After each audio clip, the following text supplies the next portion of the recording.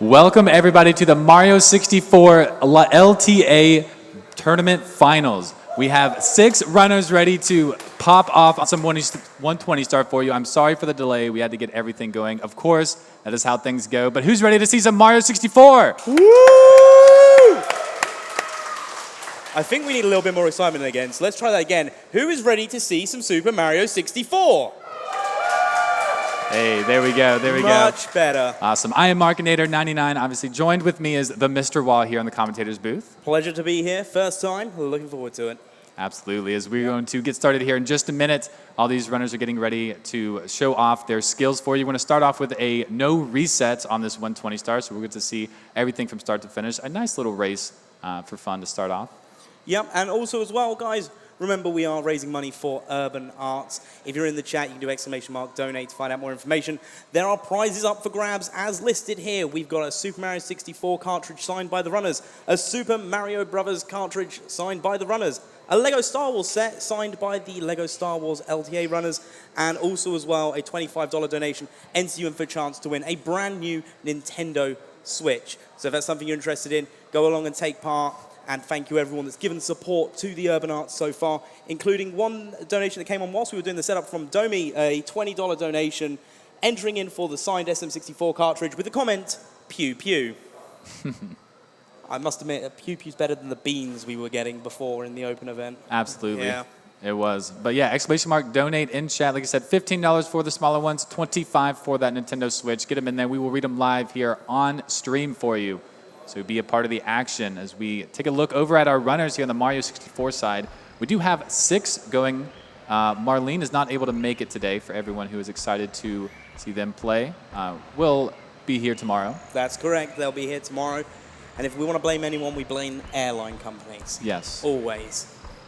Yeah, it was an issue, but not an issue for any of these other runners, thankfully. I'm super excited to see this whole lineup. We got a few new ones who haven't really been on the main stage here at GSA a whole lot, but we got Smau and Beast Assassin coming in hot with the qualifier qualifications. Yep, and just to give a reminder to everyone, we ran 3 open tournaments across March, April, and May to give it, April, May, June, I believe it was, yep, to give them a chance to be able to be here and perform in front of all of you guys here live at pace. So these are the runners that got the top scoring across those 3 weekends. So we really are here with the pinnacle of SM64 gaming right now. Yeah, indeed. I'm super excited to see these runners going. I don't know. We're just going to see a lot of incredible action.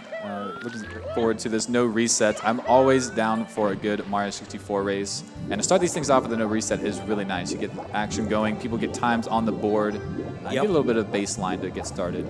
Yeah, it gives everyone a chance of what they're going to be working for. So they're going to have 3 days. There's today, tomorrow, and Saturday that we're going to be going for. And doing a no reset run to start things off. I know a PB might be a bit elusive, but it is always possible. Yeah, indeed. And world record is out there for grabs, as always with these top runners. Who knows what can happen in these events. We've seen it before. Hopefully we can see it again. See some nice BLJ action from Smau. As we get last things going, we'll get a countdown here on stage for everyone. Yeah, as we were saying, Urban Arts, fantastic organization to partner with in order to bring this to you. I think 250,000 students have gone through.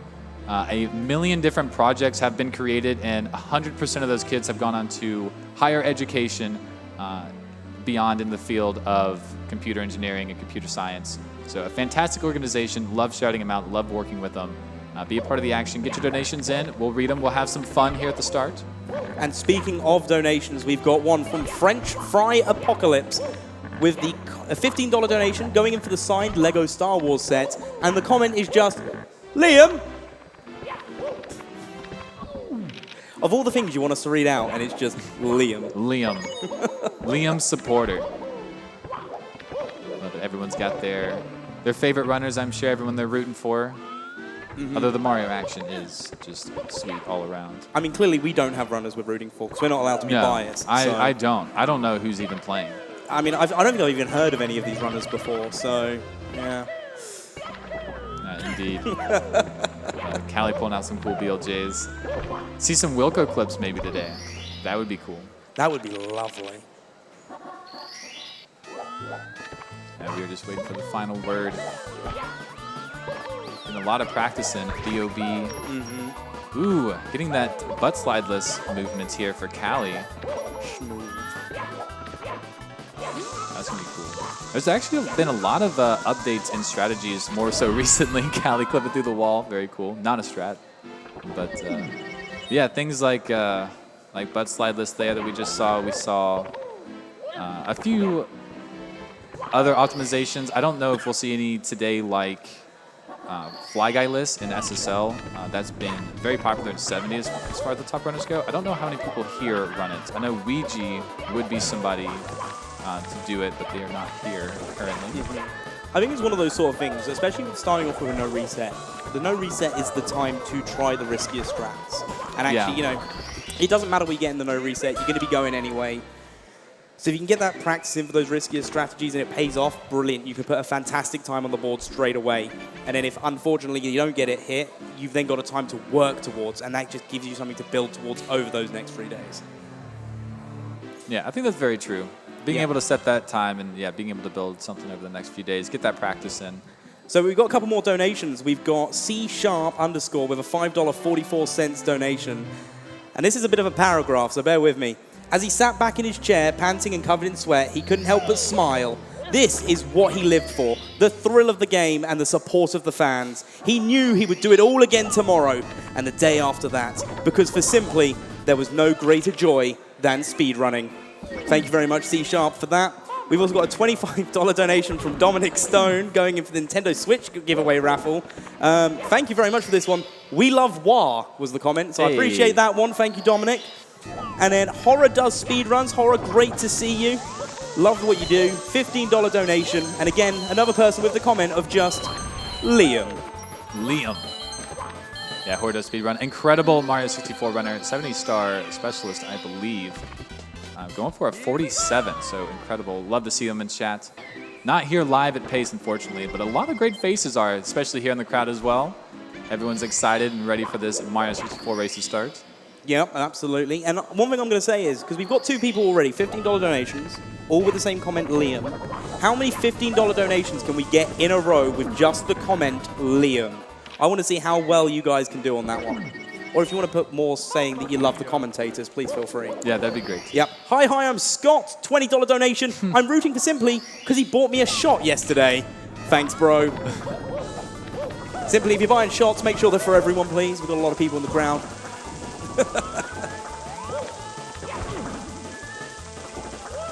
Indeed. I'm just looking around at the runners. Having a good time here. Absolutely. I suppose one thing. Let's see how much the crowd is actually paying attention to us right now. So, if you're in the audience and you can hear us, on the count of 3, I want you to shout the name of your favorite runner. 1, 2, 3. Okay, a lot more responses than I expected. That was great.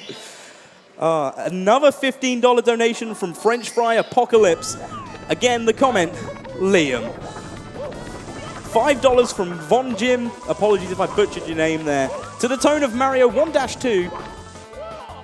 Pana, pana, pana. Pana, pana, pana.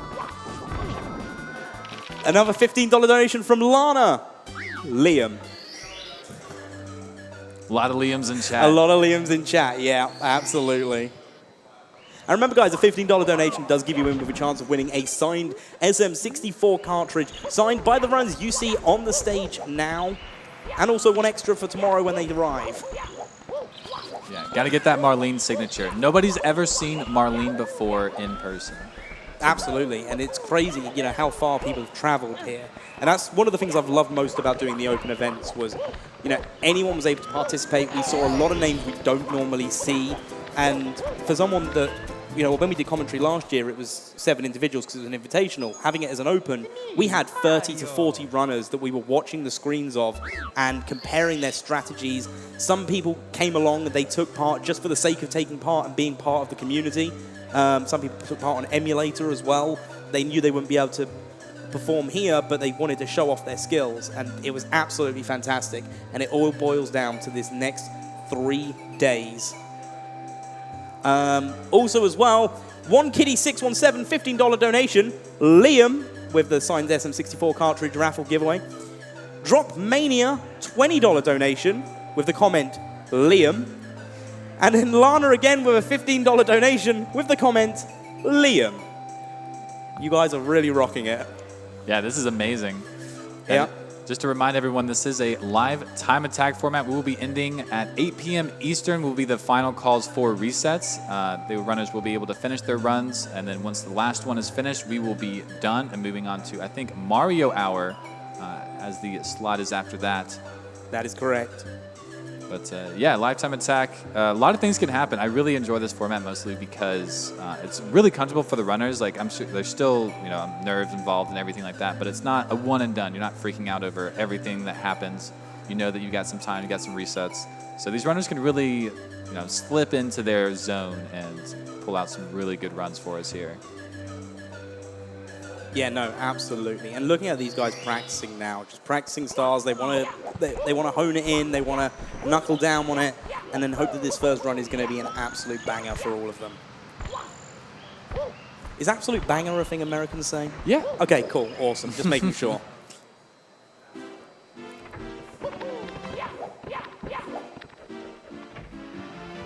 Yeah, we got Cloud Stage going on with the bonk from Smile. Unfortunate. But hopefully we can get started here pretty soon. I see Tech running around, making sure everything is all right. All right, we've got two more donations. Cormulus with a $15 donation. The comment is Liam, and then in brackets, cockroach emoji.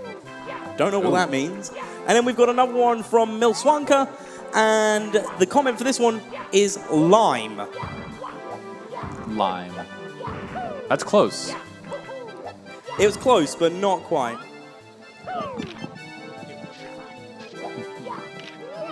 Ooh, Callie falling through the single pixel fall. I don't know if anyone caught that.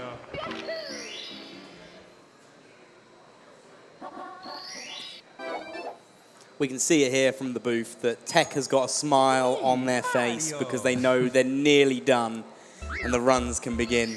And before that, Umi, great to see you, Umi. $5 donation saying, Dom is bald.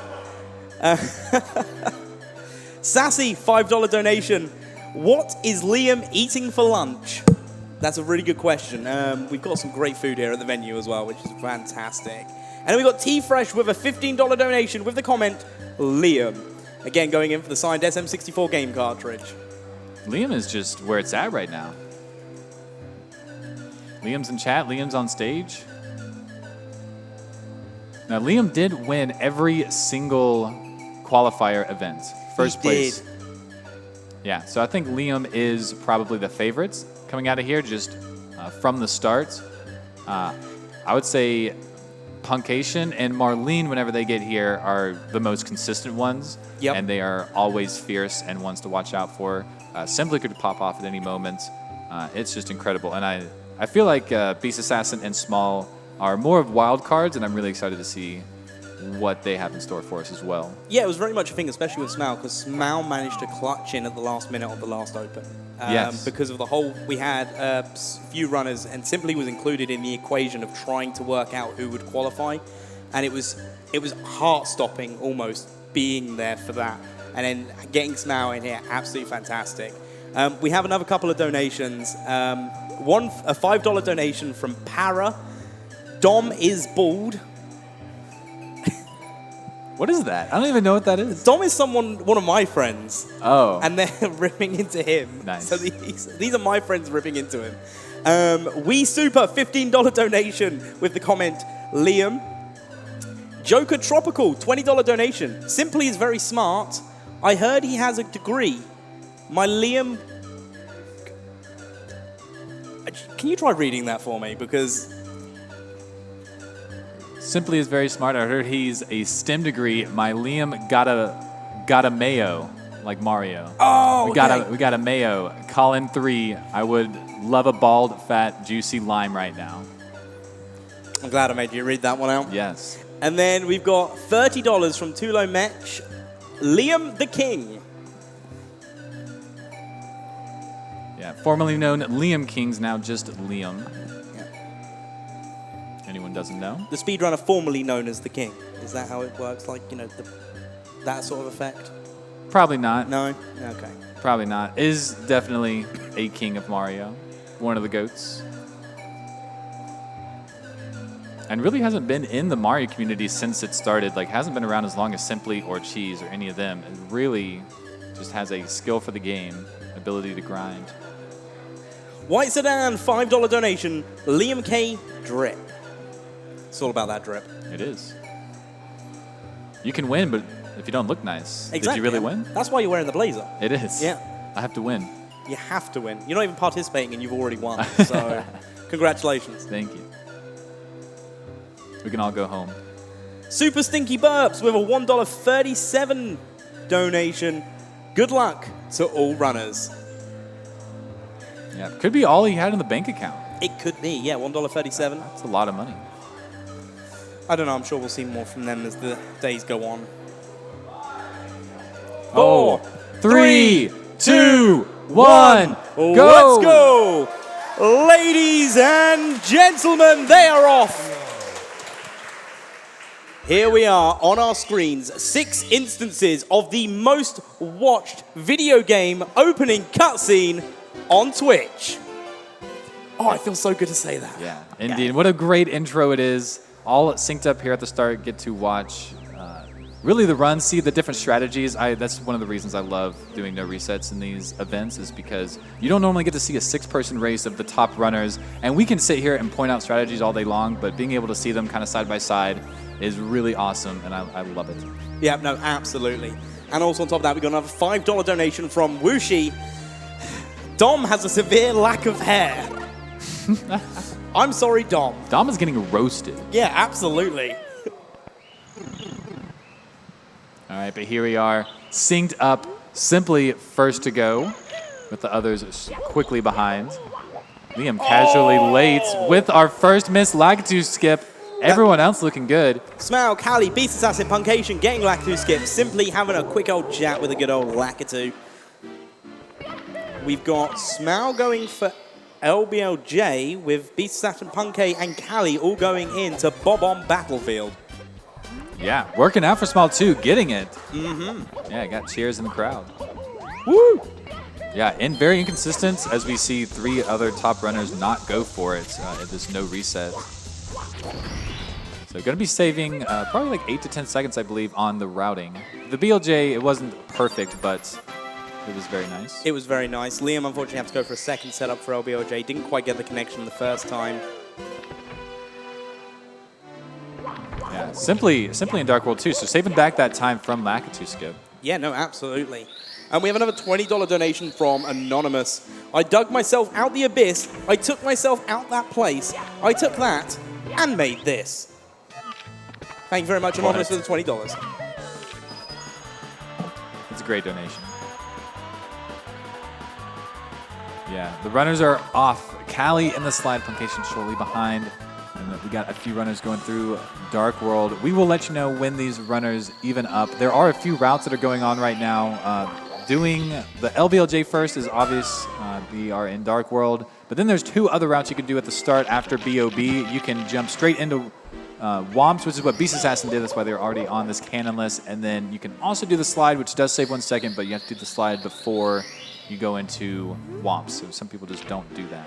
Which makes me ask the question for you. Are you a Womps 8 or a Womps 9 enjoyer? I'm a Womps 9 enjoyer. I see, I'm a Womps 8 enjoyer. I need all the time save I can get. Don't we all?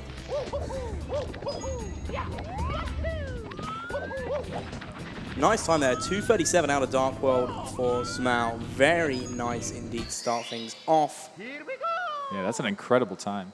It is. Let's see what Liam's got.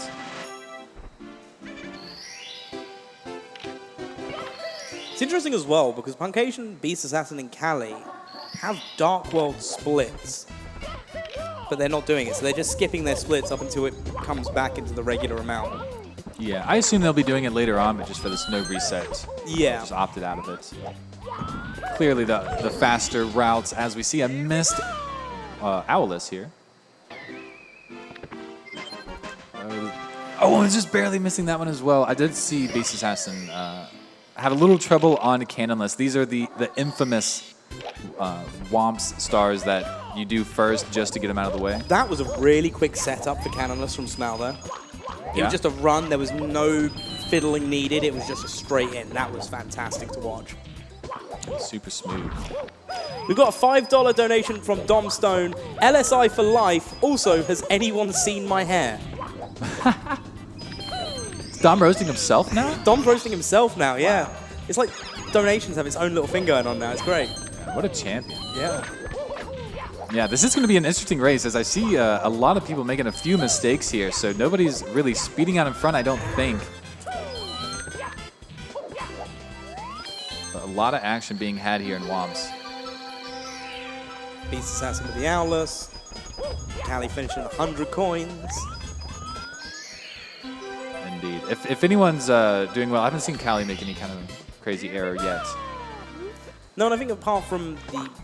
Again, most of the errors we're seeing at the moment, they're all minor. They're all things that aren't going to cause too much of a time loss. So far. So far, indeed. And then Smal takes the dive off doing the 100 coins. I'm sorry, man. I'll take the blame on that one. That's okay. You just got to make the half cycle, and you're doing good. His Royal Highness Robert OMB III with a $20 donation. We, Royal We, approve. And then a $25 donation from TX Zoom. I probably butchered her name. I'm so sorry. $25 donation. Shoutouts Carpetless Queen, Taylor Swift Simp. Thanks for the Udini stick. Hey. Wire runners. I don't know if they're actually, because I know one of them's here, but I don't think they're actually here in this room at the moment. So.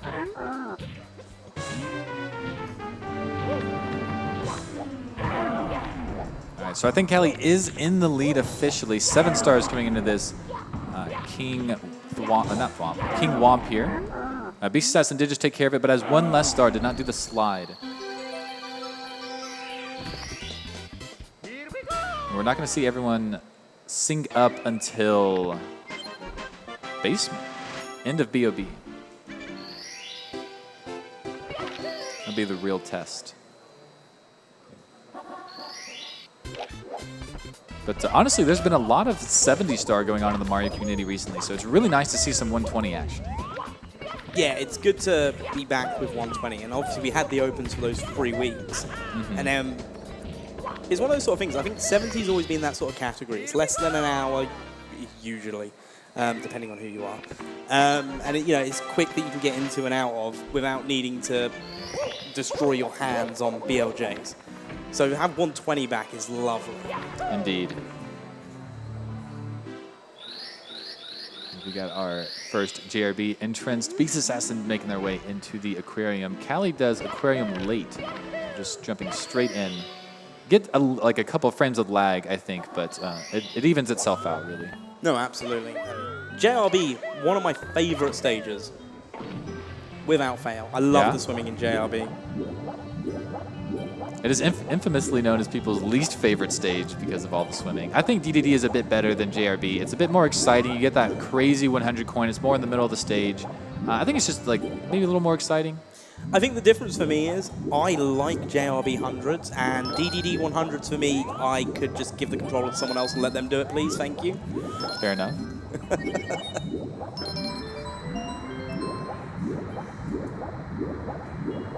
All right, as we have our other runners jumping out of Womps here. We're trying to meet everyone here in JRB. But yeah, really just consistent movement here is what you're going for in JRB. Swimming, obviously you have the swim timings. In the 100 coin, you do miss swims purposely to make tighter circles to get all of the coins in these rings. So you see a few of those, but they are intentional. But it is all about that optimal movement. Very small time losses here. If you miss like 10 to 15 seconds of time loss here, that's kind of a big deal for a swimming stage. So these runners are very keen on this. Callie doing this. Yeah, yes! Very nice. Love to see that. Yeah, frame walk up the pillar. Incredible. And it's not always just about getting the frame walk. You also need like a crazy angle to get that wall kick, to get that ledge grab. So yeah, it's like 3 different setups in one. Yeah, it's a lot going on. It's Me Corey, $15 donation. Shout out to Ape Duden getting a 37-33 in 1 star. Congratulations to you.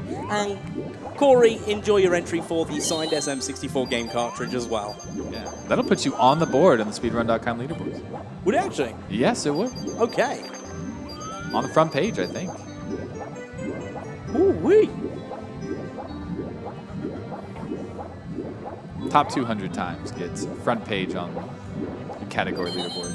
Yeah, I'm never going to be good enough for that, so. It is really hard to get a time on the front page of 16 Star now. It is. You have to get like a 15-minute time. Everyone's just getting good. Yeah, as we see, these 2 new runners as well, Smau and Beast Assassin, in these top-tier events. It really has been kind of more of the same as far as some of the top-tier runners. You just have so much skill, been very dominant over the game, and to watch like such an up-and-coming, or so many up-and-coming runners who are willing to put time into the game and are really good. The qualifier, I know, put some fire under people's butts in order to really grind out 120 and like really focus. Yep. We saw a lot of times improve on the leaderboard in that like 3-month period. And what's great as well, even the people that aren't on the board, aren't on the stage at the moment, a lot of those people from the Open are also here in the crowd today, which answers the next donation from Not Droji of where's Green Suiji? Somewhere is the answer. Yes. And then a $5 donation from the actual Dom. I'm being framed. I'm not bald. Hashtag Team Liam. There we go. They brought it back to the Mario. That's one less bald Liam supporter. Yeah. Well, bald Dom supporter. I don't think Liam's bald. No, yeah, Dom, no, the supporter is not bald. All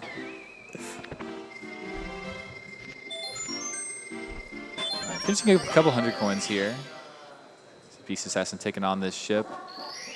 The ship is where you know how fast you actually got this 100 coin here. It is on a cycle, which is anything that starts moving when the stage starts, and it will just be at certain moments when you're at certain movements. And if you're slower, it'll be at different movements, and you have to do something different. So a lot of practice, a lot of, what's the word I'm trying to look for here? Commitment? Commitment, yes. I don't know. To learning different strats, to learning the backups, to learning everything, just based on maybe missing a swim here or there. Yep, no, absolutely. And I think that's one of the only things that I find difficult about JRB 100s is getting that time in that cycle. And it's the same when you do a lot of other styles as well, needing that cycle. Even when you look at Dark World, for example, you know, you're working on a cycle. JRB has the same effect, but its time loss if you don't get it is a lot more minimal because there's always just a way around it. We also have another donation, $20 from Anonymous. It's a load of symbols creating a smiley face as the comment. I'll try and reenact it at some point for you guys, but not now. But thank you very much, Anonymous, for the $20. Yeah, fantastic. I'm pretty sure that still puts you in to the running for one of these great prizes. Yep, they've entered in for the SM64 cartridge. Awesome.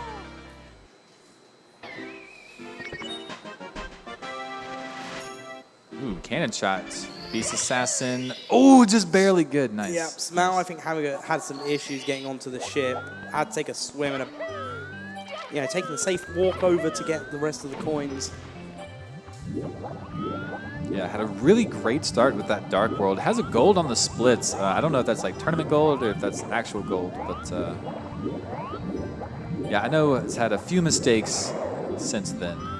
Yeah, we'll try and find out what the splits are comparing to for the beginning one, but you know, soon it won't matter because they'll have their own tournament splits and it'll be good to go. Indeed. Yeah, ooh, Liam missing that coin as well.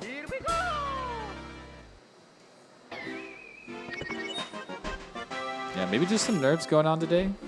First run? It's first run, first day. We've got 3 days total. Yeah, definitely a lot of time. And I know, like, obviously playing on different setups too can be really annoying. You got to get used to that. That has actually been a big deal in the practice room. Everyone like grabbing a new setup every day almost. We had it yesterday. You were taking part. You were helping out with it. The 70-star relay. Yes. And every single person in that relay, they were asking, what controller do you want to use? For them, the people that ran the game, they could feel a bit more comfortable doing the style they wanted to. Yeah, people brought their own controllers. They used the one that were there. Yeah. There's a lot of stuff that goes on in here. People take their controllers, their tech very seriously. Yeah, no, and for anyone watching at home, if you're not here at PACE, definitely check it out when it's happening again, because this has been my first time here. It's been a lot of fun so far, just meeting people, seeing what's going on in the practice room, and watching these amazing runners here on the stage. So absolutely something to think about the next time this comes around. Yeah, absolutely. And so many different games, too. I love seeing all the stuff we've had. Saw my boy Frostbite playing Lego Star Wars earlier. I'd love to see it. There's just so much stuff going around. SMB 1 was super hype. Sonic Adventure 2 was great as well. Yeah. Like, oh, so much fun to watch.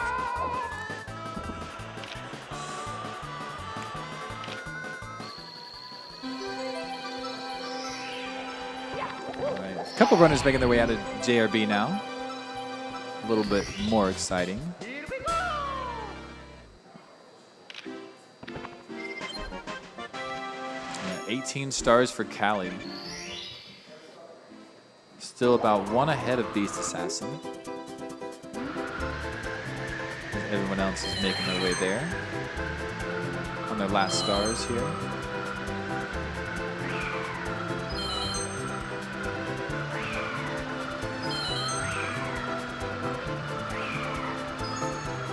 Ooh, Callie missing that red. And again! The turnaround back up here is actually very hard. It's really hard to see the star, or the coin, I mean, to spawn the star.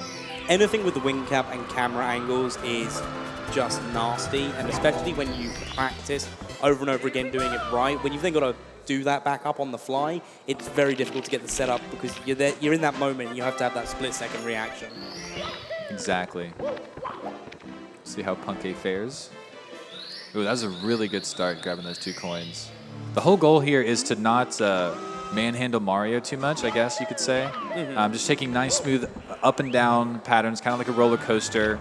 You want to turn when you're at the up. You don't want to press down and mitigate that speed. So it takes a long time to get really good at that. These runners are just making it look easy. I'm just put it this way. They're doing a lot better than we would do. Indeed. I did get 1 point on the qualifiers, so I got that. Nice! That's 1 more point than I did. Yeah, it needed like 20 or something. But, you know.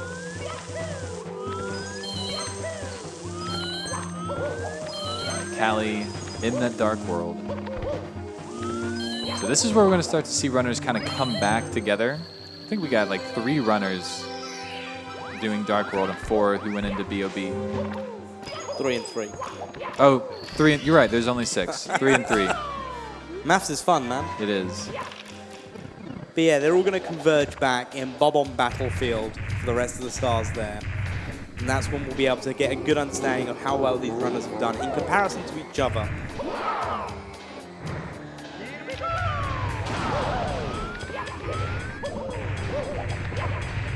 Now, if you had to predict a final time, how low are we going to get over the weekend? Ooh. You think we're going to hit 137? I reckon we'll see a couple of 138s. I don't know if we'll get a 137. Yeah, that's a pretty good bet. I mean, we might do on day 3, you know, when we've got that excitement, you know, they've warmed up for those 3 days and we're coming up to the end of it.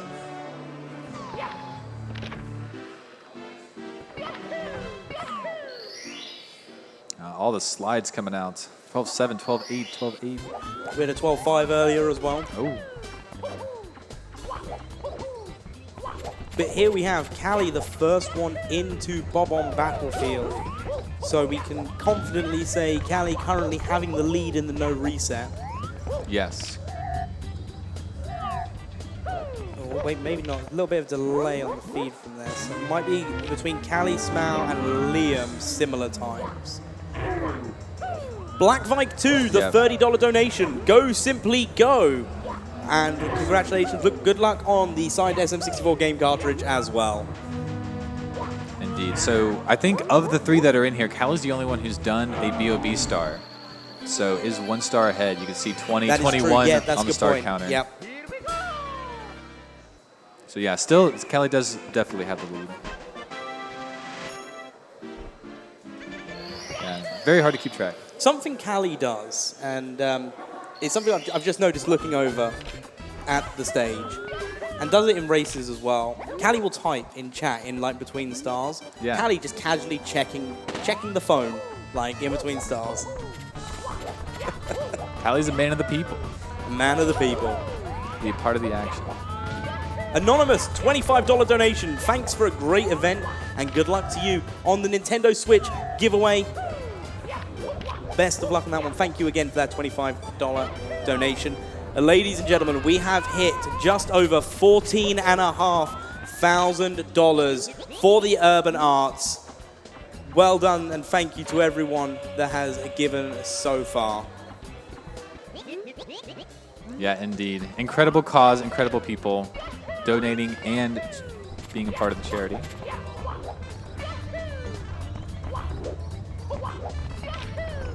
I see a couple races with the Koopa coming on.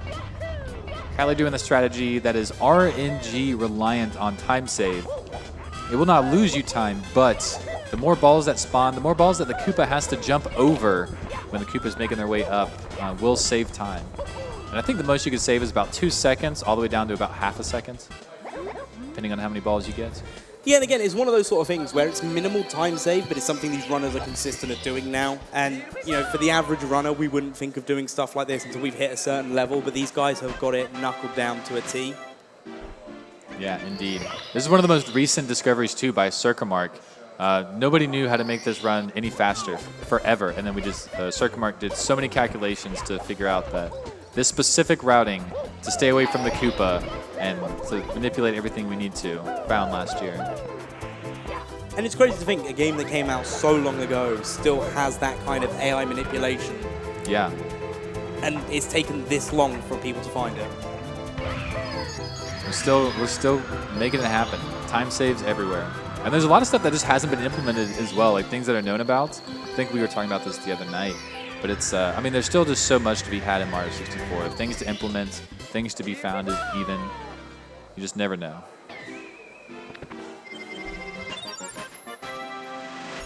And one of those being the strategy I think Callie has spawned is splashless in DDD 100. Not having to jump into the water one time for the red coin and staying on the sub, saving a lot of lag and a little bit of time as well. We're going to have 2 attempts at the jump. Both making it, both connecting. Going for 2 different stars. But great to see getting up to the island with no issues there. Here we go. Yeah, lag not something we've talked about yet, but running on N64, these runners are reducing as much lag as possible. Lag does slow down the game. Every frame loses 0.03 seconds. And it is very possible to get tens, if not 100 or more frames of lag in a single star.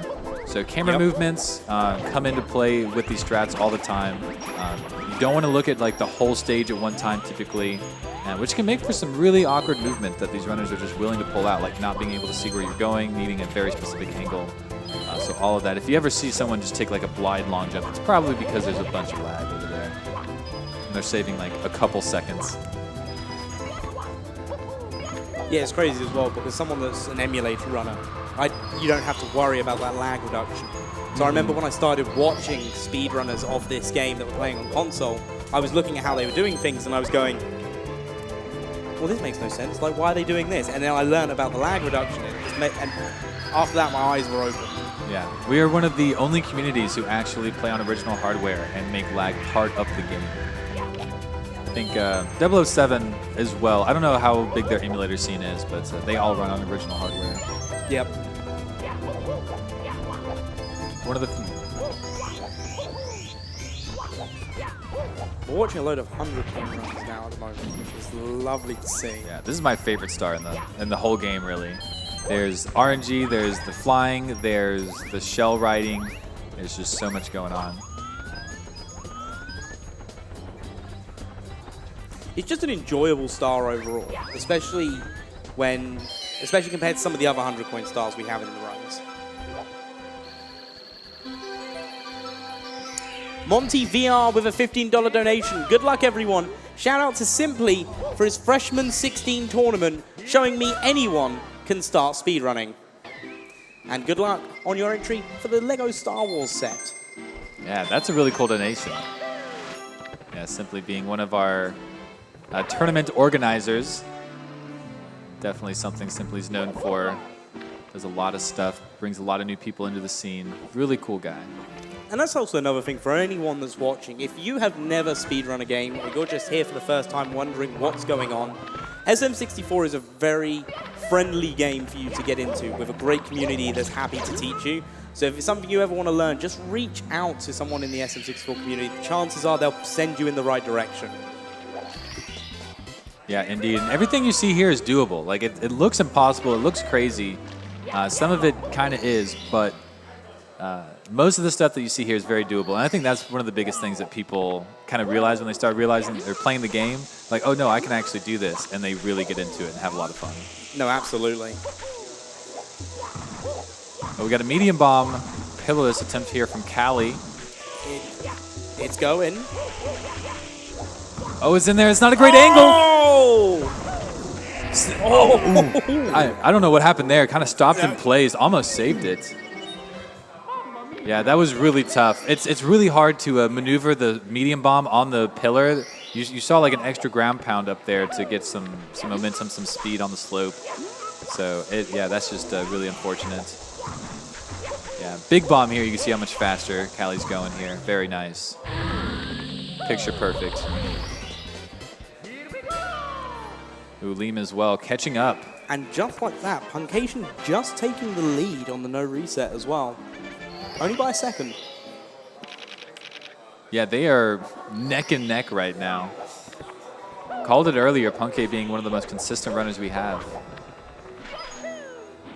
Punke will like not run 70-star, be part of a 70-star tournament, and like whip out 47s and low 48s. It's really insane.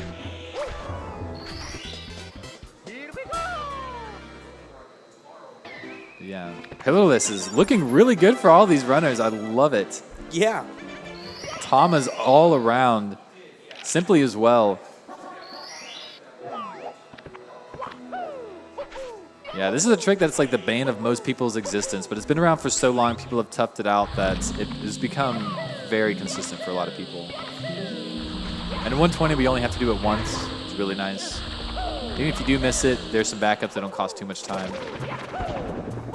Or you could just be like me and just never try it. Just don't even go for it. Just don't even go for it. It's one of those really technical moves that like you need a decent understanding of Mario movement to have any chance. It's one of those moves where I've just said to like everybody, Mario 64 is a great game if you want to get into speedrunning, and then we've just watched that trick. Yeah. Well, yeah, that's one of the exceptions, clearly. There's beginner, intermediate, and advanced strats. We are just watching all of the extra advanced strats.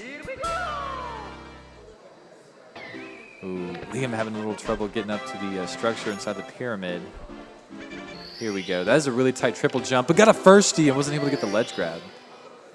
Again, another one of those triple jumps where the angle makes a big difference because you're setting that triple jump off from that small platform as well. Yeah, and another one for the ones watching who don't typically watch, but you have 5 frames to wall kick, and Liam, I said, got a firstie and wasn't able to get the ledge grab. First frame wall kicks give you extra height and speed once you come off the wall, so if you're trying to wall kick and then grab the ledge behind you, that is the one frame you want to avoid.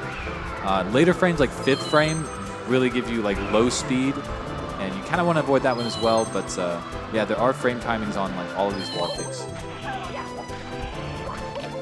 Nice triple jump there from Beast Assassin, and connecting in.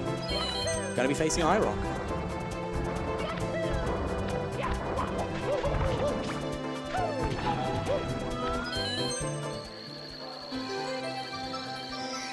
Yeah, it seems like the board here has leveled itself out to some degree, I think. Like, a lot of people were making mistakes in Womps, a few in JRB. We just saw a death from Smau here on Red's beginning movement.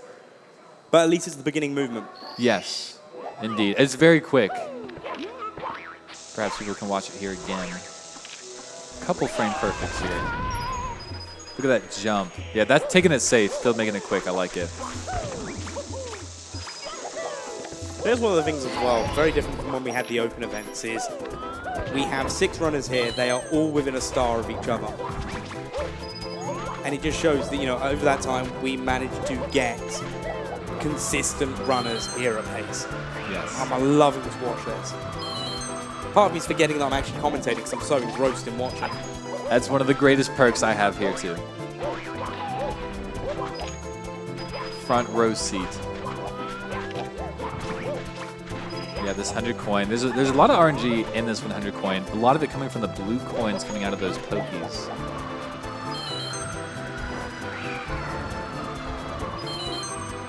Yeah, another really intense 100 coin. Callie getting really close, holding it together. It's really long. You do outside and inside the pyramid movement. And inside here, we're going to see a cycle that Callie's trying to hit where you grab these moving bars. And it's looking good so far. Yeah, super nice. Yeah. Now you get a triple jump up to these. That is the fastest way you can do that beginning movement. Yeah, watching Punkay doing it as well. So both runners there. Again, very neck and neck between these two. Yeah, 5 coins for Punkay. 5 for Callie. Watching the dive to get the bonk off the wall to get back down as well. It's just smooth movements. It is. Yeah, Punkay does have the lead. Callie not falling behind, though. It is just a second. Ooh, some good movement here. It's not even just a second. Because they're a second off on their resets. Yeah. So what does that mean? They're even? Is that what you're saying? So 323, 323. Yeah, they're even. They're even, wow. They're even. It's just because of the slight difference in the reset time.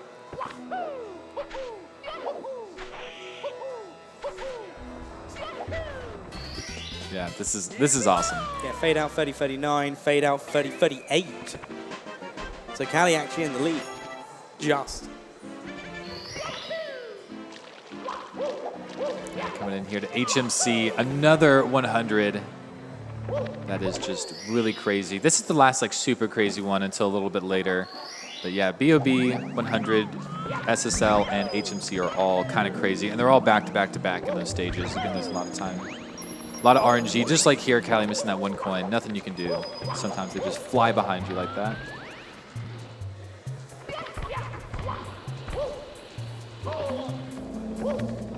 And also making this elevator cycle here, just standing on it enough to spawn it to move, come grab these 2 red coins. Callie not quite making it, had a little slowdown, so has to wait for the elevator to respawn. Punkay was able to get it, so does nail the lead here in this 100 coin. We'll see how it able to finish. Still some good RNG to go as well. It's not over. Callie taking it safe. Didn't like that angle. Nice backup. Yeah, Red's room definitely the hardest room here in HMC. Mostly because of the timings. There's a lot of tight timings here, and then that one long jump. To grab the red, to jump off the box, to wall kick, to grab the red, to break the box. There's a lot happening. See, I'm still learning about this because HMC hundreds and reds is something I'm not actually familiar with. Yeah. So I'm listening intently to what you're saying about it.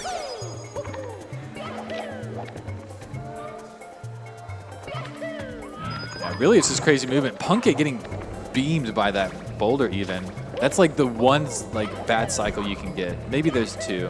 There's a few different RNG cycles that boulders will give you. As Punkay finishes up this final room. This is one of the last big areas for RNG is this blue coin here. And it will fall down or stay up at the top, and depending on where it goes. It stayed up. Yeah, it stayed up. So that's the kind of medium. It's not that big of a deal. Ideally, it falls right where the star is. And that is just like goated RNG. It rarely happens, but possibly we'll see it. Punkay getting another first frame wall kick. And so, yeah, just having tons of speed. Not able to get that ground pound. Yeah, not too bad. Very nice 100 from Punkay. Solid. No, absolutely. But again, Callie right on Punkay's heels on this one. Yeah, oh, much better RNG from Callie there, right next to the star. Getting a BLJ from Beast Assassin. Didn't get a ton of BLJs, but it was really quick and good angle there. Yeah, that was great. I wasn't expecting that to go in, to be fair. Yeah.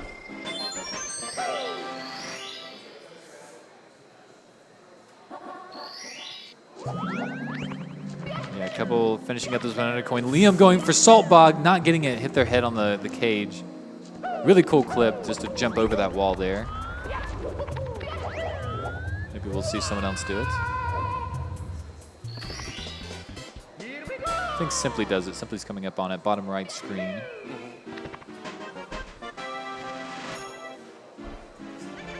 Here we go, Salt Bog. Oh, and just barely messing it up. Okay, we'll see it later. You can play that one. We've got 3 days of runs, so we're going to see it at some point. Yeah, it's fair enough. I cursed him as well. I was trying to show it off. Yeah. Ooh, Punke. Not sure what the movement is here. Going for something. I think wants to make their way over to the metal cap area, so just gonna, jump dive off of Dory. Yeah, I really don't know what Punky was trying to do there.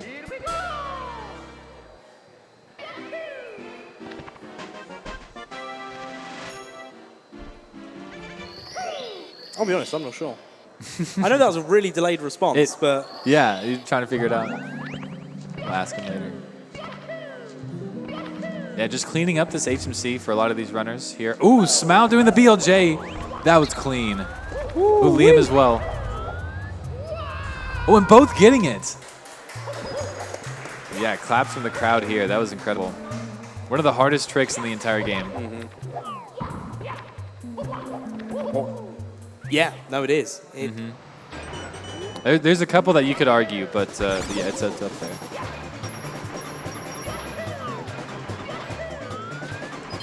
Kelly on that metal cap. Metal cap, Mario, greatest music in this game. It really is. It really is. Oh, Callie just barely missed that coin, but does quite of a different strategy. I don't know how many runners have opted to do it, but just walks like, what is it, clockwise around that instead of counterclockwise. Punkation with the BLJ into the star as well. Legends.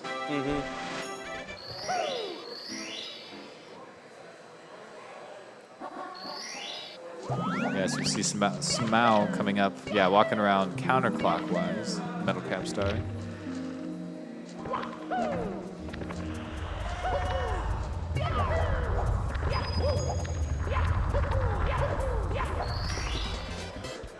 Which, nobody is on like super mega awesome pace, I don't think. Everyone's had their own share of mistakes, but the Callie and Punke are doing really well.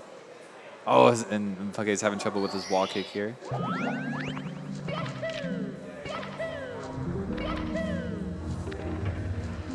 Yeah, we got 2 runners with 40 stars, 1 with 39, 2 runners with 39, and 2 runners with 38, and they're all collecting their next relevant stars. So here we are, guys, about a third of the way into our no reset 120 star run.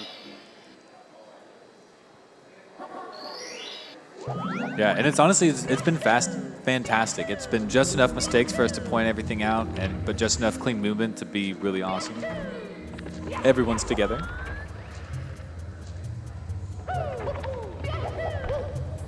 And we'll be able to see what paces people are on as they grab the final 2-star. I think Callie has regained the lead at the end of this HMC. This is the final star. Yeah, Callie leaving HMC with a 37-36 fade out. Yeah, that's not bad at all. Running against a 140 time on the splits there, and is plus 54 seconds, so that is 140 capable. And according to the best possible time on Callie's split, still 138 possible. Yeah. Now, obviously, we've got 80 more stars just under to go, so that's obviously going to change, but... For sure. Yeah, oh, Liam took a death. Unfortunate.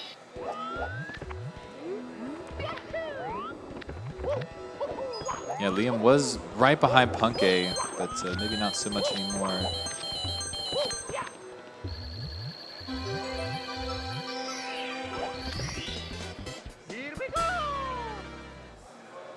I'm not sure what kind of time Simply has had. I haven't seen a ton of mistakes, but it only has 40 stars. Maybe he has 2 quick ones here. But everyone else is already at 42, 41. Well, there's back up to 41. So, yeah, probably the quick stars in HMC left.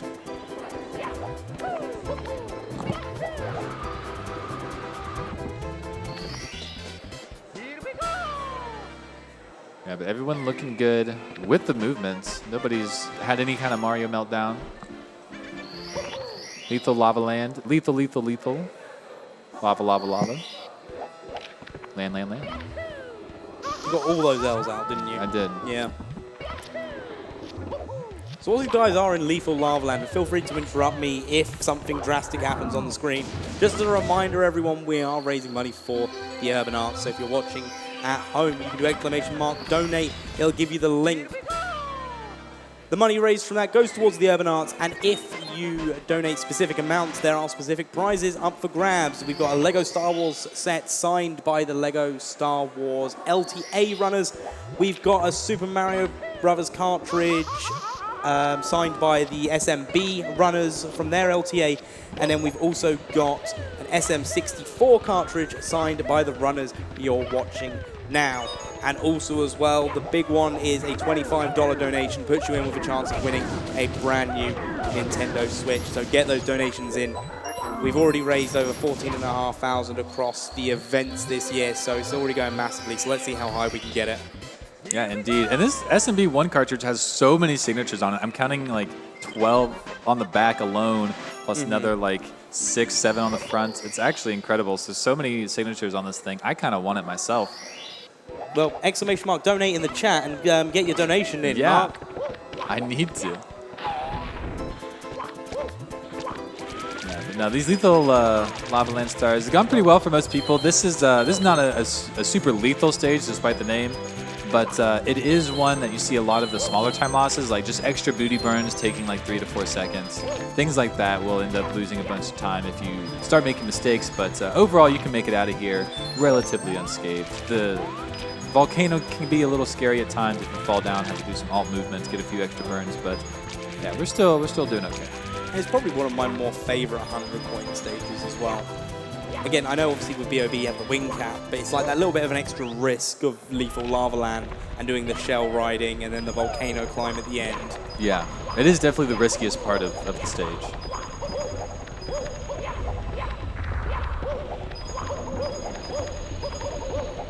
Yeah, I wish we could ride the shell in JRB, but it doesn't make you go faster underwater.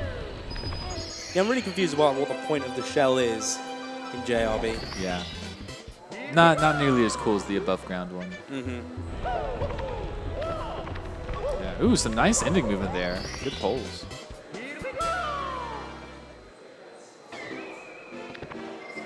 Okay, some clean movements here, avoiding all the fire and the flames. And he carried on. He did.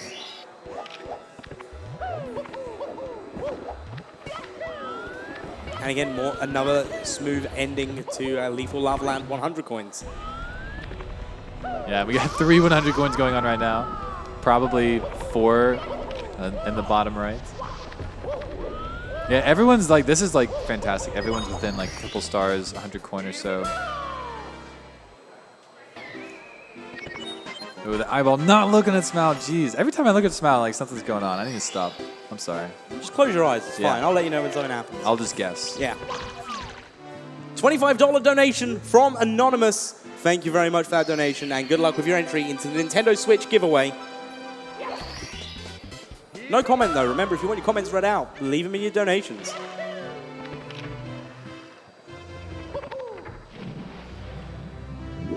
A couple runners making their way up the volcano, and a couple more making their way into the moat, catching this pesky rabbit. I don't even want to think about that rabbit. I've had nightmares about that rabbit. We had a great time with that rabbit in the 70-star relay. It was... And that was the 15-star spawn rabbit, wasn't it? It was. That'll be a highlight somewhere on Twitter. And if you're in the room, you know who you are. It was great. It was fantastic. It was a lot of fun to watch.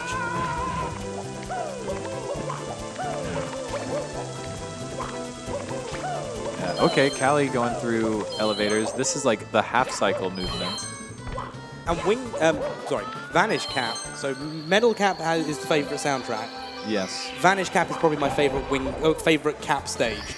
Is it? Okay. I just love the movement in it in comparison. It's really cool movement. It's probably for someone just a spectator, it's probably like really cool to like watch the elevators. It looks crazy. I didn't know how they worked for the longest time, even like running the category. But once you start really nailing those cycles, you kind of get a better idea. Yeah. But it is the largest stage by volume. We just don't get to use most of it. Because it's all just that empty space, you yeah. see. Yeah. We also have another $15 donation from Anonymous. Thank you very much, Anonymous, and good luck with your raffle ticket for the SM64 game cartridge.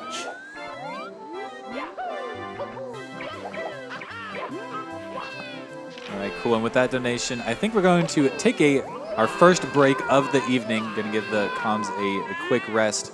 But please enjoy the Mario action. We'll be back very shortly. Exclamation mark donate. But before we do, $5 from Von Jim, free Perner, he didn't deserve it.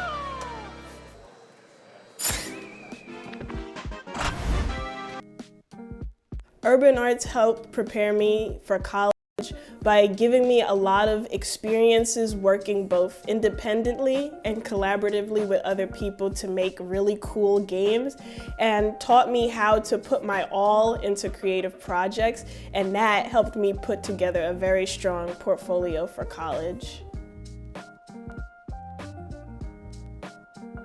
The best part about being in the urban arts community is the people that you meet. A lot of the people here have the same interests as me, so in the future, making friends here will benefit me and them and everyone around, because we all benefit from each other by gaining skills that other people had that I may need. Urban Arts helped me see myself differently by showing me that I can be a good leader. In the studio program, I was assigned the role as project manager, and fulfilling that role for the first time actually helped me realize that I have good leadership skills, and it really helped me to develop them.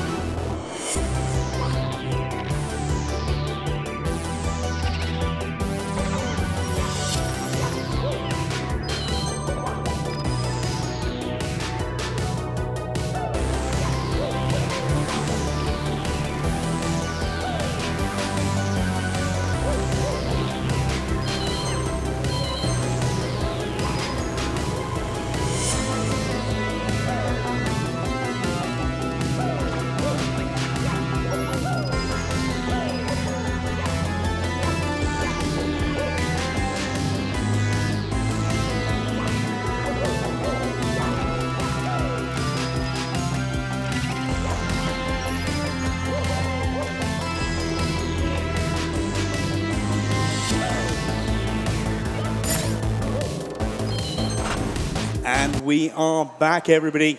I'm really looking forward to this. We're about halfway through the runs now. People in BBH.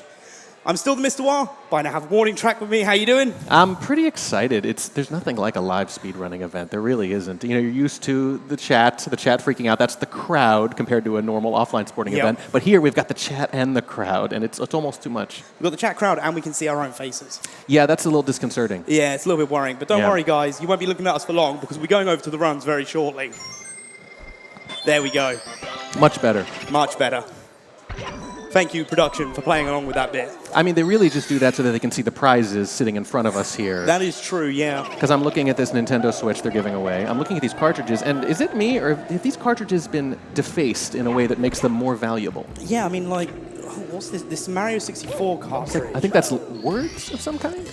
Cali? Cali, I think. Am I saying that right? Yeah, that's a bit weird. Beast Assassin? Yeah. No, wait a second. Hang on. I'm looking at this overlay. Does it line up with... Oh, it lines up, yeah. Oh, it's the runners. Oh, of course, that makes sense now. Okay, so this is autographed by the runners. Yeah, and I believe these guys can have this as an entry for a giveaway. Oh, really? $15 donation to Urban Arts. They can have a chance to win it. Oh, that sounds like a great deal. Oh, absolutely. We should be talking about this more. Wait, we haven't been talking about it? No, I mean like more often. Oh, more often. Yeah, okay, yeah. There's also an 8-bit cartridge here with the original Duck Hunt on it. My God. Boy, if I didn't feel old before, I do now. And a little Lego Star Wars nod here for the Lego Star Wars runners. It's tremendous. It's a great lineup. Absolutely great lineup. So for people asking, this is a kind of, we'll say, no reset-ish first run still that we're in. It's still a no reset run. Yeah, I mean, I think I saw one or two early on, maybe. No, they're all good. They're all in the same time frame. I know Liam started a little late. Well, about 5-10 seconds. And speaking of, yes, we have clearly darkened the room so that Liam is more comfortable, more like his home setup. If you ever have a terrarium and you put a little frog in it and you put a little grass in there just to make him more comfortable, it's like that. Yeah, no, that makes sense. Put him in his natural environment. Yeah. Unlike me, who's really out of my natural environment right now. So. There's nothing natural about speedrunning. That's the whole point. Break the game. But these speedrunners definitely make it look natural. They make it look so smooth. I thought I was good at this game when I was a kid. See, I never played this game as a kid. Oh, really? The first time I played it was learning 70-star speedruns 2 years ago. So you learned it the wrong way, the broken way. I cannot play this game casually because I learned it. Oh, these runners can't either.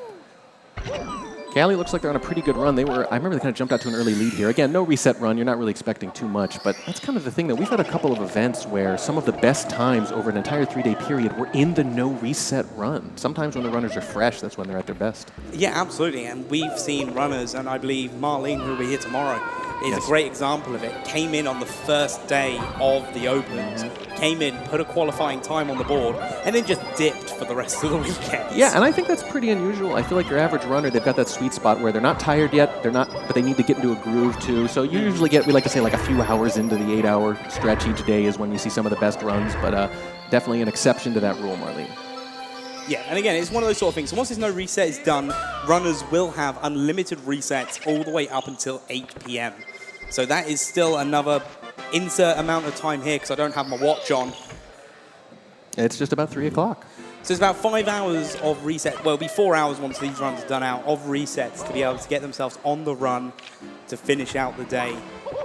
And then, as I say, 8 p.m. from the final resets. So after 8 p.m., they'll have to finish out whatever run they're doing or just not stop their run. And then they'll be back tomorrow at it again. And technically, they could never finish that run, and we would have to stay here and commentate it. We're here for the duration. If it goes long, if they do a 2-hour, 30-minute run, we're obligated to continue to cover it. If they decide to make Mario walk instead of run for the rest of their runs. Speed walking. It's a contradiction in terms. I mean, I've heard about slow running before, people trying to get the longest time, so... Yeah, power running is an event. You're not supposed to move your hips too much, I think is the... Yeah. Runners, please don't do that to us. No, please don't do that. I'm just going to put it out there. I dislike every water level the most. As a kid, just absolutely terrifying. See, the water levels can be terrifying, and again, for me, I never played it as a kid, and JRB is one of my favorite stages. Yeah. Well, how about DDD? Don't even get me started on DDD.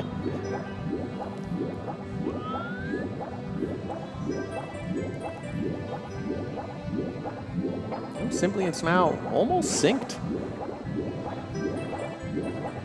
but with 3 different stars. I was about to say, slight there's, sequencing. Yeah, there's 3 different stars there. Slight sequencing difference. Well, that is something you see way more. So, I don't know, you and I have cast a lot of 16-star, for example, and you don't see that as much. You can usually look at the screen and see who's ahead and who's not. But with 120, there are a few more choices in sequencing there, so you're going to see more divergences. Obviously, it's all going to come together at the end like it always does, and in the beginning in particular, but in the middle, there's still some wiggle room.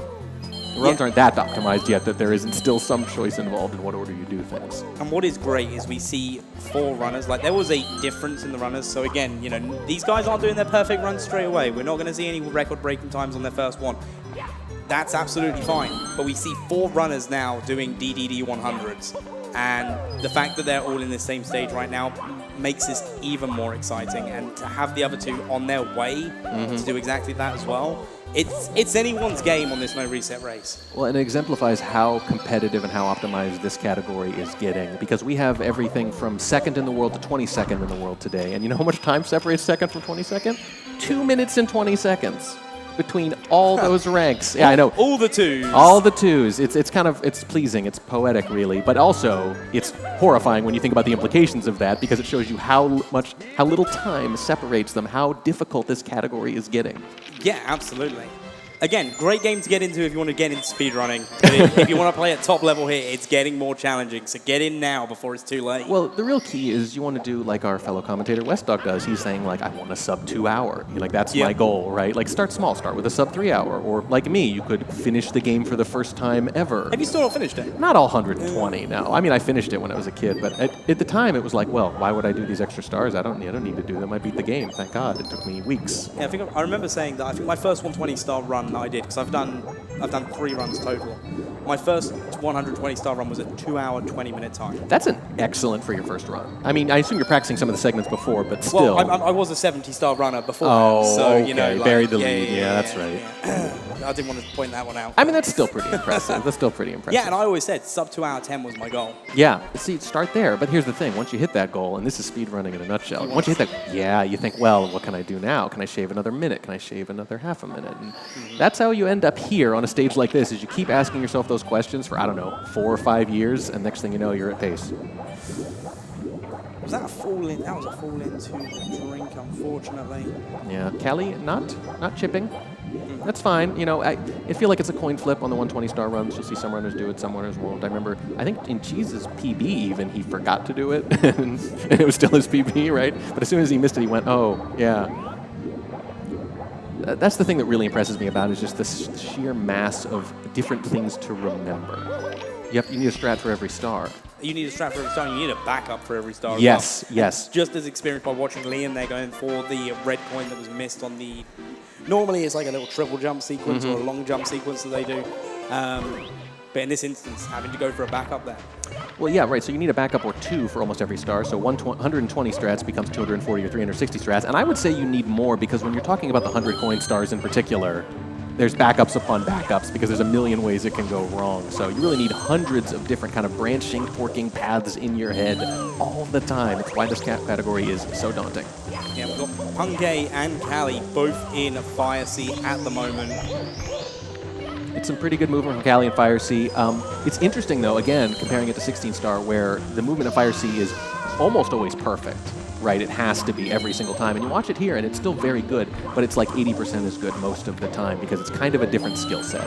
Definitely more of a marathon than a sprint. A different skill set, and there's only one section of timing that they're actually properly waiting for. Yes. The rest of it is all adaptable. And as we see with Punkay getting up onto the moving platforms, that's the cycle that you're kind of looking to go for at this stage here. Yeah, you're not trying to shave a second or 2. The risk-reward just doesn't make any sense. Although, I say that, and yet over time, it becomes more and more optimized. More and more 16 and 70-star runners move to 120, and they bring those strats with them that they already know and they already expect. And before you know it, things like chip are a necessity for 120-star. Yeah, it becomes a standard. Yes.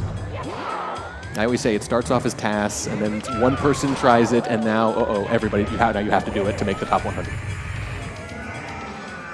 The journey from task to obligatory is can be less than a year total. Oh, from Beats Assassin.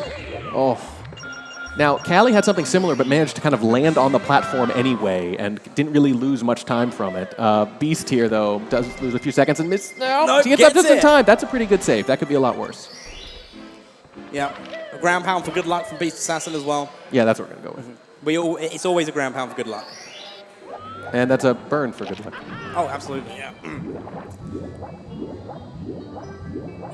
right, 1, 2, there it is. So we've got Callie and Puncation back in DDD finishing off the stars there. Smau also as well grabbing the star in Fire Sea. Oh, in sync with Beast Assassin right now. In games-wise, not time-wise, because there's a difference in reset time. Yes, yes. And yeah, for people asking, that's how this works. It's based on, they can start whenever they want, they can restart whenever they want after this first no reset run. So, and they get as many tries as they want from that point, from today, tomorrow, and the day after. So it's a real grind. And that's when the strategy is going to come in. So right now we're just watching this run. It's fine, like you say, it's kind of just a warm-up, get everyone going. But the strategy is going to come in after this first run, because then people have decisions about how aggressively they want to do those resets, and you'll get very different kind of choices from the runners then. Yeah, and it's something you'll very find is the runner that you'll see a mixture of runners. Some runners will be very reset heavy. Yes. Some runners will play out their early runs and they'll get more reset heavy as the time goes on because that crunch is arriving. But for now, they can just relax, enjoy the game, enjoy the speed run, and enjoy being here at pace. Yeah, and that's kind of the idea too, is you kind of want to showcase the entire game. You have so many hours, and some of those really aggressive reset runners, they won't put a time in for the first 2 days. We've seen people win these 3-day events by submitting a time in overtime at the very end. She's famously did that about 1.5 years ago. I was casting that at the time, and it was like he submitted one run, and it was in overtime, and it was the winning time. I think I remember that, actually. It was a heck of a moment. R.I.P. Cheese's shirt that day. You can always tell how confident he's feeling based on whether or not he looks like he likes his shirt. You got to plan ahead. What's going on with Punke?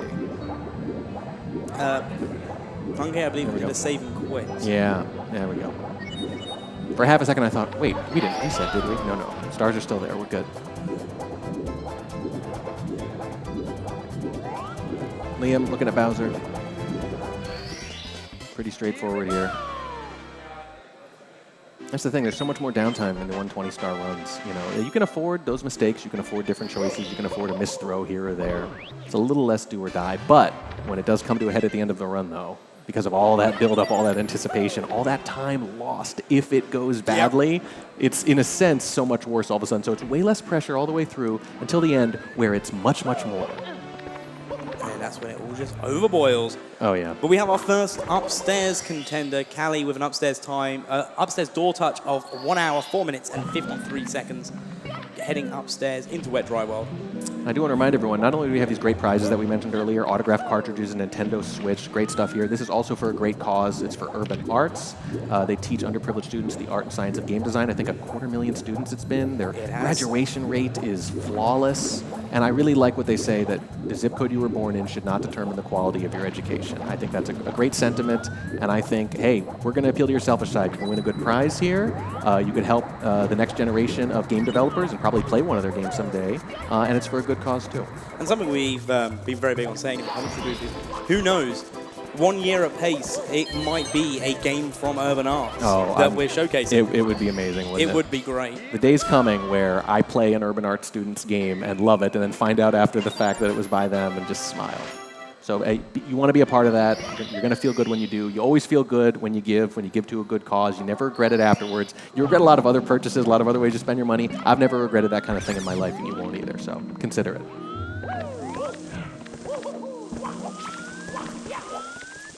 Liam, through the rings. I'm having Superman PTSD flashbacks like the rest of you, yes. Oh yeah, that's a deep cut. That was a reference. Yeah. Look, if I have to remember it all these years later, you all do too. Where I get really nervous too, by the way, are those 100 coin stars, like I mentioned, because that's where you can, I think all the biggest potential time losses are there. Mostly 100 coins, yeah. Right, it's like you get anywhere up over 80 or 90. If you die then, it's really bad. Everywhere else, I mean, it might be death in a 16 or even a 70-star run, but at 120, you can get away with almost any other mistake without it being quite so devastating. I think the only other exception to that might be THI. When, you know, if you end up falling in the water on some other parts of THI, Okay, yes, Yeah, yes. very unlikely, but it can But happen. it can, and the more we talk about it, the more likely it is. You know how this works. Oh, I don't want to manifest that. That'd be a shame. We're manifesting a lot of things. Let's just, we got to make our peace with it now. We curse things. That's what we do. It's why we're here. If I had the power to manifest things, there's so many other things I'd manifest. Other than speedrunners screwing Mostly up. food. Yeah, food. And money. Yeah. Hey, money can buy food, so I would start there, yeah. Oh, unfortunate death. It was bound to happen, especially in a no reset run.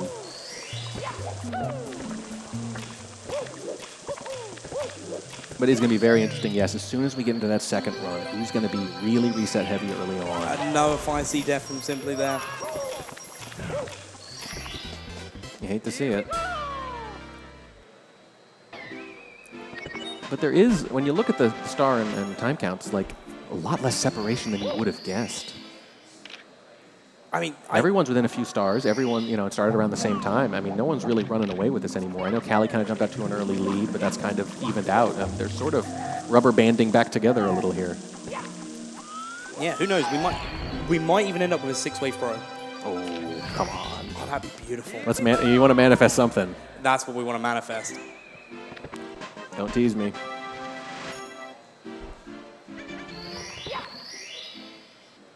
Beast doing red coins, I believe.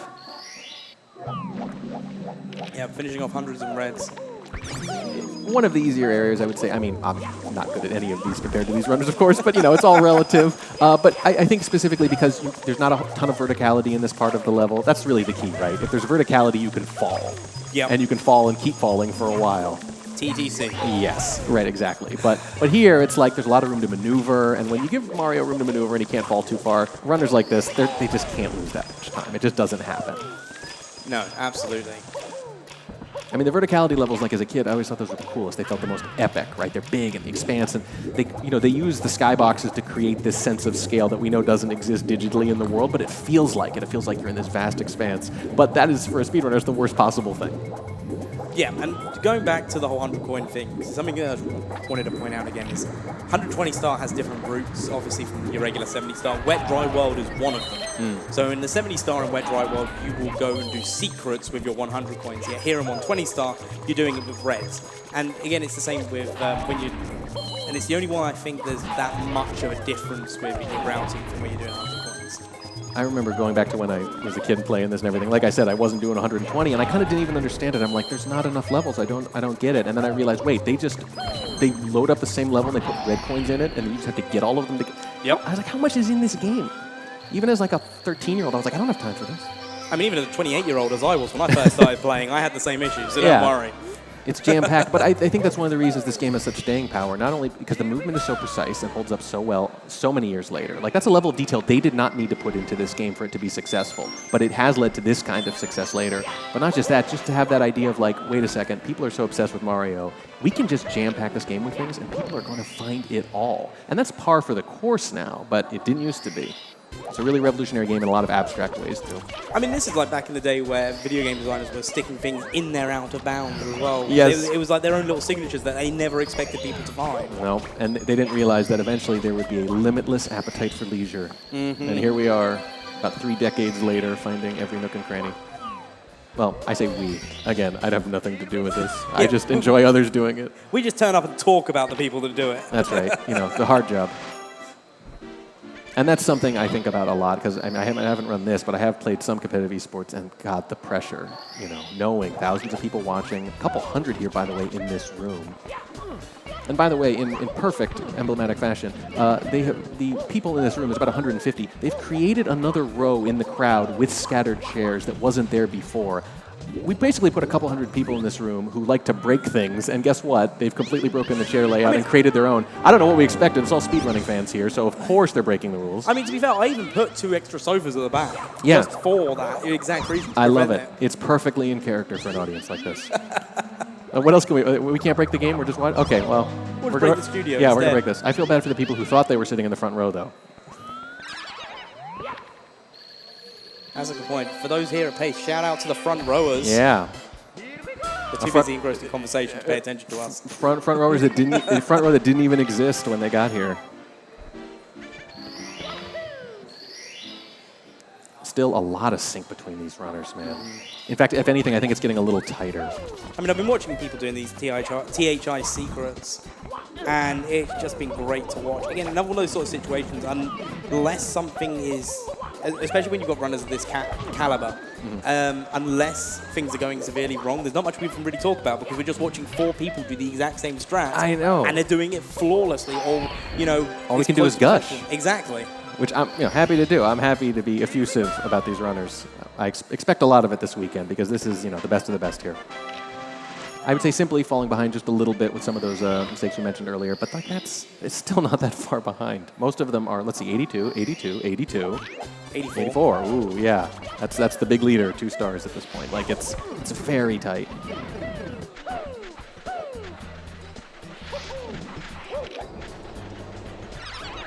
And I think you mentioned this already, but it bears repeating that Liam won all of the qualifiers. I don't think he even had to show up for the last one in order to qualify, but he kind of just did anyway. 138x for the first and second, I think it was. If I remember correctly, yes. I did have the leaderboards up. Yeah, it was like 138.47 and 138.27, the first 2. And I think both of the runs he got in the middle of the first day, and they just held the entire weekend. He kind of just, basically, he could have showed up for 2 out of 9 days, and he would have taken first. So you got to say he's the favorite just based on that alone. But this is live. It's a little different.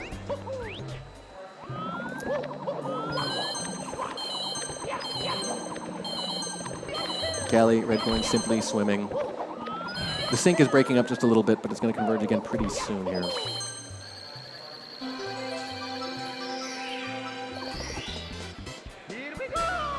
Bear with us, our research team, hard at work here on their phones. I am very hard at work. Very hard at work.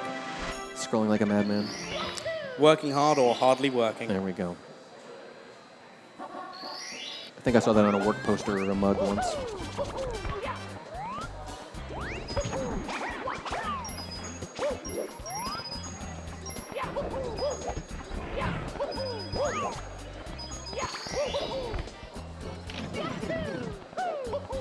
Punk A, damaging insects effectively.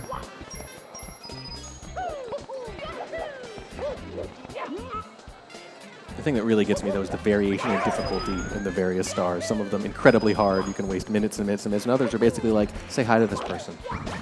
If you say hi to this person, they give you a star. You know, toad strats.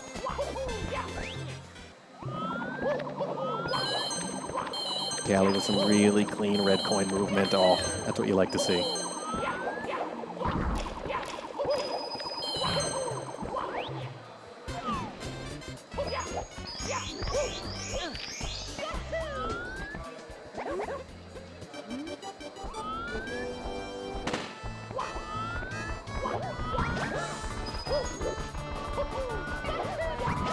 Going back, trying to find the links that we had for the old stats board. Yeah, I know Liam won the first 2 for sure, and they were very similar times, about 20 seconds apart, I think they were. They were both 138 something, both mid 138s, which is pretty good to get for a live time attack too. Again, I'll remind everyone, like, when you're a speedrunner, you just grind hundreds or thousands or tens of thousands of attempts over and over and over again, kind of from the privacy of your own home, right? It's a totally different experience than 20 hours over 3 days with an audience. So getting kind of anything near your PB, even kind of close in a live event is all that more impressive. So yeah, so back from the standings from the open event, we were talking about how Liam came and won all 3 events. 138.23 was heat 1, 138.47 was heat 2, yep. and 138.23 was I mean, heat the 3. consistency is ridiculous. Oh, absolutely. And then if we look again at 139 from Puncation on week 1, then a 139.04, and then a 139 flat again. Yes. Right. Yeah. And that's just 2 of the runners and just showing their consistency as they did. But I do think you picked the 2 most consistent runners too. I mean, for that's that true. matter. So let me pull up some of the others. Who we got? Like, if I needed to like pick someone other than Liam at least to like has to finish top 3, I'd pick Punk A and I wouldn't, Let's think do twice. Beast Assassin, 141.25 in week 1 of it. 140.45, and then standings week 3, 141.25. So always around there at least. Has not broken, has not got a sub 140 yet in these events. Again, Now would be the time, though. Another runner that matched their time in Heat 1 and 3. Yeah, yeah. Cali 139.31 on week 1, 139.30 on week 2, and then 139.31 on week 3. Yeah. Yeah, the bunching, the grouping of the times is remarkable. Very much a grouping.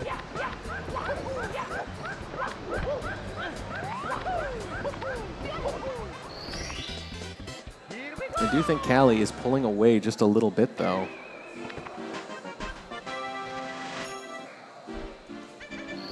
We're at 91 now. Punke, 90, just pulled out of the same level. There we go.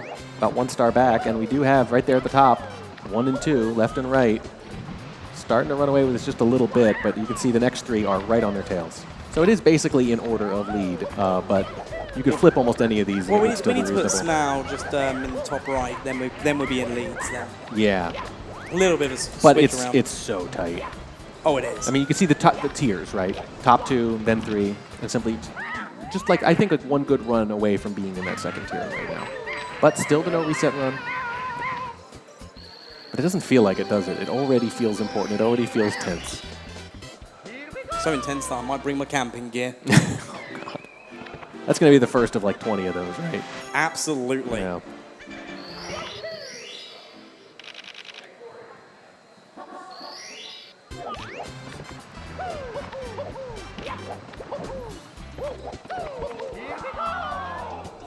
Yeah, I think all the top 3 at this point. You're probably right about Smau. And wow, they're right on each other's tails here. They really are. Again, 1 star difference, 1 star difference, 1 star difference, 1 star. Okay, All in the same world. star. Yep. Yeah. Yep.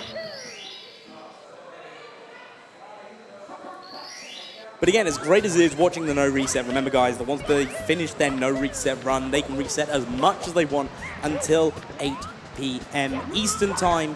That is 4 hours and 42 minutes from now. So they've got time. Good quick math in the head there. Thank you very much. Yeah. It's hard to do on the spot. So yeah, so for example, if you see a... I try and do it on the square. That's 2. If you fail to do the Lakitu skip, for example, at the very beginning of the run, we're not going to make... You can go ahead and reset. You can go ahead and rage quit, rage set, if you will. We're not going to make you play that out next time. It always happens, though. At every single event, someone ends up talking to that Lakitu. I mean, it's a good job we're not a sadistic organization, because Yeah. I had this really, really terrible thought that we could Well, we have to hear it now. We could put donation incentives on for, if you donate like $100 or $150, you force one of the runners to do a no reset. Oh. I mean, I think it's a little sadistic to do a 120 no. I mean, because we've done a few of these events, the 120s, and they don't always do no resets. You do it in pretty much every other format, especially 16 star, right? Oh, 'Cause yeah. You're not really committing the runners to a whole lot, but basically you're saying, yeah, your first 2 hours potentially. Guess what? You're stuck doing it. You're stuck doing it, right? So it's a little mean already, if I'm being honest. But this is all for the chat's entertainment and the crowd's entertainment. And for the urban arts. And for the urban arts, so the runners will do whatever we want for that. Oh, and for the prizes. Oh, and the prizes, yeah. And also, that's something we haven't actually spoken about yet. No. If you guys have seen at the bottom of your screens, there is where their times are going to go, and also a placement from 1st through 7th. And next to that is a cash prize value. That's what they're playing for. That's what the Open Qualifier got you for a chance for, is to be here to compete for the glory, your dignity, and a cash prize. A cash prize that could be as high as $2,000. And that's going to factor into that strategy I mentioned about resets. Like, look, obviously very competitive people. Everyone's thinking, I want to win. But maybe you're, halfway through the 3rd day and you're thinking, I'm not really feeling it. Maybe I'm resetting for the goal to get to 3rd instead of 1st, right? Maybe that's acceptable because there's still a $250 difference between 3rd and 4th, for example. So you see the cash prizes. I'm pretty sure, don't quote me on this, but I think 7th place also has to play the European edition for the rest of their lives. Is that right? That can't be right? I mean, I'd be glad to make it happen. Yeah, I don't was think we going to can say. force That's an it. incentive not to.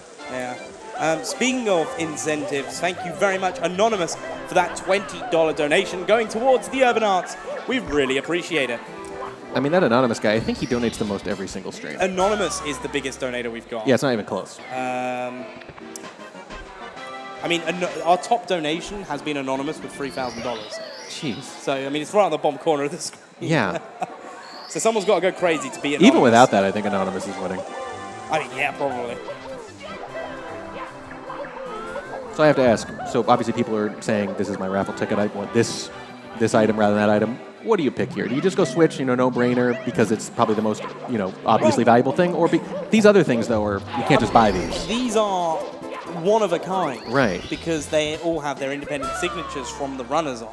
Yeah, at the event. For me, it would be the Mario 64 card. That I was thinking the same thing. Because I've got a Switch. I don't need another Same, one. yeah. But although I got the drift, I could really use a new. I could really use a replacement. I was about to say that, yeah. And even if not just a replacement, having a spare one's always good, especially if you've got a family. Yeah, right? Good point. Good point. I don't have to pick my favorite child if I win a second Switch. I don't have children, I'd like to point out, before anyone thinks I'm picking favorites. I don't know. I am looking, though, at the 8-bit cartridge, though, and it's bringing back so many memories. I do have just a very brief story about it. I wasn't playing this when we first got this system. It was Christmas morning, and my dad played the game in front of all of us, the original Mario, and he keeps dying on Bowser, and he finally gets over him, and everyone in the family cheers and everything, and then the message comes up. Your princess is in another castle, and he angrily turns off the system and throws the controller and walks away. Like, I'm done. Nope, has not played a game since. I will remember that until the day I die. So part of me kind of wants to win this and then give it to him for Christmas. I mean, that would be very sadistic. You're right? Yeah, it's pretty mean. But one of my all-time favorite Mario memories. All right, we are now here. Runners are starting to get up to that 100 star mark. We're at 90. We're over 3/4 of the way through their first runs. Well, the funny thing is, we're at the point in the run where if they were allowed to reset, they probably still wouldn't. Right? You don't see a lot of resets at the very end. Maybe the very, very end, obviously, when you're specifically going for a specific time. But once you get in that 100-star range, I don't feel like you see a lot of resets anymore. No. They are not allowed to reset, but at this point, they probably wouldn't anyway.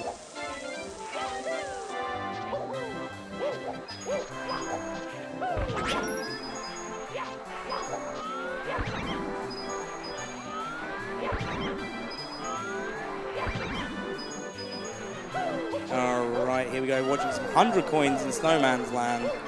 Again, Snowman's Land 100 coins, there's a couple of varieties you can do on the movement in here. Yeah, and if I remember, this has a little more RNG than some of the other ones, although maybe I'm confusing that with one of the other snowboards. There's so many enemies that you're having to kill. It's very RNG heavy on that side. I couldn't remember why, but that's right, it's the enemies. I think there's in a different star, too, there's a Koopa placement that's a really big deal because either you can bop off them or you can't, right? And they're either there or they're not, and it's funny because RNG is such a big part of so many other speedruns, so many other games that are speedrun. It's kind of easy to forget, oh, wait, there's actually very little here. Right there, yes. This was the one I was thinking of. Yes, around the ice. And it's kind of funny because you go, oh, yeah, RNG, that's actually a big thing. But you realize, and that's maybe one of the reasons this game is so popular and so optimized for speedrunning, is because there isn't that much of it. There's not a lot of RNG. It's really very, very skill-heavy. It's enough to keep every run interesting. Yes, and you do want a little bit of that, right? They say almost all the best games are a mix of skill and luck, right? Poker's like that. You get dice in there sometimes in a lot of games. And you'd say, why do you want to introduce randomness? And it's, well, you don't want to be able to play the game perfectly. Yeah, you want to be able to enjoy it. And to enjoy it, you need a bit of chaos. A little bit of chaos, that's exactly right. And I feel like one of the things that's great about this is that it doesn't lean too heavy into that chaos like so many other of these runs, so much other RNG. It really is mostly about your movement and your planning and your decision-making. And there's just a little bit of RNG tossed in. But thankfully, also not in the shorter categories. It comes up in 120 where it maybe matters a little bit less too. So that's nice. Back up Snowman there. I keep looking at the dono board, but I don't know why, because there's no more dangerous placement in the world than between you and a donation read. That's because that's a good way to get run over. Yeah, no one can normally beat me. I catch it within a second. No. So I'm not even going to try. Okay, I'm going to look over just for educational purposes. Some would say you trying to look over would be interfering on the warning track. No. Yeah. 3, that's 3. Woo! Callie is getting into the end game here. Oh, we're getting stage. there. Yeah. This gave me a lot of trouble. This has always given me a lot of trouble. And it's against the verticality, right? You can fall too easily. That's the common thread of all the scary stages. And especially here, you've got to get a couple of red coins, you open up your cannons, you're using the cannons to then navigate back up. And flying in 3D, especially when this game came out. Yeah. It was just a thing you just hadn't had to do. It was very easy to lose your bearings. It's kind of like a skill now. You play games and it just happens. And through the door. Yes. I think we're good. There we go. Woo! Ooh, the crowd loves it. A little nervous, you can feel it. And this is what happens once you hit that 100-star mark. Everybody tenses up just a little bit. Yep, Callie unfortunately taking a fall, I believe, in the cloud stage. Now going Yep, that's what I'm talking about. navigate back upstairs. That's why it's so treacherous. Which means doing the clip again through the door. Okay. Or just going for the star animation. Well, we'll see. Hey, your options. But we're not really going to learn about the temperament of the runners, how they're feeling, what they want to do, what their strategy is until that second round. Woo! Nicely done from Smile there. I don't know, clipping through that door is just so satisfying no matter who you are. Oh, yeah. Well, the insta-catch is the most satisfying thing ever.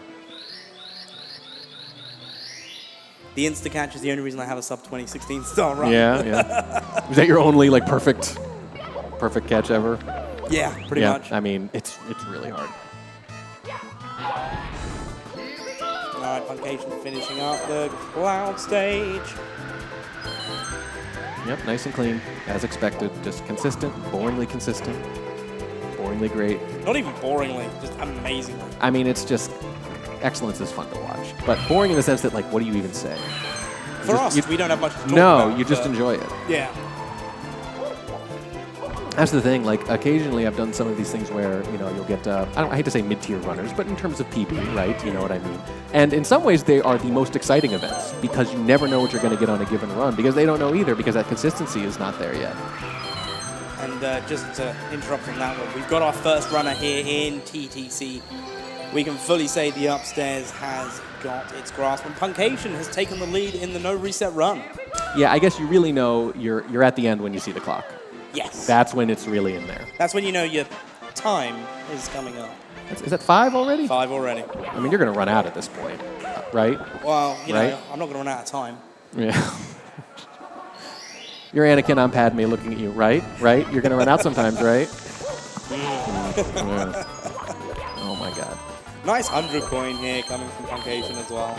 Do you think we're going to see moving reds at any point? I'd be surprised if we didn't see moving reds at some point. At some point. Yeah, it's... But, like, there's only 2 reasons to do it. One is that you had a really good run and suddenly you need it to keep pace, right? Or total flex. Or, third option, You just screwed up with it. enter at the wrong time. You just screw up. Yeah, okay, fair exactly. enough. Yeah, okay. Yeah. That's true. Because I know Simply did that at a certain event. I don't know if it was the PB or not. No, it was one of the live events. I think it was GDQ.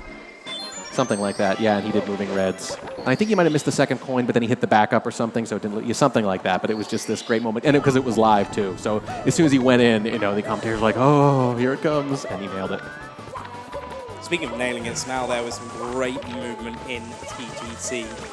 I mean, the biggest compliment I can give to a 120-star runner is that their movement looks like a 16-star runner in certain areas, right? Like in a certain area. When I can't really tell the difference, that's how you know they're rolling.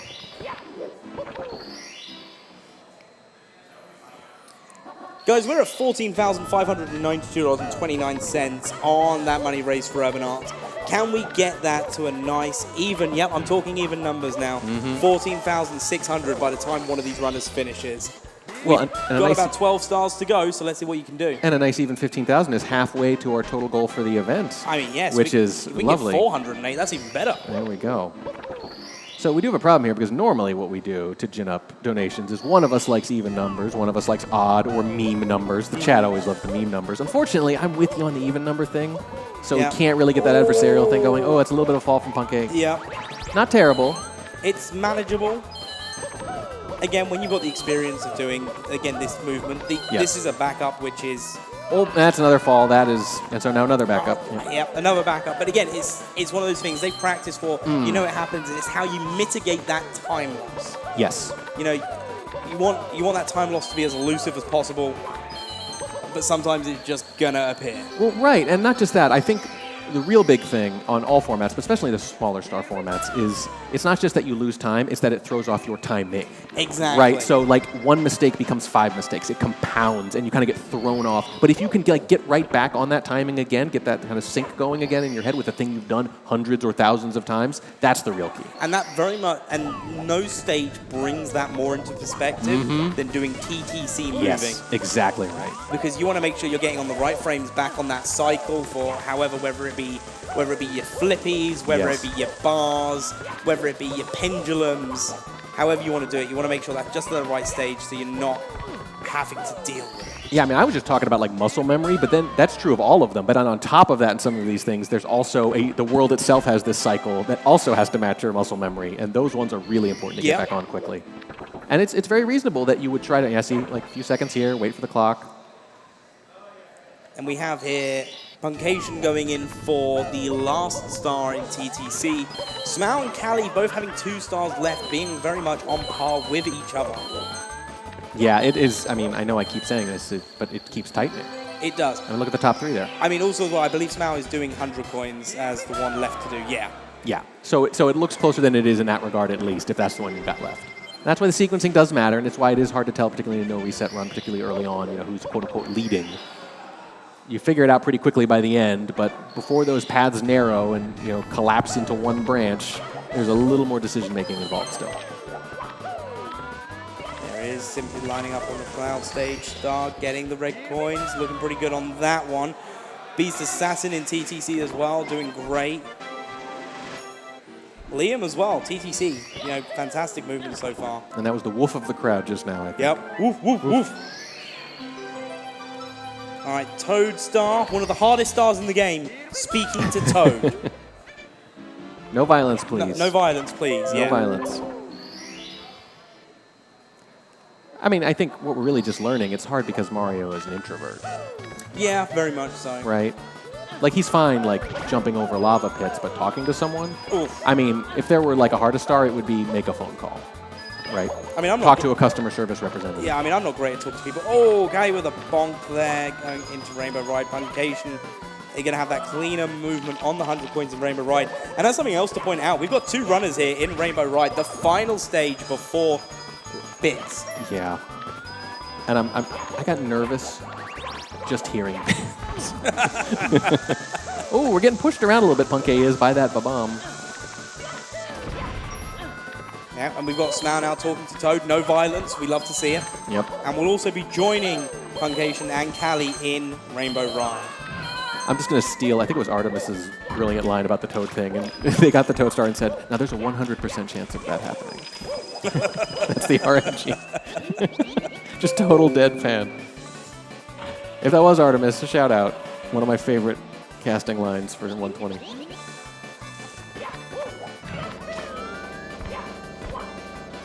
Nice bounce there from Smau. Again, this is, people going into different stages will do different stars when they go in, depending on what they want to do. So, we'll see some people that will have done TTC 100s first, some people that do TTC 100s last. I'm very much a TTC 100s last because I want to get that TTC movement practice in, that muscle memory. That makes back sense. in bounds. I think most people tend to do, well, again, no reset, but on a reset run, I would think you'd want to do the toughest thing first every time, right? If you were willing to still reset if something went badly enough, right? Oh, Speaking of, absolutely. Smau falls into the sky, eyes to the sky too. Rolls those eyes heavy, and yeah, nothing to say about that. It just happens. Right back on the horse. It's okay, those 6 stars to go in Rainbow Ride, and then it's over. It's over for Rainbow Ride anyway. Well, it's another one of those verticality levels that I mentioned, so... Callie's trying to give me a heart attack again, messing around on the carpet.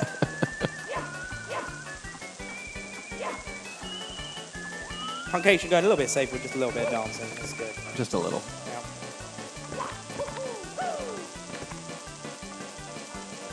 Probably the hardest part of the run. Standing on the carpet. To watch. Oh, to watch. Yeah, we're really in for a ride on this one. Well, Tom Petty said it. The waiting is the hardest part. Mm-hmm. Do you think that's a good reference for kids in chat? No. Tom Petty? You think Tom Petty is a big with the needed kids? to ground pound there to stay on the carpet. That's what you get. Oh, boy. Karma doesn't take very long, does she? No. Smau taking a death in Rainbow Ride. Intentional there, I believe. Yeah. That's 2 deaths now in the clouds.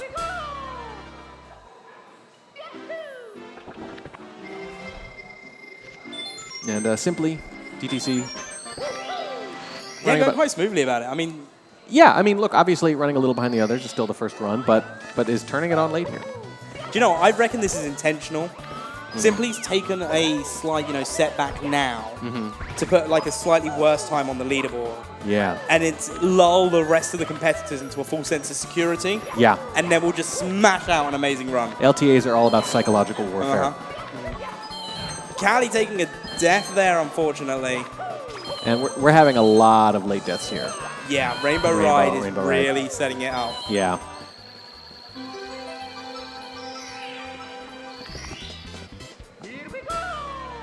Punkay getting very, very close now. Punkay in the lead. Yeah. Well, Oh yeah, because Smell still got to do the 100 coins. Right, so took that's a quite couple long. deaths, yeah. Punkay doing the last star, the first star last, rather.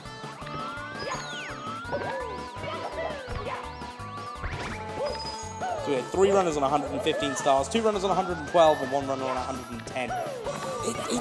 It's close. Like, this is what I was hoping to see this weekend. Yeah, I thought we would have to wait a little longer than the very first run.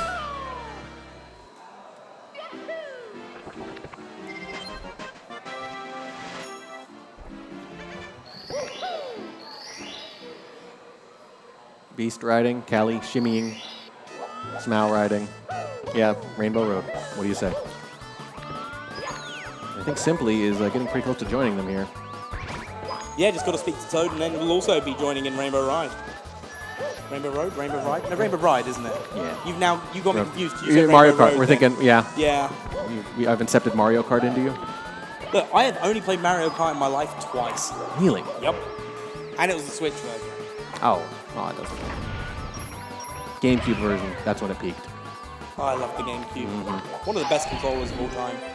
I agree, actually. Oh, Simply Unfortunate death there. joins the rest of the crowd in the clouds and then immediately. Is it an LTA no reset run if every runner hasn't died in Rainbow Ride?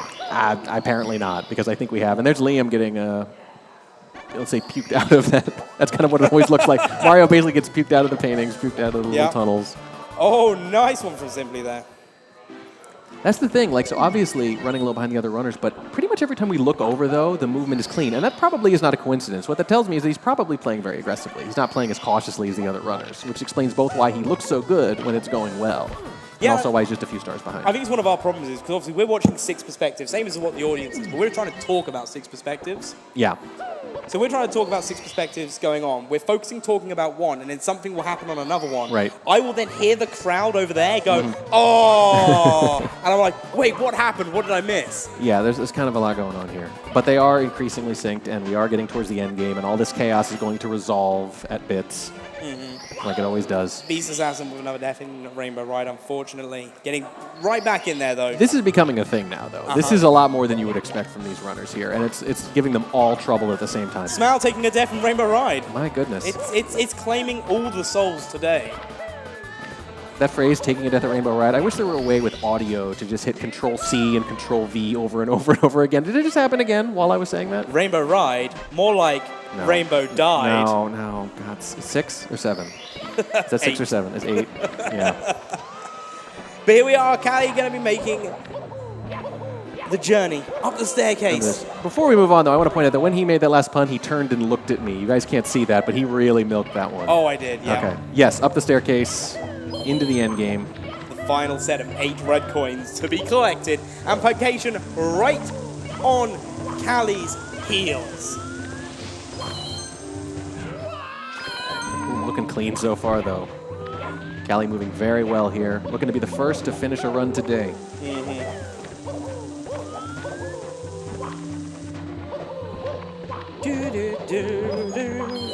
Yeah, I mean, the music is a little too cheery for the setting sometimes. Yeah. Especially with all this death.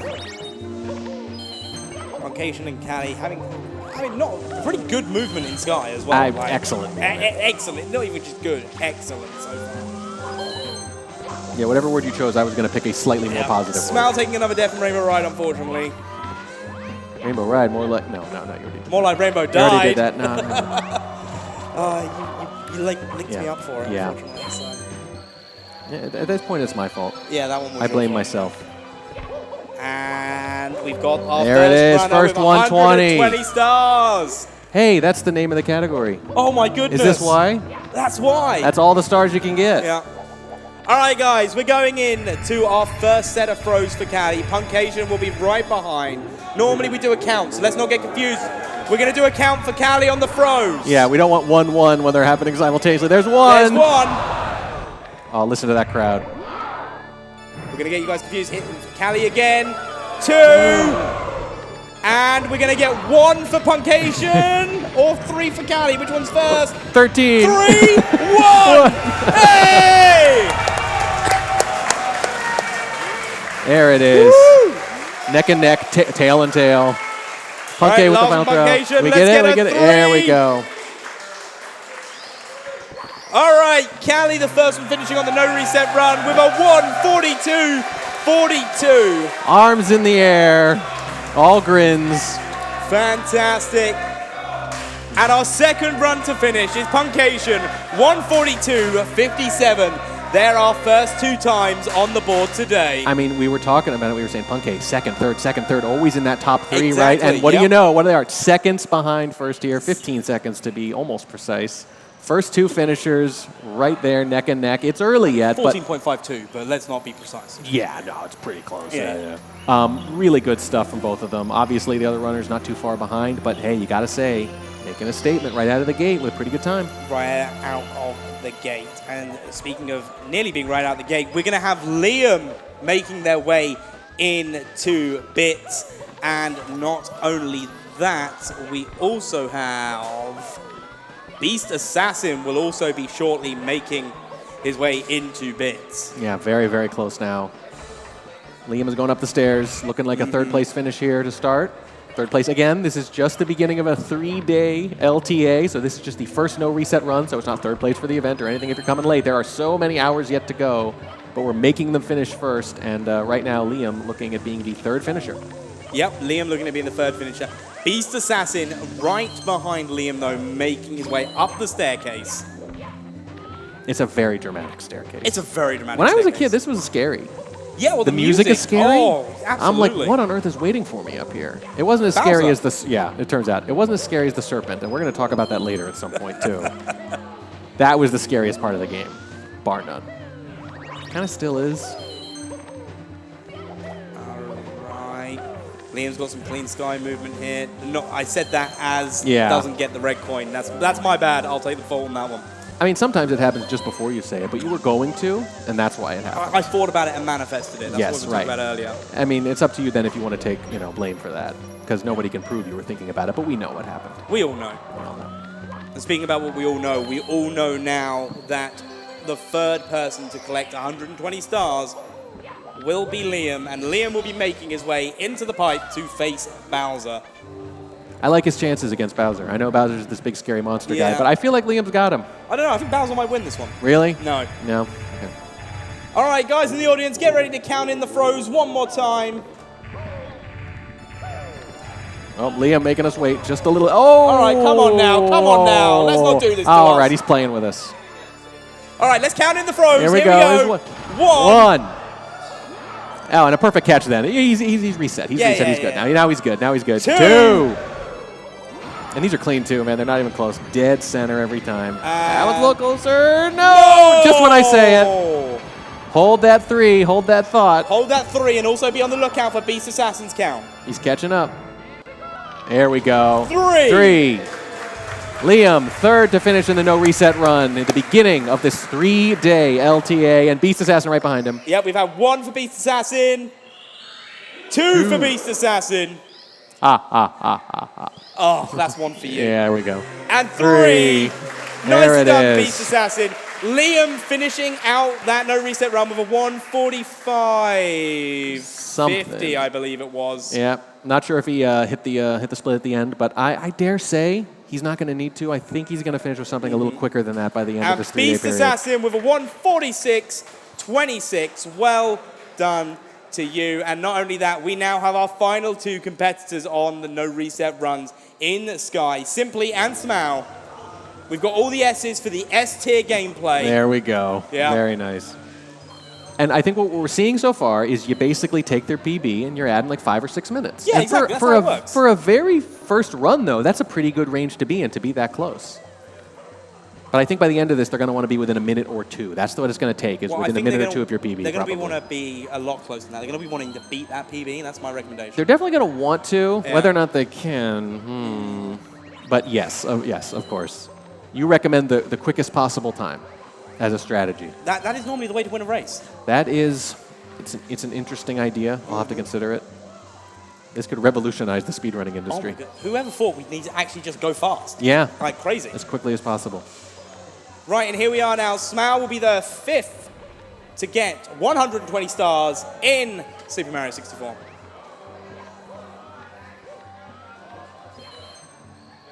I hope you all still remember how to count. I don't. You so don't? It's on these guys now. I think the crowd's got you covered. Okay. All right, guys, let's get some counting in for Smile.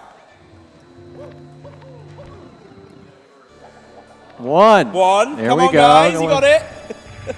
Well, we're putting him to a lot of work. Oh, 1.5.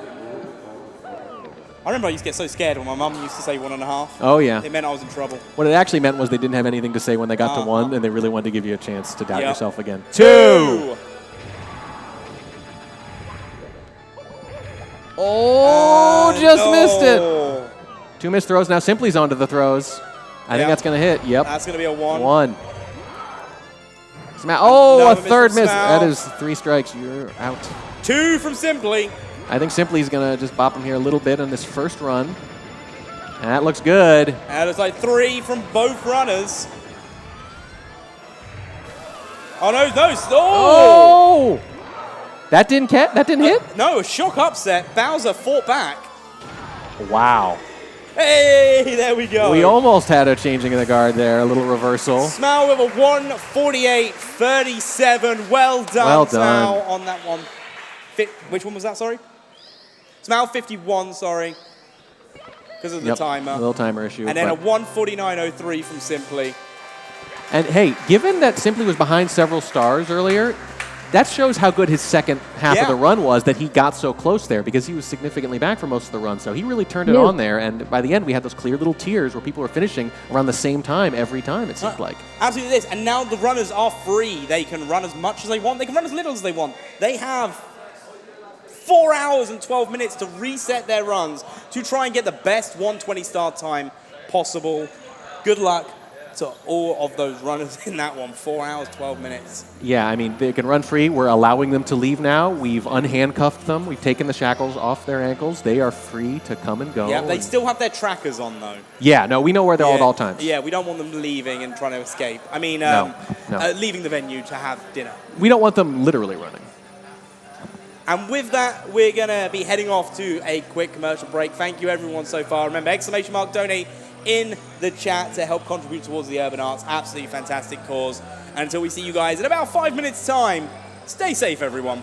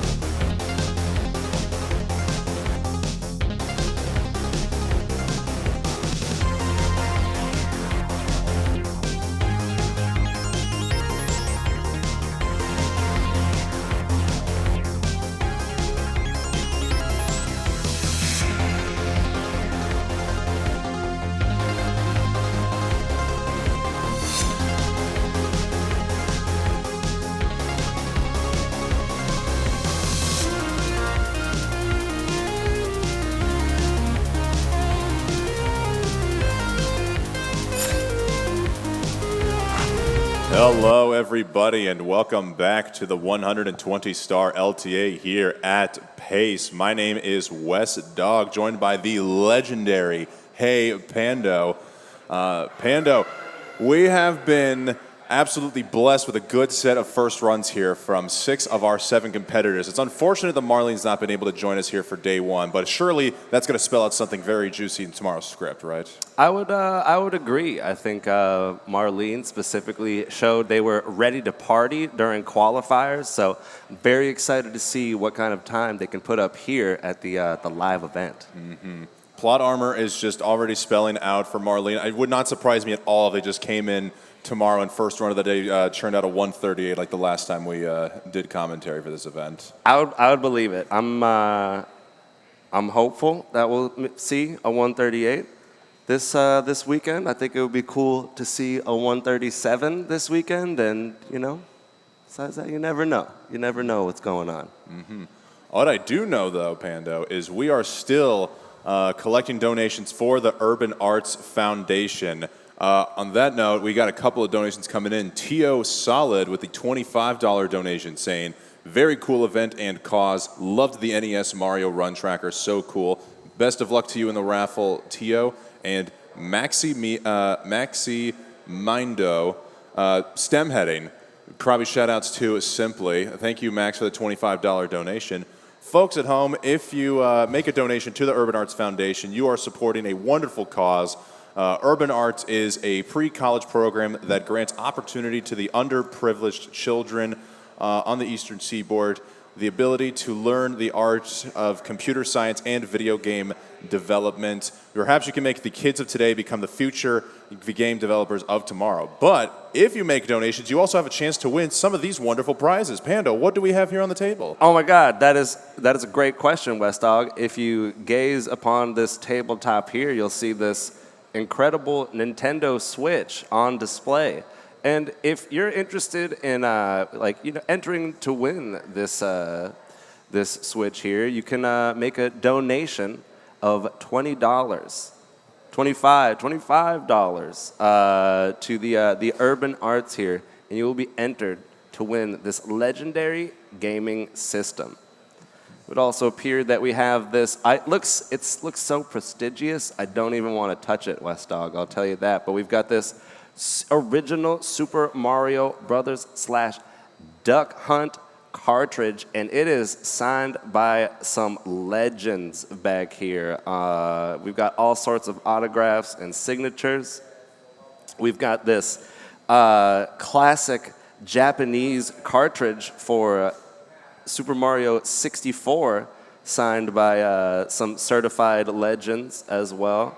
Is that signed by everyone that is here? Everybody here so far, except, of course, Marlene. Oh, wow. But we'll be getting that Marlene signature on there in no time. This is super cool, absolutely thrilling. And as we go down the line, you can also gaze upon this Star Wars Lego set signed by some legends over here as well. So we've got a lot of cool stuff here, a lot of cool prizes. Mm-hmm.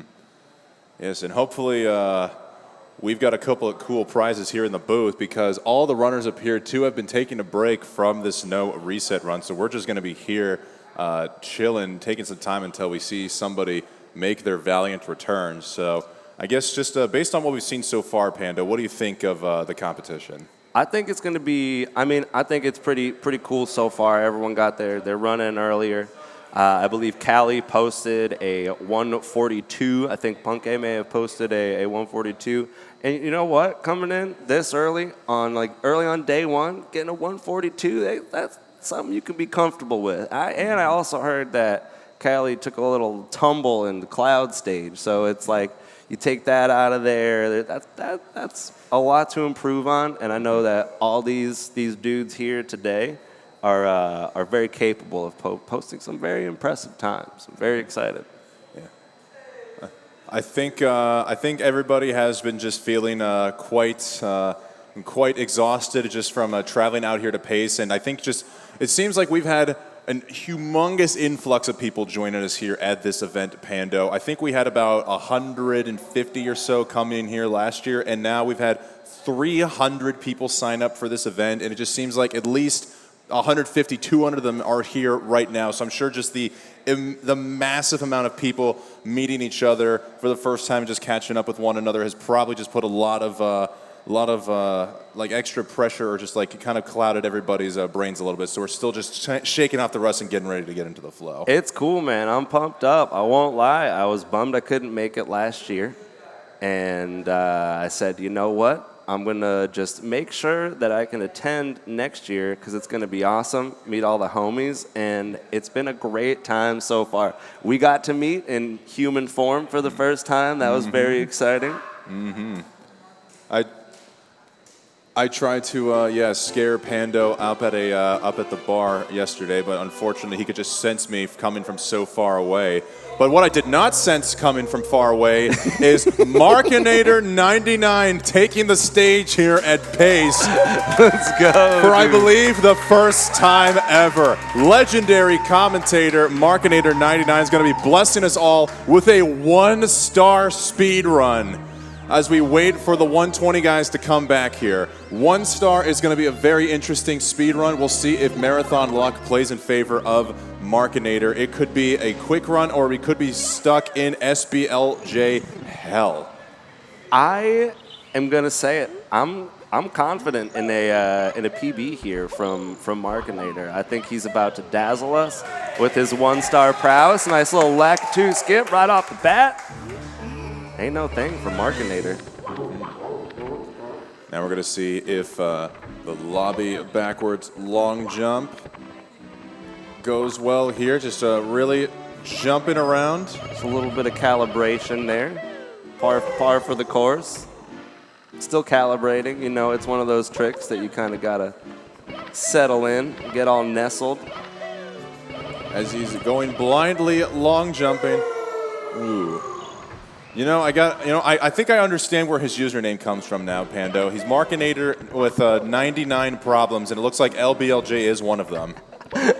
Oh no, you might be right, but hey, you know, some say third time is the charm, and I think this is going to be the one.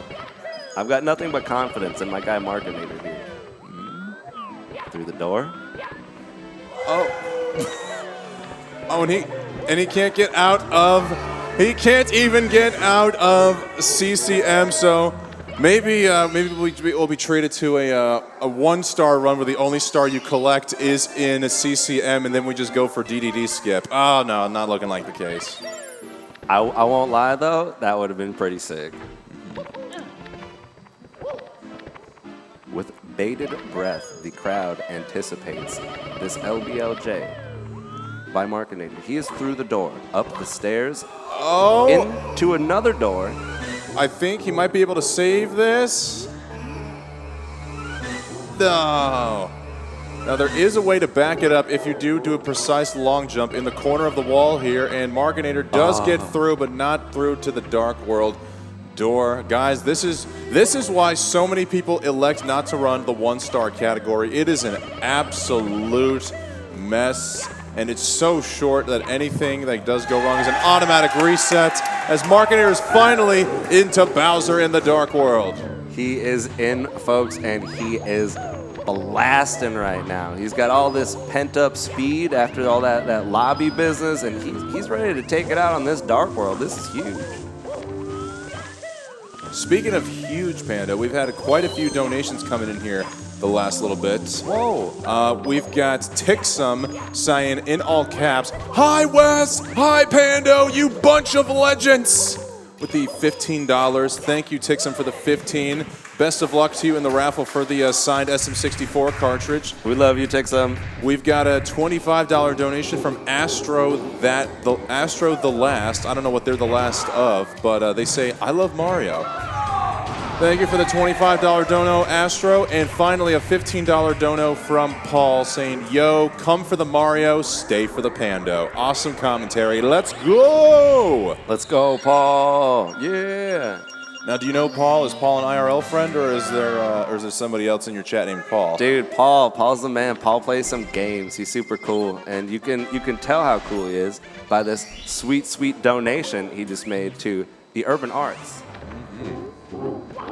And speaking of something really cool, Panda, we're going to be seeing you later tonight, possibly early this morning in Pace as well after the Mario action. Care to explain what's going on there? Yeah, I'm going to be doing a little bit of a GeoGuessr co-op speed run, a 25K with my man Duck Bavis, who will be arriving at some point today. And it's going to be cool. We're going to find some places on Earth as fast as we can. And it could get weird, but hopefully not too weird. Now, have you ever done a GeoGuessr game where one of the destinations puts you really close to Laurel? I have not, but maybe tonight could be the night. Maybe we'll be right. Maybe one of the locations could be right here at Pace. Hoping for that marathon. Good luck there. That would honestly be a funny thing to see. Maybe the images from Google Earth might get updated over the last couple of days, and we might see ourselves. You never know. Maybe they're just gonna they're gonna show us just going real fast here. And speaking of real fast, we're now seeing Markinator attempt one of the most notorious tricks in Mario 64 speedrunning, the stairs backwards long jump here. If you get a precise long jump off of this set of stairs here, as we see Markinator set this one up, you're able to get enough speed to blast your way through the 30-star door. Unfortunately, even for the top runners, this is extremely inconsistent. It's basically the equivalent of spray and pray here in the Mario 64 speedrun. Oh, side BLJ. My apologies. I said stair because I forgot what the S was. Thank you, production team, for correcting me. Wow, Wes. I should. Why am I even on commentary if I don't know every single thing about this game? You fell off, man. I don't know. Yeah. my brain turned to complete sauce after my absolute disaster of a Smash run last night, so I'm just not with it yet. Dude, I still think you crushed it though. I think it was a legendary duo. You know what I mean? I wish I did know what you mean, because there was only one legend on that stage. We do have one legend on the stage right now. As Markinator looks like he's got the speed and he's through! Huge moves. Now we're about to see some premier aquatic action from Markinator right here. The swims are looking great. This guy is flying. Yes, and since Markinator does not have headphones, then we want to make sure we talk as quietly as possible so he can get into the rhythm for his swimming. As if you fall out of rhythm with swimming, every missed swim could possibly lose you a second or so. Markinator looks like he's going for the back sub approach here. Panda, are you a front sub or a back sub kind of guy? I'm a back sub kind of guy, you know what I mean? It's like, the front sub's really cool, but I'm more of a traditional, and I go for some more reasonable strats, I'd say. Here we go. He's got it. He's got the 1 star. It's the 1 star in the 1-star run, so now we're going to see him conquer the rest of this game as he makes his way to Bowser in the Fire Sea. Very cool. Very, very cool. Fortunately, we're not going to have to worry about collecting reds like we saw the 120 runners do, so let's see if Markinator can get this early cycle. Commentator's curse right on cue. Unfortunately, Markinator bonking off of the side there. It's it can be tough. The early cycle in Fire Sea does really save a lot of time. You know, at the end of the day, it's going to be fine. It's not that much, but it does feel great to hit that when you're cruising through. I won't lie. Markinator takes a little bit of a burn, but he's able to readjust and find his way back on the side of that platform. That is a really tricky backup, but down goes Markinator all the way to the bottom. With 1 bar of health in a land of fire and lava, can he come out on top? We will find out. That was tragic. It looked like he had it all together, and then just, you know, one false move, 1 false step, and spelled disaster, Wes. Oh, as he's taking a little slip and slide down this ramp, is he going to be able to make it back up for a triple jump? No. I do want to say I admire the fact that there have been many coins to snag, and Markinator says, you know what? I don't need those coins. I'm going fast as hell.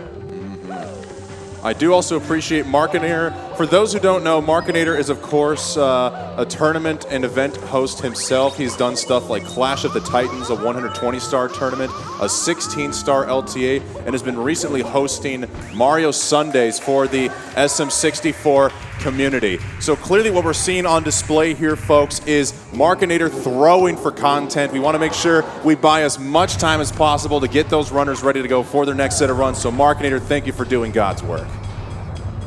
Markinator holding it down for the people there. We love to see it. So he gets a nice palm spin there off of the Hori. Really quick throw. As we got a $20 donation coming in from Bobao Games saying, hey man with the golden voice. Also, is it the shoes? Is it the shoes? What's up, Bob? Nice to see you. Thank you for the donation, brother. Which, speaking of shoes, I'm seeing you're wearing some green Crocs with, is that a Puerto Rico flag on one of them? Yeah, you got the Puerto Rico flag, you got the Luigi, the flower, and then this, it says like be nice on one of them, because I think being nice is cool. So maybe it is the shoes, because this man just has nothing but the most positive aura I've ever been around. So he's just constantly reminding himself, be nice all the time. Dude, we're blasting. Speaking of blasting, let's see if Markinator's able to blast himself through the 50-star door. It's looking good. Boom, baby. He's through with dazzling speed, heading towards the second staircase. Can Markinator go 2 for 2 on his way to Bowser in the Sky? We're about to find out. Oh. Angle is looking. He's going to go for it. He's going to keep jumping at it with this angle, just really looking for that speed. A quick little readjustment should get him off the left side of the wall, and he's through. Very nice. He's in. And I'm expecting an absolutely dazzling Bowser in the Sky right now. And now we're coming to, yes, Bowser in the Sky. Sorry, my brain died there as you literally just said the stage name out loud. It's a good one.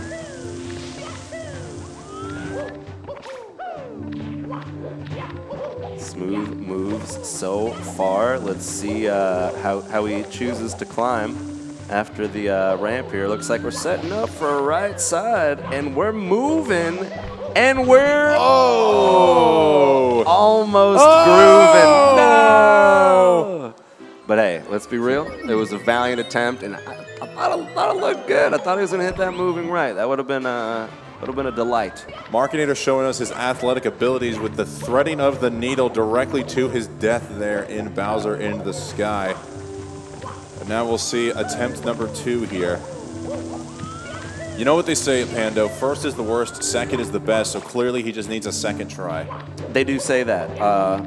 All across the world, they're saying that. So I think that you're right. I think this one is going to be it's got to be a make. Going for moving left and connects. That was smooth.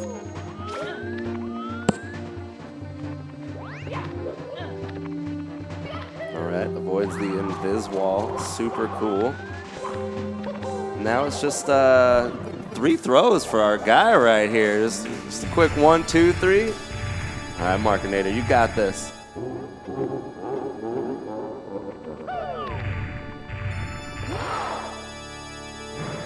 One.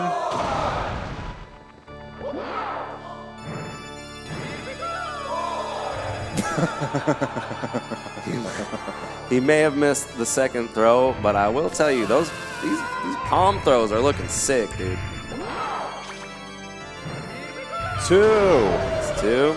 A little bit of a limp biscuit there, but still works out. Let's see if he connects for the 3rd and final throw. That was a sick throw. That last throw was really, really, really nice. Good job, Markinator. Ladies and gentlemen, the impossible has just been accomplished. A 1-star run completed in an astounding 1 hour and 42 minutes here for Pace. Good job, Markinator 99. Love to see it. You got to give it up, man. All right, and now we have seen truly one of the, well, I guess I was going to say truly any percent, but any percent is 0 star, but as close to any percent as we could possibly get there. It turns out you don't even need 120 stars to beat the game. Sometimes it only takes 1. You're not wrong. You're not wrong. And I will say I feel like any percent is kind of loosely defined in Mario. Some people will say that any percent is 0. Some people are like, well, any percent is just 16 star, like whatever. But I really think that some of the, like SBLJ, dude, that's such a barrier to a lot of people. I recently did a 1-star run for the league, right? Because you got to get those points for the team. So I did my first SBLJ, and my first run took me like 2+ hours. So it's a trick that's like very difficult. It's going to take a lot of grinding to accomplish, and I think that's why 16 is so popular. And I feel like it takes a different breed to run 1 and 0, if you know what I'm saying. Oh, yeah. A lot of people have been picking up 1 star for the Super Mario 64 Fantasy League, but they clearly show how much sanity they're willing to sacrifice for the sake of completing a run and then just never touch the category again. People who are able to just get that down to lower and lower times, like Green Sweegie, Poke, CJ, and a handful of others on the top of the leaderboard. They are truly the cracked ones. Also, shout-outs to Kano for being one of the OG short category masters. Yeah, it's actually nuts. And you have like some runners like Suigi, right, who are kind of like down to blast all categories, like ready to party, you know. And then there's also a handful of people that will just run like 1 or 0 or these like shorter characters and stuff like that.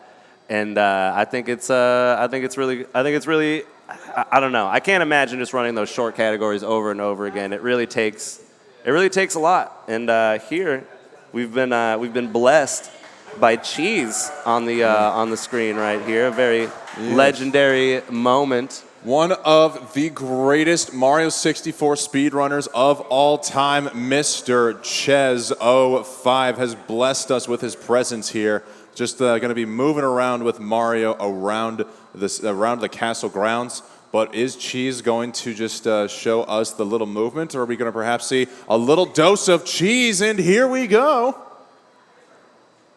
I don't know what he'll be up to. I know since Marlene is not going to be here until tomorrow, maybe Cheese can bless us all with a 120 run of his own. And of course, Cheese being Cheese, it would not surprise me if he just casually busted out a 137 in front of our eyes. Oh, I'd say that would be crazy. We've also got my dude Zion here on stage. Maybe there's going to be some sort of showdown of sorts. You never know. Either way, I'm excited, dog. I am excited too, and we've also got a couple more donations coming in, Pando. One from Taylor Swift Simp for $1, saying, come buy a controller up front from Emmy Bella and Bailey. So to anybody who is watching this in the venue or in the Maryland area, we have got a fantastic store set up here in the venue. Courtesy of Emmy Bella and Bailey SM64. They are selling controllers, video games, accessories, and everything you could possibly need for your Nintendo 64 gaming experience. Come check out the products here at the Pace venue. And Pando, looks like we've got one dedicated to you here from Remedy 64. You want to go ahead and give that a little shout out? Remedy saying to Pando, "Yo, Gramps, hey, what's up, grandson?" That's my favorite grandson in chat right there, and it's funny because I'm old. That's the good part. That's the good part right there. I didn't realize you were already a grandpa, Pando. I mean, you've got the Riz. I didn't realize your Riz was so powerful you could already breed 2 generations of kids. Hey, man, life moves fast. That's all I'll say. Pando making moves quicker here than Nick can, and absolutely love to see it. We also love to see a quick $15 donation from Nasuke. I've heard that everybody's dope, but I'm not quite sure. Can I get a confirmation on that from the commentator booth? I want to say everybody is dope. What do you think, crowd? Is everybody dope? Yeah! And speaking of dope, we've got a dope race here coming up for Cheese versus Zine here as we're still waiting for the 120 runners to come back.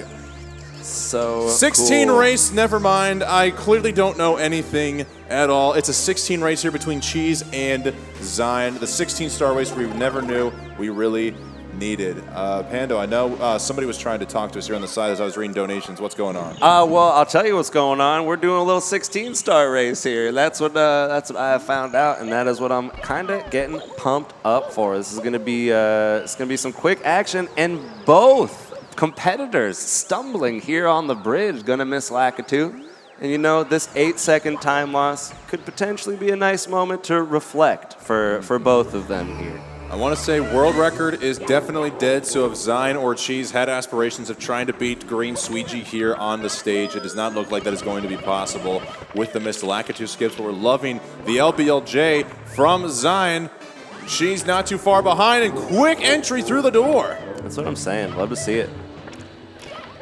I think this is gonna be a great race. Both these dudes are very, very fast. Cheese, I feel like for a long time has been mostly known for 120, but in the past couple of years has spent a lot of time doing 70, spent a lot of time doing 16 as well, and he's seemed to have a great time. So I'm pumped to see how this race shakes up. Yeah, Cheese did not touch 16-star for a long time, but over the course of 2022 participated in the 16-star LTA events and was able to get his time all the way from a 15.4x down to a 15.13. Goes to show his talents do not extend just to 70 and 120. He is considered one of the GOATs for a reason. So he gets a nice double firstie there, but of course we cannot count out Zion, another polymath of Mario 64. Respectable times across all 5 categories, gotten the 5 for 5 shout-outs, and he's now getting ready to take on Bowser in the Dark World and launches him towards the bomb. Dude, 5 out of 5 shout-outs is so prestigious, I just gotta say. As a dude with no shout-outs, I'm very impressed. Well, hey, I'm here to shout you out, Pando. I appreciate you, Wes. I appreciate you. And look at this. This is gonna be still kind of close coming out of Dark World here. She's gonna be a little bit behind, but nothing too significant. I'm excited to see this. What is Zion's 16 PB? I'm looking it up right now, dude. Yo, Zion, what's your PB? 15.32. Thank you, Zion. All right, that's sick. Yeah, I think that way it was way better. That was cool. We've got Zion here in the flesh, not too far from the booth, so always nice to just have the luxury of being able to go up and talk to him. We don't even have to ask in the chat and just pray that streamer will respond to us. Kind of hype. Speaking of hype, we see Zion going for Salt Cannonless and gets it on the first try. That's big. That is big. Especially in a race. I mean, like, Cannonless has always been a pain in the butt. She's going to hit a nice texture right there. Cannonless, a notoriously painful trick. Inconsistent, whether you're doing texture, whether you're doing salt like this or that. Generally frustrating, and especially in a race, to be able to hit that first try and not have to double back around can be huge. As we see Zion getting double jump Owless, and Cheese looks like he may have had a firstie or a wall kick very low down to the ground, but backs it up with a nice triple jump. Both these guys are just moving through Womp's Fortress. Yeah, and it's like, I don't know, obviously I always want to hit something first try, but a clean backup, a swift backup is, you know, it's huge. That's what makes this this game. We see a 4:35 exit there from Zion. Really good exit out of Womp's Fortress for a impromptu no reset. As Cheese still only about 15 seconds difference from Zion. 15 is still very much on the table for both these guys. I'd love to see if one of them might be able to churn out a 15, but we're going to have to see how the rest of this all plays out. 16, much like 1-star, is a very unforgiving category. Yeah, I feel like we're looking pretty good so far. I don't think either of these dudes have had a, you know, devastating mistake, I'd say. I feel like we're doing all right. I don't know how long it'll be before the 120 runners come back, but I guess time-wise, I wonder if maybe we should dive into category extensions. Do you think people would care if we did an all warps speedrun, Panda? Dude, I think all warps is rapidly growing in popularity, and I think everyone would be thrilled for it. You see Cheese unfortunately not connecting on the bomb grab for Pillarless. Gets a back up for top of the pyramid. And you know, speaking of backups, that's Pless is one that for which there are many. There are many. I mean, obviously less in 16 star, but in 120, which we're mainly doing today, if you miss Pless 1, 2, maybe even 3 times, it's not that bad. There are a lot of backups for it that'll only lose you like 2 or 3 seconds. So we do see Cheese get it the second time going around. The adage continues to ring true. First is the worst, second is the best. Dude, second try is a great try. We now see Zion coming out of shifting Sandland with a 6-minute and 26-second time. That is, we're still pacing here for Zion. Yeah, good stuff. And Cheese not too far behind, about a half star. It might even be just like, what do you think, like 10 seconds we're looking at, 12? Could be, I'd say, yeah, still about 15 seconds or so. Unfortunately, the missed pillarless attempt did keep him back, but he's still hot on his tail. But Zion getting the side hop star in Lethal Lava Land on the first try. And he did something interesting I don't see a whole lot of people do. He went into Mario Cam as he goes for the ledge grab on the side of that cage there. I wonder if it's either lag reduction or just a personal setup to make sure you can grab the top, as we see Cheese grabbing the top. Very nice from Cheese there. And I wonder the same thing. Sometimes you'll see, you know, a unique camera angle, a weird like Mario Cam, something like that, and it's like, do they know something I don't? Are they saving time? Is this just a comfort thing? Like, what's going on? And I think that's like one of the coolest things about this game is that there are so many ways to do like so many of these stars just with like extra lag reduction or different strats, and you really get to see a solid variety even amongst the top runners, you know what I mean? It's not like everyone's doing the same stuff, and I think that's rad. Allows players to have style, which I think is really important for a speedrunning game. Absolutely. Everybody knows speed comes second in a speed run, of course. It's all about the style and swag points. It's really where the true mysticism of a run lies. Yeah, and like look at like a runner like Callie, you know what I mean? Like Callie's doing like some really cool strats in 120 that other people just like really aren't implementing at that level, and it's like, I don't know. I think that I've said this before, but I think he is one of the dudes who is going to like be responsible for taking this game to like the next level, like the next generation, where people start incorporating like wild strats just to save like these minuscule amounts. Yeah, I'd love to talk to Callie and ask about some of his strats. Some of the notable ones I could think of we saw in his run was the slide kick approach to break open the Vanish Camp box in Wet Dry World. There's also 100+ Koopa Race in THI, which is incredibly risky because if any of those Goomba blue coins fall off at the end, you're basically doomed to go looking for a solid backup. So I wonder if, and also in 100 coins in Tall Mountain, he saves that red coin for last instead of getting the red coin star, then going around to collect the rest of the 100. Just wonder where the preference lies in there. Is he purposely trying to separate himself from the crowd, or is there some sort of secret micro optimization in there that we just aren't aware about?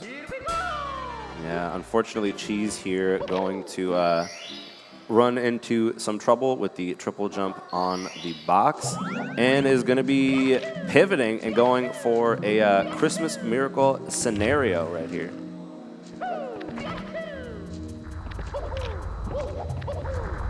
Christmas Miracle, one of the stars we rarely see in a 16 run, but this is Cheese we're talking about here. He's definitely adding his own little flair of pizzazz into spicing up this 16 race. You love to see it. I think that's something important in like a race, is that you're able to pivot if you find yourself in a weird situation and you just like, you know, have the wherewithal to say, you know what, I'm just gonna grab this star. It might lose a little bit of time, but like in the grand scheme, like this is the play. I think that's like a really cool sense to develop. Oh, as Cheese takes a stumble into the black hole of death. And Zine, meanwhile, is out of HMC at around the 10-minute and 30-second mark. So now he's going on to everybody's favorite part of a 16-star run, Mips the Rabbit. Mips the Rabbit there. And GTM slide will be hit the second time by Cheese here. Maybe GTM doesn't have to worry. Maybe Cheese isn't coming after him after that. Zine gets a nice clip through the first door there, and now we'll see if he gets the wall kick approach through the 30-star door and gets it. He now finds himself into dire docks. Not bad. This is I feel like this is some pretty solid pace from our guy here. Gonna need to clutch it out in Fire C, but it looks like Zine will be sizing up the front side of the submarine here based on this approach. See how it goes.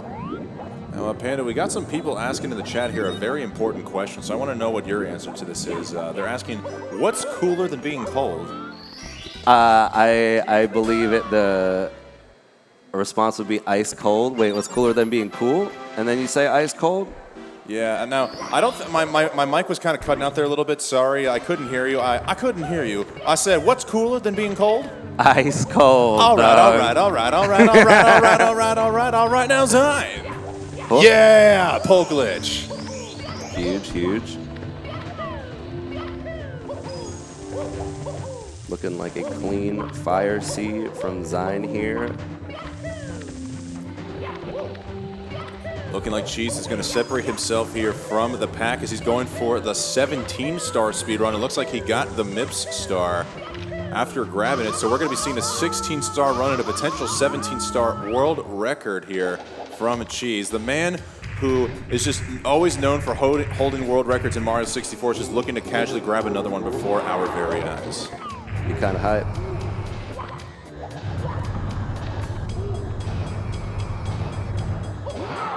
All right, and we're going to have a clean front sub from Cheese and a clean Bowser 2 throw from Zine here.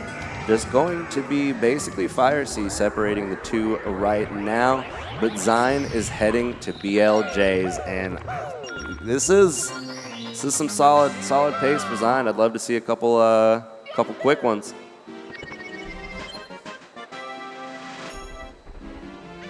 We now see Cheese getting the pole glitch there. Pando, have you ever tried going for that pole glitch there? No matter what I try, I just can't seem to find the sweet spot to get up there. Yeah, I mean, I've messed around with it a little bit, but it's just one of those things that I probably shouldn't be doing anyway, so I haven't spent too much time, but it's, from what I've gathered, you need to be precise as all hell to make it there.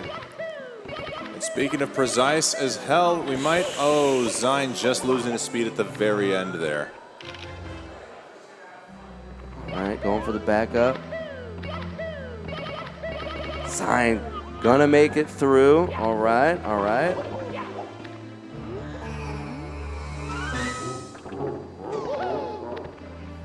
That throw number 2, Bowser 2 throw from Cheese here.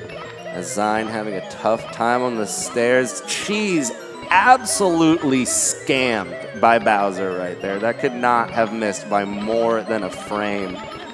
Zine gonna make it up. He is in 2 bits. And Cheese has got to be hoping for maybe a late game stumble by Zine here. Oh, Zine, yo!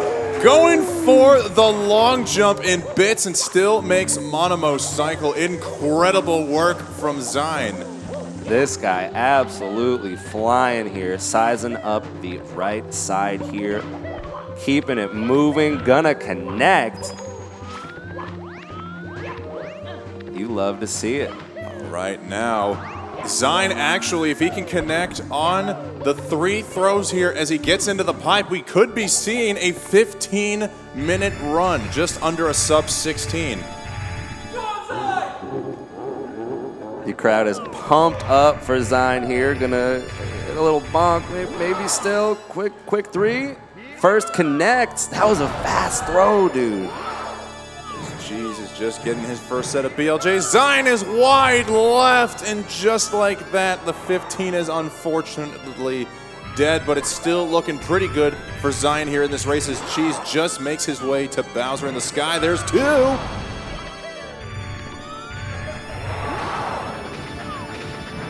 It's a huge moment as the third throw connects for Zine. Zine will take the dub in this 16-star show match. You got to give a shout out to both competitors here on the fly, making it happen. A 16-14 from Zine, 64, a nice little D-Rust 16-star run as we're now seeing Cheese closing out Bowser in the sky. We'll see how that all plays out. But it's still looking like we're not seeing the 120 runners come through, depending on how much more time we need. Pando, you know, you told me yesterday you wanted to race sometime at Pace. Do you think maybe the crowd want to see commentators racing each other up there? Dude, I think we're going to have to do it at some point for sure.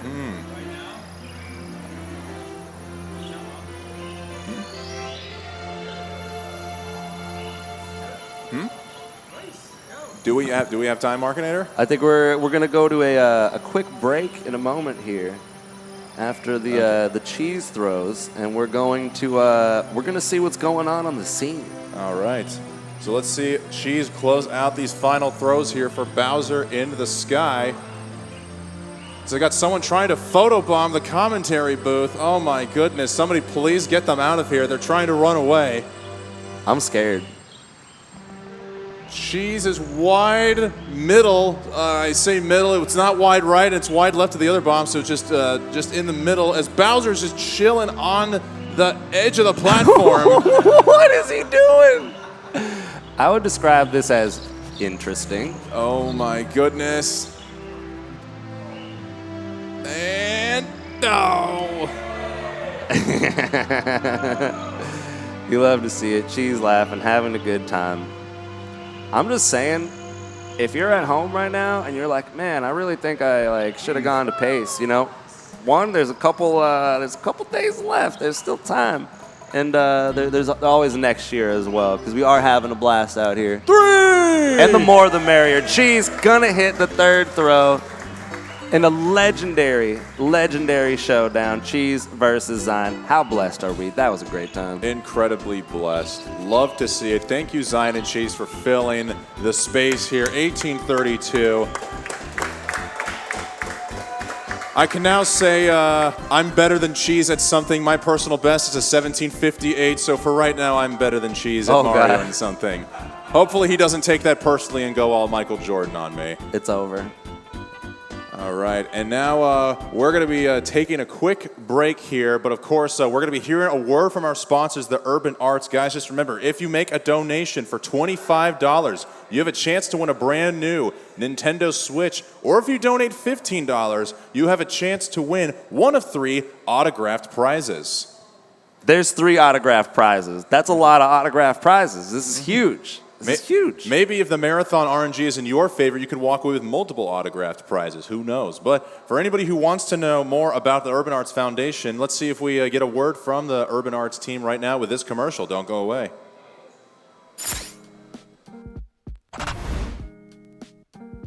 Urban Arts helped prepare me for college by giving me a lot of experiences working both independently and collaboratively with other people to make really cool games, and taught me how to put my all into creative projects, and that helped me put together a very strong portfolio for college.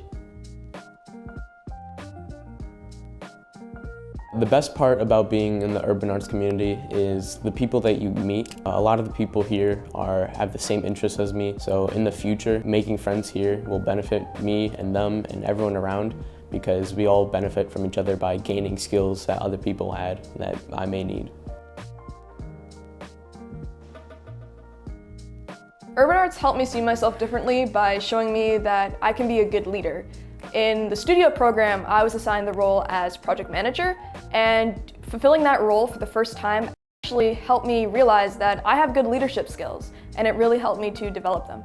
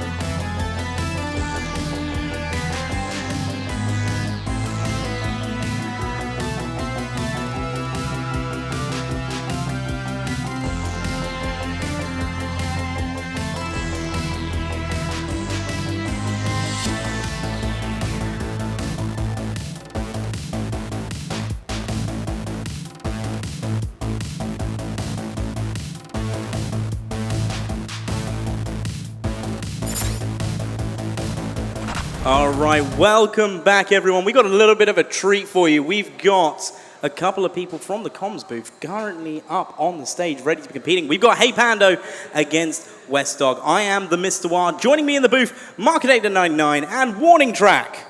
It's cool to be here. I mean, this isn't exactly what I prepped for, but I will figure it out. Yeah, I think we got a handle on it. Pando and West Dog doing 16-star runs. We just looked at their PBs. West Dog has a 1758, while Pando has an 1820. So this would actually be a pretty good commentators race. Yeah, absolutely. I love it when the commentators can get involved as well. So We just lucked into a really good match? Yeah. Out of pure necessity? Absolutely. And it just goes to show, you know, just because the LTA isn't here, we've still got stuff going on, and it's going to be absolutely fantastic. Yep. So I think it's time we should switch over to that and get ready to count them in. Yeah, I think so. Yeah. I think so. Are they ready? I don't know. They better be. Whilst we wait for them to get ready, though, just remember, guys, we are still raising money for the Urban Arts. Absolutely fantastic cause. ! Donate in the chat. And then there are also incentives. $15 donations get you in some of the signed paraphernalia of video gaming, history of pace, and $25 for a chance at that Nintendo Switch. Now, are both runners ready? Raise your hand if you are. I guess that's a no. I guess that's a no. Or they can't hear you. Well, they can't hear me. There we go. There's a wave. We'll take it. All right. So, guys, we're going to get started in... Oh, holding. There we go. Oh, player 3 has entered the game. game. You and me, buddy, with the mind meld. There we go. Yeah. Yep. GTM is joining, everyone. Okay, so we're gonna update the live odds on this match quite dramatically. We were saying it was gonna be really close about a second ago. I'm thinking maybe not. Maybe not now. I mean, I don't know. How practiced is GTM right now? I mean, does GTM want to give them a head start? Like, Maybe you have to do 18 stars to do a little flex here. Yeah. GTM's got to do a 31-star run. Oh, wow. Whilst they do 16. Oh, that different, huh? Okay. All right, let's wait. We'll wait for the AOK that they're ready. I mean, Marginator, you had a good point. So you're talking about the PBs being pretty close, but also at a different level, your consistency is way lower. So I'm guessing their variation is also very far from their PB. So it could easily be, 20 for both of them? I think at this rate, we should have just jumped up there as well. It could be, yeah. That would have been a disaster, at least for me. Oh, they're already going. There we go. There we go. Starting up here. GTM did not start like the others. I don't think he needs to. GTM's just like, you know what? These guys can have that little extra bit of time. Yeah. I'll talk to Lakitu just for fun. He's like, it's fine. Pando and West, there's no way they're making Lakitu skip, right? Right. I'm calling it here. Both of them are going to miss it. Punch Toad just for fun. And this is one of the few times we actually get to rip into the runners because they would do it to us. Oh, yeah. Yeah, absolutely. No, absolutely. Yeah. One of the rare times, though, we watch Hey Pando do a run and not dressed up. This is true. So that might have an impact on his playing style. I mean, I wonder if they're going to be less critical of the runners the rest of the event after this. You know, after being out there. I wonder, the next time there'll be like a mistake and they'll go, well, yeah, but it's really easy to die there. You know, let's not be too hard on them. Yeah, it is extremely nerve-wracking, but West Dog going for Lakitu skip. There's one miss. Pando. Hey! It's over. It's over. Pack it up. Congratulations. Yeah, there we go. That was the run. It was a race for a Lakitu skip. That was it. And it wasn't even close. West Dog wearing his sunglasses indoors in a poorly lit room. Yeah, cool factor exponentially higher, though. That's true. That's true. At a cost.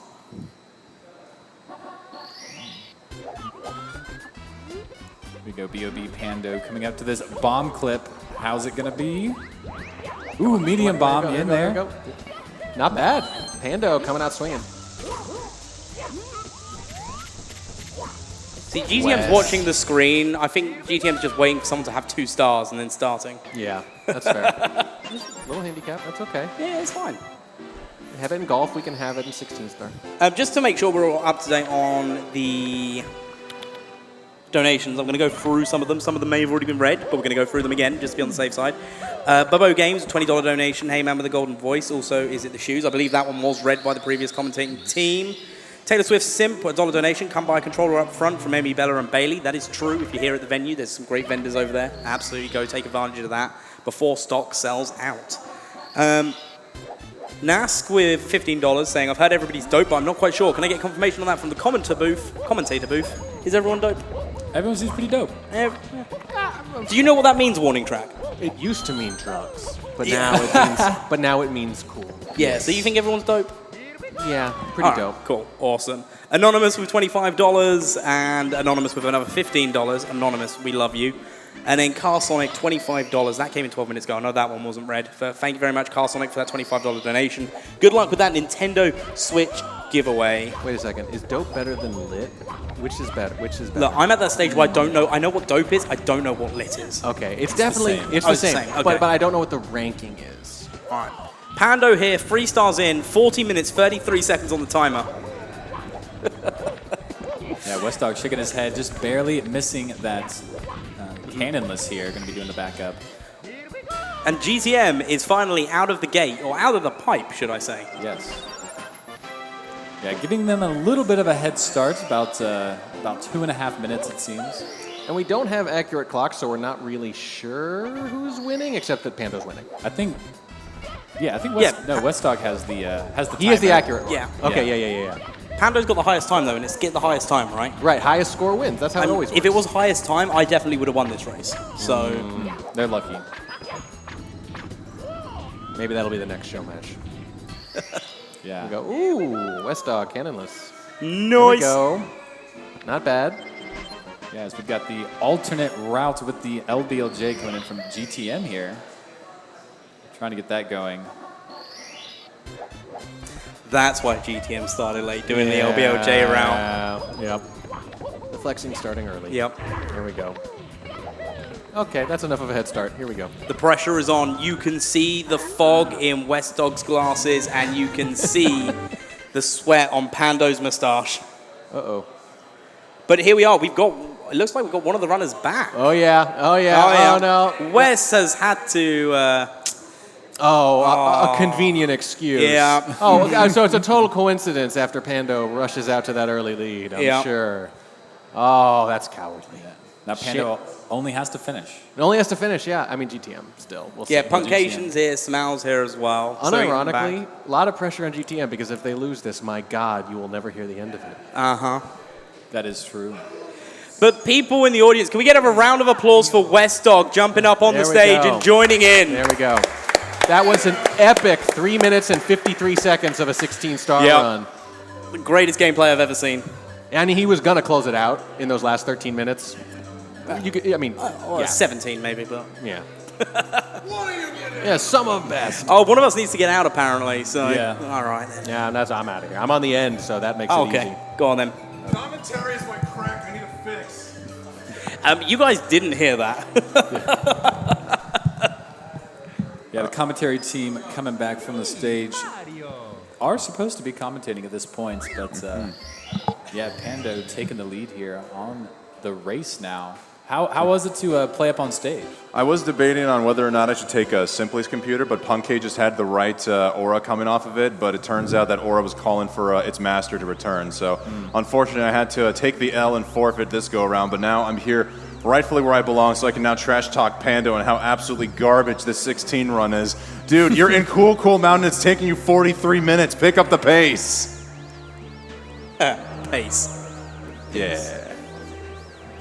But we got GTM, who is revealing their face to the world for the first time over the course of this week, and they did do it once on stream, but now we get to see GTM in the flesh, so we're going to see how good can GTM perform in front of a live crowd. Unfortunately, as he messes up that canvas setup. Do you know, I feel really guilty because I've been walking past, having chats with the people GTM's been hanging around with all week. Had no idea it was GTM until about 10 minutes ago. Yeah. And I felt really bad because obviously GTM did our commentary for our event. And Yeah, it happens. You don't know people's faces to their names. You know everyone through their names and through Twitter and stuff, but yeah, it's hard to put the faces to the names at some point. But GTM, hopefully we're going to see some pretty awesome strats. Long jump coming out, yeah, not getting it. That is extremely precise. backing up with a bit of a texture. Really hoping he was going to try to go for the backflip wall kick back up, but Hey! Nice done. So just so everyone watching knows what's going on, Puncation is back doing the 120-star runs. Whilst Puncation's doing that, we have Hey Pando and GTM racing in a 16-star. That race will continue until someone comes back to claim their computer. Exactly. Now, some good exhibition races while a lot of the runners were getting their stuff. We had a late start, and then they did no resets, so I think a lot of runners were getting lunch, and we just needed to do a few exhibitions, get everybody back. But we should have a really nice 120 LT after this. I assume everyone's going to come back, just nail all the runs. Oh! Come on, Panda, you're better than that. Well, maybe not. Oh, no. Shots fired in the booth from Mr. Wah. And remember, we do it because we care about each other. We wouldn't do it to the LTA runners. That is true. Yeah, we love each other so we can throw shade at one another, but I'm not here to tell you about Punkay and all the things that could possibly go wrong with this LBLJ, but of course, nothing is going to go wrong whatsoever. This is looking very, very clean as he's through the door. Very nice indeed. Making their way into Dark World now. Just like that, even Punkation's overtaken Panda. Dang. Oh, as GTM takes a little spill! No! Panda falling again in Dark World as well. Pando, you are so lucky you got bailed out by Punkay. I'd be smoking you right now.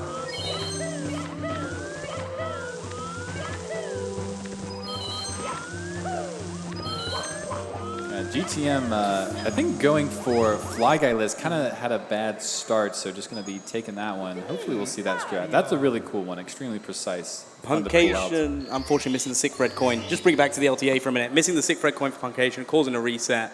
It happens, and the joys is we're no longer in no resets, so yes. That is true. Here comes the Fly Guy list attempt from GTM. It's looking pretty nice.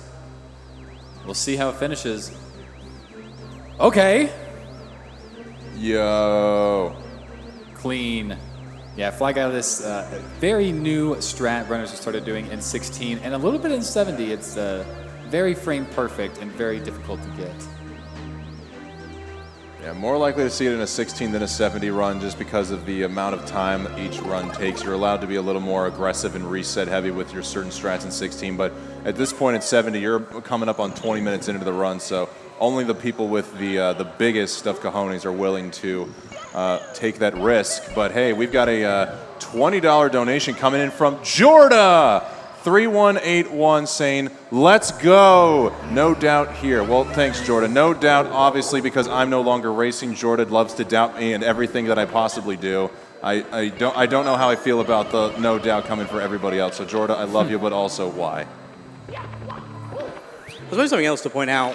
Both commentators next to me here both partook in the 120 Open qualifiers. Did you not? Yes, yes. we did. Yep. And how do you feel with your runs in the Open? As somebody who has very little 120 experience compared to someone like Markinator, I was just looking to complete a run and maybe PB, and the final run I did do resulted in a 7-minute PB and a very clean finish, and I had my adorable little puppy dog there to watch the whole way. So it's honestly one of the more fun times I've had running 120.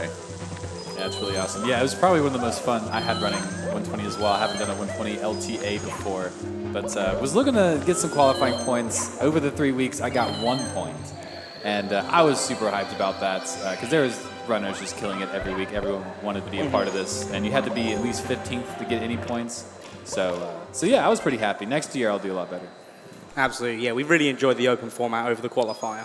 So it was great to see because we saw so many people. We had, I think, up to 40 runners during the qualifiers overall, if I remember correctly.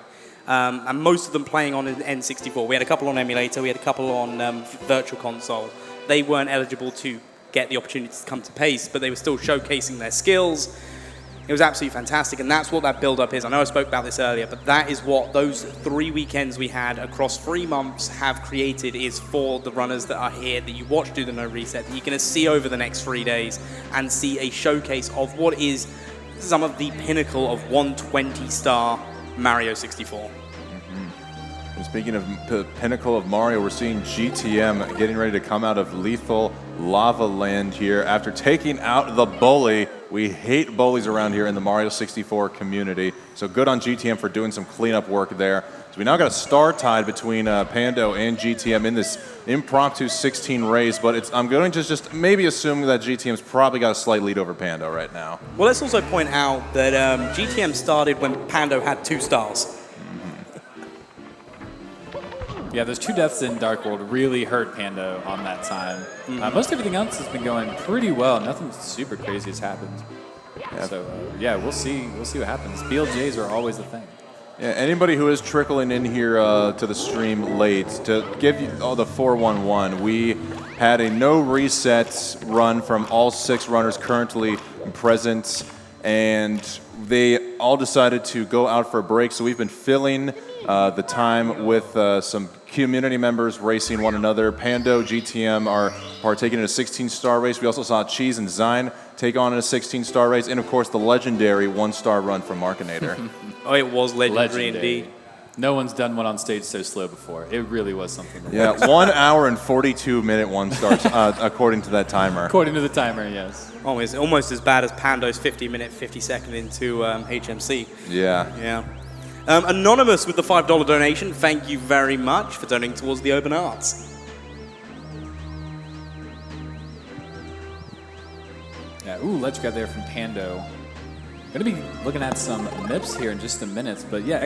Donate in chat if you want to get those in. We are filling in the time, so we would love to read some chats if you would like to get in on any of these prizes. $15 for the signed collectible stuff that we have, $25 for the brand new Nintendo Switch. So definitely get those in if you want to and have some fun with us while you can. And also as well, if you can't afford the $15 or the $25, even if you just donate $1 and want your message read out live on stream, live here at Pace, $1 donation, put your message in there, we'll still read it out. Within reason, obviously. Be sensible, guys, to an extent. Absolutely. Yeah, don't think about donating any money and saying something along the lines like Mr. Watt is a duty head. Yeah, look, don't say that. Look, I had a donation saying we love WA, so I'll take that as a win. Thank you very much. You guys can call me a duty head as much as you want. Ooh, GTM going for that really fast MIPS clip. Pando with the rabbit now. Yeah, speaking of duty heads, we've now got the rabbits for both GTM and Pandos. Actually, relatively close. Here we go, Pando looking for that setup. Angle looks nice, a little early, as GTM makes it into DDD. Now, Markinator, I do want to ask you, since you've got the higher level experience, is it possible to accidentally clip MIPS through the door with that wall kick approach, or is it practically safe? Like as you come up to the 30-star, yeah, the second door here, when you see people angle in as GTM did for the wall kick approach, I've never seen anybody get MIPS through the door without Mario going through. So is it relatively safe, MIPS worry-free doing that strat? Not at all. No, you can definitely drop MIPS in there. It really just depends. I don't know if it's any safer. I think the runners who just do it have it more practice and have their angles more set to not have the MIPS in there. But no, it's still like super scary. If not more so, because if you miss the wall kick and get MIPS through, Mario doesn't go through, but MIPS does. And I think that's kind of where the scariness comes in. A donation from Not Warning Track. Markinator's run was definitely legendary in the sense that people will talk about it for a long time. Thank you very much, Not Warning Track, for that donation, and good luck on the SM64 game cartridge. Identity theft is not a joke, guys, so make sure if you are who you say you are to put your name in there, and thank you for clarifying your Not Warning Track, because I'm sure that is something the real Warning Track would absolutely not say. Never.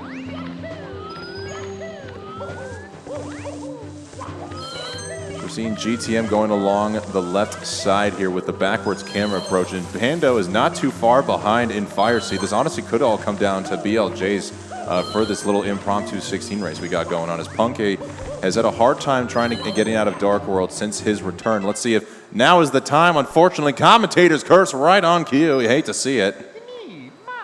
Yeah, but love to see Punky actually doing these 120-star runs. Only one at the moment. Oh, Pando's getting bullied, and he's burning himself back up. Oh, my goodness. Yeah, this is scary. Not a ton of life. There are some coins here, actually, so we'll refill up that bar. There we go. I mean, you almost wouldn't believe that Pando runs the game. Wait, Pando runs the game? Yeah, really? apparently so, yeah. I thought he was just a commentator. I didn't realize he's actually picked up and played this game before. Yeah, believe it or not, I believe everyone that's commentating here has played Super Mario 64 on the Nintendo 64. Really? Everybody? No, I only played on emulator. That's crazy. Once I'm out the booth, though, I'm going to do my first run in the practice room. Hey. Absolutely. There you go. Maybe you should race. You should race a warning track. Hey, that'd be fun. Nice little commentator's race, role reversal type deal. Yeah. Yeah, first runs for both of us on console. Yeah. Hey, Panda looking to go BLJ's. GTM getting it instantly through that first door. Obviously, BLJ is known to be somewhat RNG reliant. There are consistent strats if you want to BLJ off that first stair. As we see GTM very close, but getting its second go. That was super clean. Yeah, PB is unfortunately dead here for GTM as he makes his way to Bowser in the sky. His personal best is in the 1450 range. I want to say he's still at a 1456, and he's at the 15-minute marker here in Sky. So he's just looking to apparently avoid the baby piranha plant, but just close this one out strong. I didn't think anyone got hit by that. It's very, very rare. $15 donation from Boxmeal. How much money to see Westdog yeet the baby penguin off the stage? Apparently $15 might be enough. I might need to go do that if we have got a free computer afterwards. Oh, so we need another $15 is what you're saying? Possibly. Yeah. Boxmeal is a absolute psychopath. He is somebody who's willing to go yeet the penguin for free. So he's just wanting me to stoop to his low and morally corrupt myself. But I'm only willing to morally corrupt myself for money, just like anybody else in the world. That's pretty much the definition of moral corruption there. There you go. Yeah. No direct trades. All right, his GTM is... Whoa! What was that movement? I don't think I've ever seen a triple jump dive to that ledge before. Well done, GTM. Yeah, that was absolutely insane. I don't know what just happened there. It looked like GTM clipped through the elevator there as well. But into these throws, we're seeing some one throws getting smacked by Bowser. As Panda makes their way through bits. Here we go. Yeah, with that we got Punkation now out of a Dark World on the 120 run. There we go. Things coming to a climax here. I've been holding on for so long, I'm just waiting to climax. Hey, Panda coming up to these stairs, falling on him, doing some silly kicks. Here we go. Oh, as GTM has got Pac-Man now on the stage, really having Pac-Man open his mouth wider as Bowser stomps on the stage. There we go. That's looking like throw number 2 as the stage collapses around him, but he keeps his cool, and he's now about to get a sub-18 16-star time. GG's to GTM, not free by any means. Had some really nice strategies, some really nice execution as well. Yeah, and we'll see GTM finishing off a 16-star run with a 1750. Can we get a round of applause for GTM coming up on the stage with a 16-star race? His marathon debut, you'll love to see it. That's right, we got Hey Pando coming in hot as well, looking for 3 for 3 throws. Hey Pando also doing a run later today in, I believe, GeoGuessr. Yes, I heard that. Yeah, that'll be later tonight. So if anyone's still about after the LTA, stick around. You'll see Pando in speedrunning a game of his own. We're seeing Pando close out his throws here. That's looking like... That's going to be one. Number 1. Oh, not quite. Very close. Very close.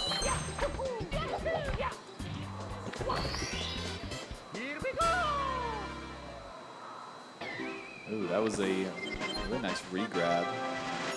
Mike 3, is that going to hit? No, it's not. Just a little bit too far off.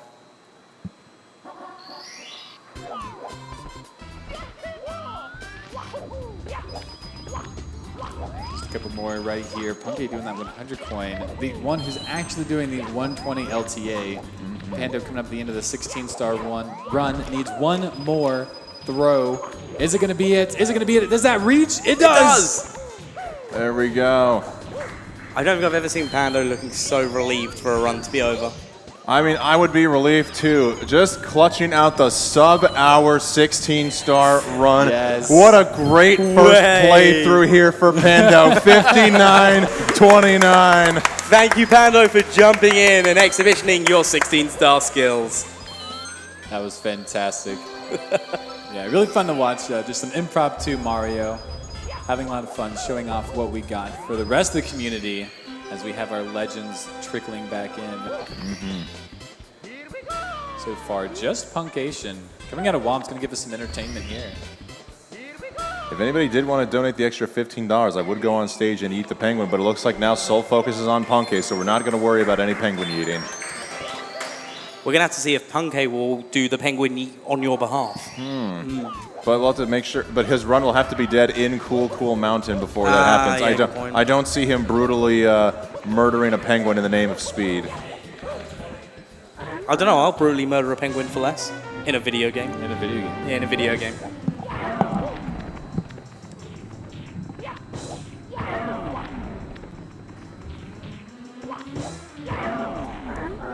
Yeah, we got Punkation here finishing up this Womps. Got a little bit of a breather here. Does Pando want the mic back? Pando walking around taking his victory lap. It is. It's a full lap. But there's some real solid Mario here. Oh, Punke getting zoned in. But these prizes really are cool if we hadn't explained them enough. Star Wars Lego Buildable Puzzle Kit with all of the Lego Star Wars runners, a Japanese cartridge with all of the Mario runners, and then this Super Mario Brothers 1 cartridge with all the runners plus some, it looks like, because there's so many on here. Let me count 2, 4, 6, 8, 10, 12 on the back, 14, 16, 18. Looks like 19, maybe 20 signatures. Well, it's also including one of the signatures for the person that designed the simultaneous display we got during the Mario Brothers 1 LTA event. Yeah, so that whole crew is up there. Very nice pieces of history here with all the runners. Yeah, Cosmic, GTAs, Bismuth, some really incredible names on this cart.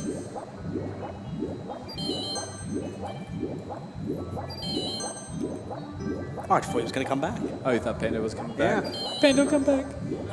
Come back. I thought you wanted your space back on the booth. Pando, come back. Right, we heard it here, guys. Pando doesn't even know what's going on. That explains We want a lot. you here in the booth. Ready to party, cool. Well, yeah, we will get back to the regular scheduled events here. And hopefully Pando will realize we're playing Mario 64, not Mario Party. So, yeah. Right, so back to the 2 comms. Absolutely. Thanks for having us, guys. Have a good one. GG's. Good luck, Punke.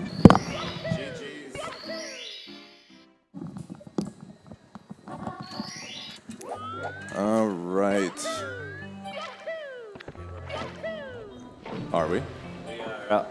Yes, we are back. It's pretty legendary. And now we've got Punkation on the screen. We are live right now.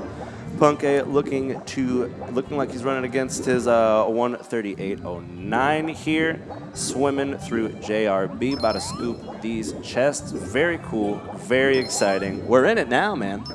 We are in it now. Yeah.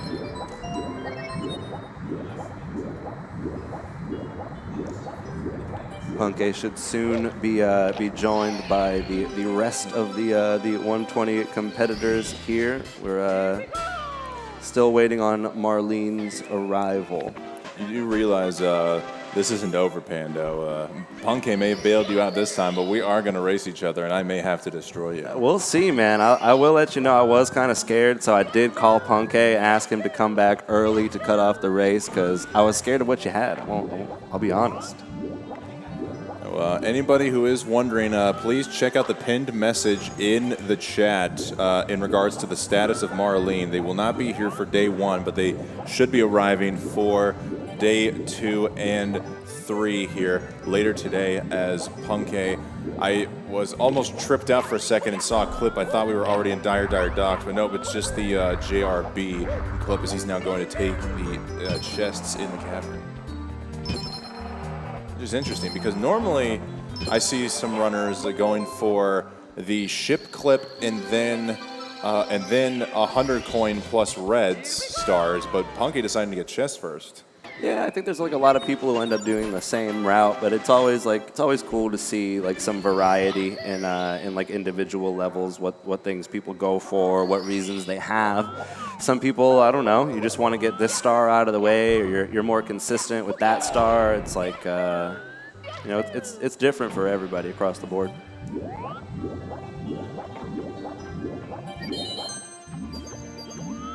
Punkay looking to do work in this JRB 100 coin right now. And JRB, like, I'm not going to lie, I like JRB, dude. I think JRB is cool. I feel like a lot of people, consider it maybe not the most thrilling level in the game. But once you're once you know what's going on in here, you know what kind of like to like look for and whatnot, there's actually a lot of exciting stuff happening. Someone in the chat let us know that Punkay was trying to go for frame walk in Jolly Roger Bay, but did not accomplish that, so they had to go for chess as a backup. So we'll likely be seeing the cannon shot from them later on. Indeed. And now, I wonder, is Punkay... So he's bailed on frame walk. We're going to see the cannon is basically what you're saying. Exactly. That's smart. I don't know. I think sometimes it's like smart to go for like something like a little more risky if it's either not going to be like that punishing, or if you know you can make up some time somewhere else with like another strategy or something like that. Now, for the people at home who don't know this is being held at Xanadu Games in Laurel, Maryland. We also share this venue with a horse racing track, which I think explains why we have the theme of this $50 donation from Aaron saying Punkay is the horse I'm betting on today. Well, Punkay unfortunately is not a horse. They are a human being. They may be built like a horse considering how much endurance they've got in this 120-star category, but no, still very much a human. Can confirm he's not built of horse in any way, shape, or form, but thank you for the $50 donation, Aaron. Best of luck to you in the signed SM64 cartridge raffle, and Anonymous, thank you for the $5 donation as well. Indeed, and I would not say that Punkay is an irresponsible horse to choose by any means. I think that Punkay has like shown time and time again that he is consistent in these LTA formats. He is generally always seems to be able to put together a run. I think it takes a lot. It's like one thing to be able to do a run in your house where you're comfortable, you're like at your computer, it's sick. But when you're on the road and like you're on stage and you got to put it all together, it takes a whole different like set of skills almost. And Punkay is one of those dudes who over the years has consistently been able to perform under pressure. I am genuinely amazed at anybody who's able to go out and perform this kind of category in front of a live crowd for multiple days and hours on those days at a time. Pando, I hope I'm not trying to psych you out when I just say this, though. For my run last night, I was so incredibly nervous getting in front of a crowd for the first time. My watch clocked me in as doing the equivalent of an hour's worth of cardio. My heart rate was so high. So I just can't imagine the amount of nerves that people must initially go through when getting on stage. So to just see people like Punkay, Simply, Liam, who are all veterans in this kind of format, keep coming out time and time again, it's truly astounding. Yeah, it's cool. And on the other side of the coin, we got some new, like, fresh faces here in the LTA. I think it's really cool. We got like Marlene, Smau, Beast Assassin. Like these are some hungry runners. You know what I mean? And it's if you look across the spread of everyone's PB, right? Like it's not like everyone's got a 137, right? But it's not even about that in the end. It's about putting together the best time that you can during these 3 days. It's like it's not a guarantee that anyone's going to put up a time like that. It's not like someone's gonna world record or anything. Mm-hmm. So it's really cool that I think everybody kind of has a shot. You know what I mean? If some of these newer runners to this competition specifically, not newer runners, but if they can PB or get close to it, then we're going to see some hefty competition for the top spots. Yeah, honestly, when you see these runners day after day just constantly streaming 120-star attempts just in a quest to get a PB, I couldn't imagine even just the extra pressure to perform up to that kind of level here in the marathon over the course of a few days, as you were saying there. So it's not all about having a PB, just hopefully everyone's here having a good time and fortunately not losing their noodles. Indeed, indeed. And it's cool. It's like, I mean, Punk's run right now, plus 30 out of JRB, like that can be tough sometimes, you know what I mean? Maybe a run that you normally reset, but in an environment like this, like Punk knows he doesn't necessarily need a PB right now.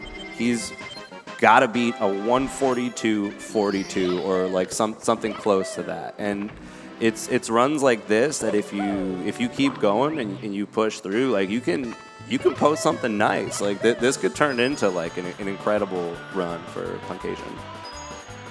Slide predictions, Panda, what do you think? I'm going to say 12-8 again. I'm saying 12-7.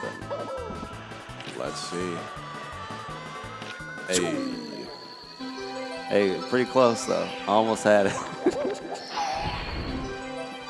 Maybe the clock rounded up and it was really a 12-7-5, in which case we can say we're both right. Let's go with that. I think that's nice. And so now we're going to see Punk making his way to Bob Battlefield for the first time since coming back. It looks like we see Smau making a return to their station as well. And I can't quite see the far end of the stage from here, as we're actually seeing Big Dad Simply making his way back to the stage as well. So everybody's slowly trickling on in here. And Pando, looks like you're not the only one rocking Crocs. Even Legendary Simply is rocking them as well. Dude, there's a lot of Crocs in the space today. Everyone's looking great. It's getting me pumped up. I saw Sarah Staranka rocking some Crocs earlier. There's a solid contingency here, I'd say.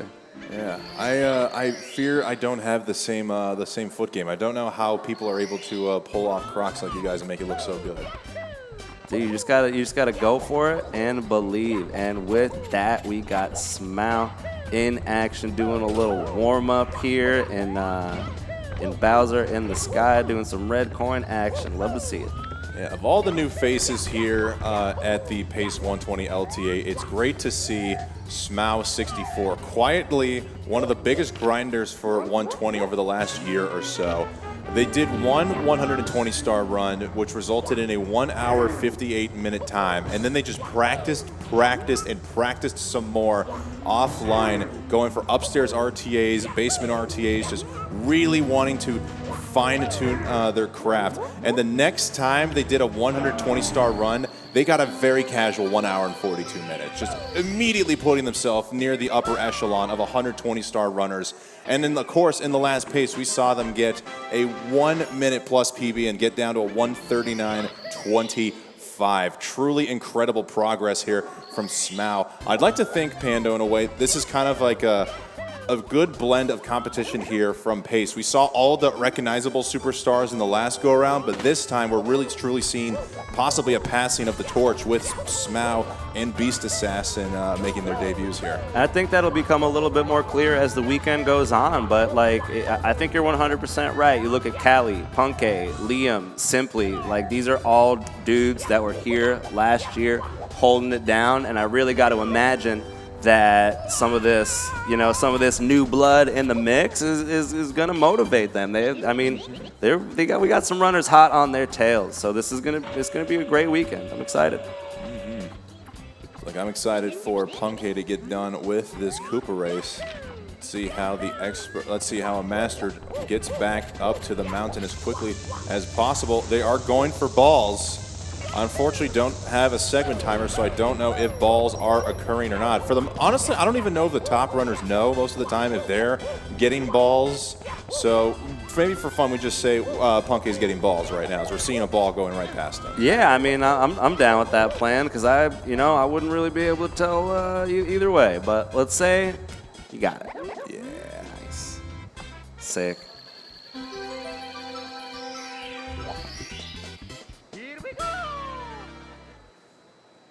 Seen Smau practicing their throws. Everybody's got to practice, just be warmed up for throws. It's a big moment regardless of what pace you're on. And apparently Usamune saying they like Chopin, easy come, easy go. There you go. It took me a long time before I realized Usamune had custom messages at the bottom of the screen like that. It's pretty sick. It's a nice little touch.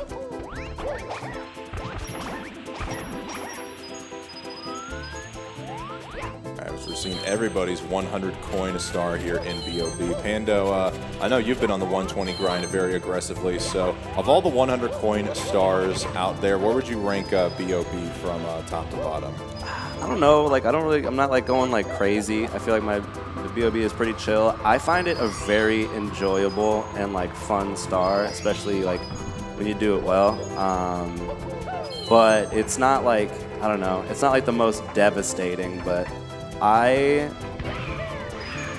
you asking like 1 out of 15? Like 1 being the best one, 15 being like the worst one? Exactly, yes. I'd probably put it at like a 5 or a 4, as far as I like it, enjoyable. Very nice. Maybe a 3. Oh, maybe even the top 3. I don't know. We're liking what we saw out of Punky. There's 68 coins out of the air. I believe after getting just bopped by one of those Goombas, does take a revenge kick to their face, but now we only need to see Punky going around 3 of the poles here and grabbing the rest of those 8 red coins in order to get out of this stage. So we're seeing him going for 100 plus reds in the middle of BOB. Again, another one of those little personal preferences. You see some people going for 100 coin plus reds last, and you see other people going for it here in the middle before taking on the 2 stars on the island. As Smau is practicing for the Toxic Maze BLJ. The dude's cracked. That was clean. Very, very clean.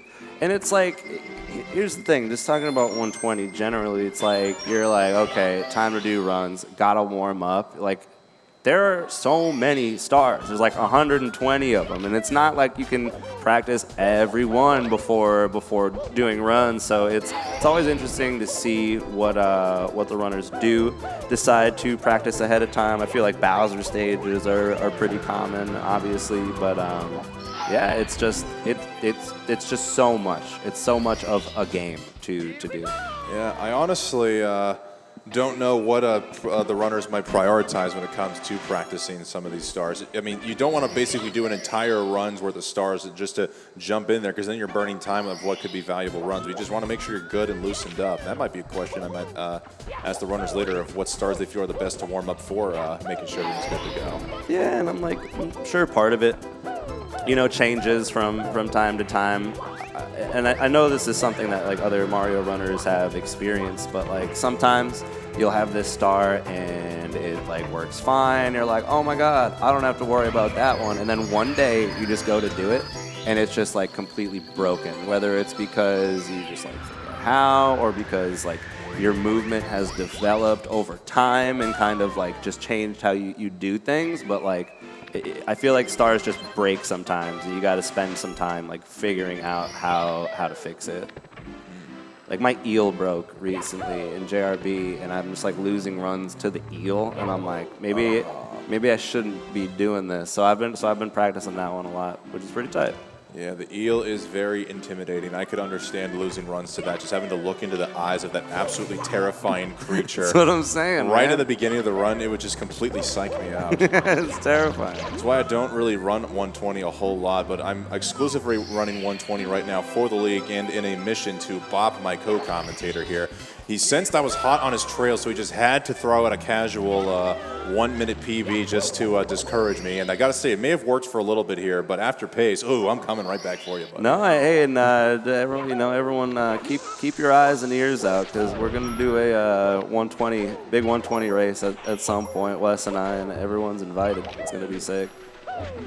Just like everyone's invited to see if Punky can back up this star. Missed Pillarless and is going to get the Klepto back up with a nice takedown of the Fly Guy. I personally think Fly Guys are some of the worst enemies in this game, so I am all for the destruction of Fly Guys. Yeah, I feel that, man. They can be a pain in the buns from time to time. Mm-hmm. So it's good to see justice served in a moment like this. Let's see if justice will be served for Punky's pillarless attempt here on the second go-around. Gets a nice Tama set up, and boom, pounds his way into the hole. There you go, and like we were kind of talking about it earlier in SSL. Like in 120, you miss plus 1, 2, even like 3 times. It's okay. There's some backups that you can do. Like we just saw Punke. He probably only lost like a few seconds on that. Like that's huge. That's big stuff. And if you can contain your mistakes, specifically with Pless, to a quick little backup, then you're gonna be cooking, man. The thing I'll be curious to see here, Pando, is since we don't have all the information we're looking for in terms of splits, Punke's personal best is what he's comparing against right now with the 138.09 as he takes a really rare triple jump dive, trying to go for the movement there for this red coin star. Very interesting. But his event PB right now from that no reset run is almost 5 minutes.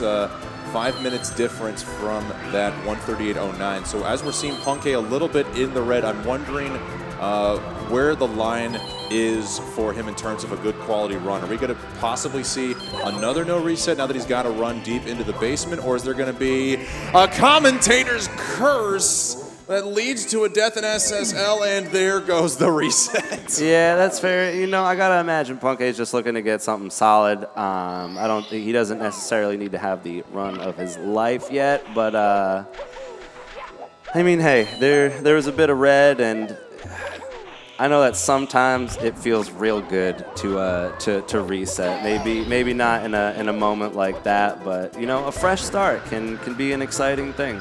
I'm just getting so sick and tired of cursing Punke, man. I did it in the last run, or the last pace, where he was on event PB pace, and I said, if I'm really cursing Punke, then may the run be struck down right now as he dies in bits. Why am I cursing Punke? I have nothing against Punke. Can we please just get a good run from Punke? I don't know. Hey, you know me. I don't believe in any of that business. If there's cool stuff happening on the screen, I'm going to talk about it, man. You got to do it. And speaking of cool stuff happening on the screen, we have Beast Assassin back in action right now, doing a little warm-up in Rainbow Ride. It's a good time, man. I'm pumped up.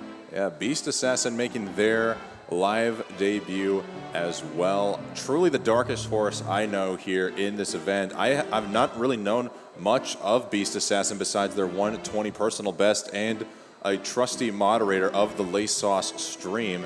No, Lace Sauce has been here rooting and cheering and supporting Beast Assassin. Just looking forward to seeing him making some strides and putting a huge exclamation point here at base. Heck yeah, and what I do know is that Beast Assassin showed up for all 3 qualifiers, popped off, and is now here jamming in Maryland. So I'm very excited to see what he can do. I think he's gotten some solid PBs in recent memory, and I think there's still some more potential. You know, we'll see if he can pull something nice out this weekend. I believe for sure. And we've possibly got some more potential to reaching the halfway mark for our donation goal, as we've got more donations coming in from a bunch of anonymous donors, as we've got a $5, a $20, and another $5 dono from Anonymous, and Anonymous. Thank you guys for that. We're almost at the halfway mark to reaching that $30,000 goal, and now we see the legend Callie making a return as well here to the stage. Hopefully they're fueled up and ready to go for the second leg of day 1. I'm into it, man. I like those donations shrouded in mystery. You know what I mean? You're like, who is it? Who is this anonymous donor? There were 4 of those. Could be a whole team of anonymous folk out there. Or I always wondered, when I did Lego Star Wars commentary a couple of days ago, my co-commentator's name was Anonymous. So I'm wondering if, for some reason, Anonymous is just trying to really get their name out there and just spam a whole bunch of donations. Honestly, you got to build the brand, and what better way with some sweet donations to Urban Arts. No, as Callie's not even going to warm up. They're just hopping right back into it as Beast is now getting ready to go for some runs themselves. That's really cool. We got Beast Assassin and Callie about to start a brand new Mario 64 adventure. As Punke looks to have left the chair after getting that red coin star cleanly. on the reset. So now it looks like we just got a race between Callie and Beast Assassin. Let's see how these ones carry through. Yeah. I hope that both of these runs just go the distance and we've got like a hype race to watch like in the mix, you know?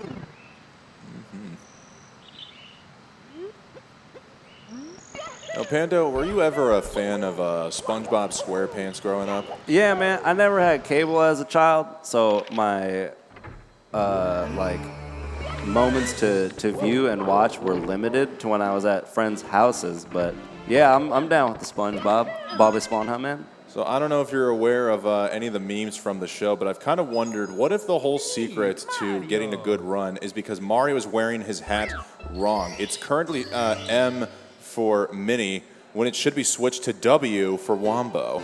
You know, that's a great point. That's a great point. Maybe he could try, you know, flipping his hat upside down to experiment. Very clear that Mario, being an advanced plumber, has talents that extended to hat-making abilities. So I think that hat is easily reversible, and he could just flip it inside out and bring the W. That's pretty sick. I love that.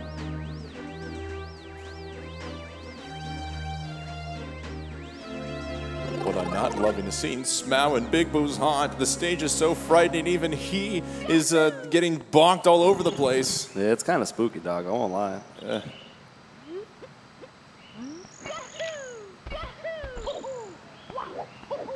Seeing Callie going for the jump dive Lakitu skip, just so amazing. It looks really cool when people do that, I won't lie.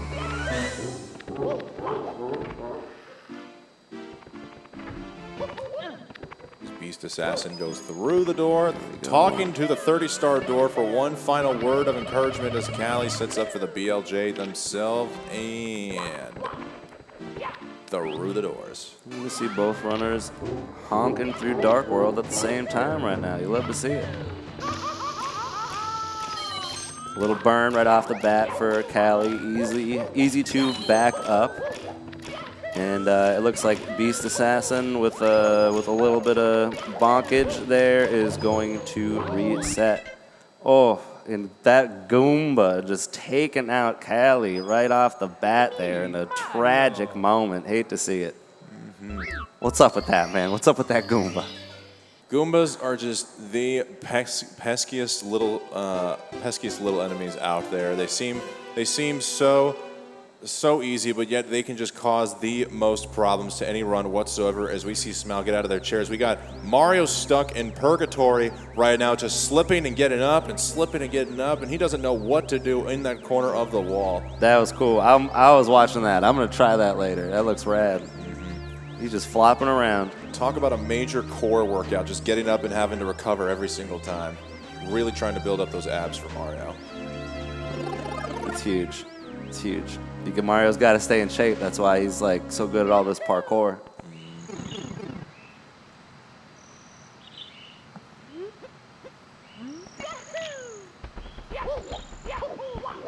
All right, the majority of the runners have now made it back, are on the premises, so to say.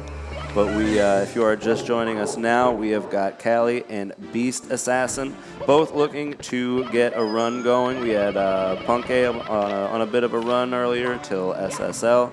It ended tragically, but we move on. You know, you got to do it. We're seeing, taking a look at the chat here, we're seeing Callie express his truest emotions here in the chat with a whole bunch of spinning toast.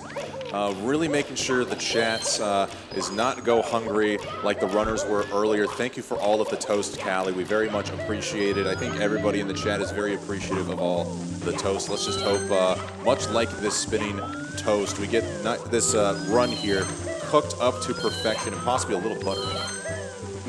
I think that would be great. That would be great. Callie running into a moment of trouble there near the end of Dark World, but looks to be cleaning it up just fine.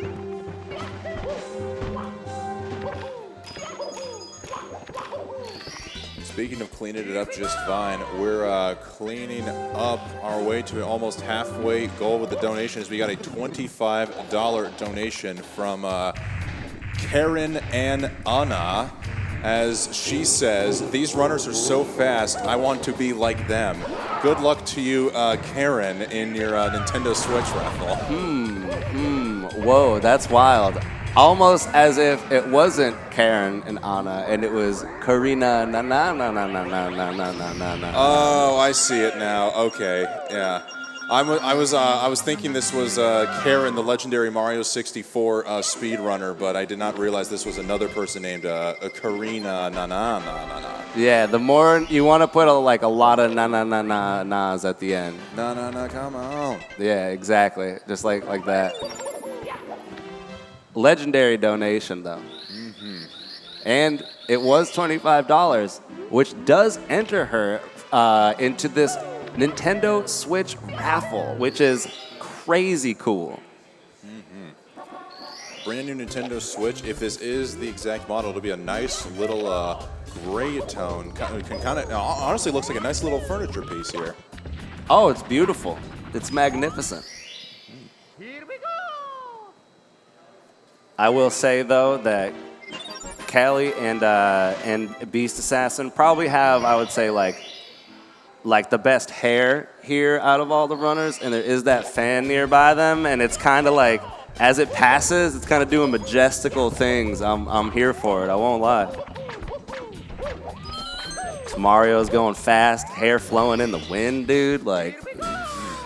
Yeah, not only has, Pando, one of the questions you always ask your chat is it the shoes? Great question. Maybe sometimes it is the shoes, but I've always wondered if it's the hair, because we see people like on the 16-star end, Slippery Nip and Green Sweegie with an immaculate flow of hair, and of course that makes sense why they're the top of the 16-star world. Over the course of the last year or two, we've seen Callie as well really working on their hair flow as well. Just take a look at what he's rocking right now. He's humbly smiling just knowing all the work that's gone into that hair, almost as much work as he's put into his 120-star grind. So I'm genuinely wondering if he just knows the true secret to being the top of the 120 world is with a good hair. It's magnificent, man. I won't lie. And it's like, just to build on what you're talking about here, GTM recently revealed to have the flowing locks. So like maybe there's something going on here. Maybe the key to being like real fast is to have some sick hair. At least hair on the top of our head. We both, of course, are trying to grow out our mustaches to improve our ability to play the game. Not sure how the progress is going, but I'm still having a good time. Yeah, I feel like, being able to relate to Mario on like a deeper level, both having the mustache, I feel like it connects us in a way, and we do go faster because of it. Absolutely. Really trying to get onto that spiritual plane to understand what it's like to become the Mario. That's what I'm saying, man. Hey, I'll do anything to be faster at this game. Well, most things. I'll do most things to be faster at this game. Yeah, I was going to say, there are a lot of people in chat who say that Punkay would do this. Like, people just filling in like, Punkay would give $100 for this run, or Punkay would smash a door for this run. So are you sure you're willing to do anything? No. But most things. Most things, all right. Dude, we might have to ask Punkay about the hair question, because I know Punkay used to have the flowing locks. You know what I mean? And we're gonna have to see what he thinks. We'll have to weigh in. Yeah, he's now recently kept his hair short over the last year or two. So I wonder if there's ever been any time he's missed his flowing set of locks. You ever have long hair, man? I've tried, but I'm even trying to grow it out right now. It just looks so uneven. I can't ever get past the awkward middle phase. The awkward middle phase, classic. I used to have like super long hair, so I know all about it. But it's worth it, dude. Once you get past the awkward middle phase, you're just like, you're flying, man. I believe in you. At least somebody does. Thanks, man. Hell yeah. We're seeing Callie getting ready to close out Womps here with the Fortress Star. Ooh, gets a nice double jump to the platform. Ooh, that was cool. And we are going to see Callie in the green here, running against a 140 flat. That would improve his time by about 2 minutes and 42 seconds if he were to sync up with these splits, so to say. But I like this approach. I like this strategy. Callie's saying, I don't need to PB. I just need a solid run to make it to the end. He's in first place already, dude. Yeah. He's chilling to a degree. Yeah, actually, one of the truly astounding things about Callie is his consistency to do well in these kind of events. I don't have all the rankings in front of me, but I know Callie finished third place in the overall points. Liam got first place every single week, and then Punkay finished second. But Callie is pretty much right there with these guys in terms of churning out some really good, consistent 120 runs. And it just goes to show in that first no reset, he's in first place right now and just rocking it here in Jolly Roger Bay. Yeah, and I think one of the key words that you used there is consistent. And I think that to have made it to this point in the competition, that is what you have needed to be the most. Because everyone running super fast. Everyone in qualifiers, super fast. There are some monumentally speedy players that are not on stage this week. And I think that has to do at least a little bit with the consistency. If you couldn't pull it off on those 3 weekends during the year, then you're not going to make it to the stage. And I think that everyone here has really earned their spot and shown that they truly deserve to be here. Frame walk attempt here from Callie, getting high up on the pole and connects. Well done there, Callie. That frame walk strat really being used in the 120-star runs recently. I believe it was originally discovered by Circumark. If not originally discovered, at the very least made RTA viable or well known to the community by Circumark. And it's a much, honestly, quicker and seemingly more just as consistent as the previous frame walk, where you'd go on the other side of that post and have to get all the way to the top before sliding down and having just enough speed to make it there.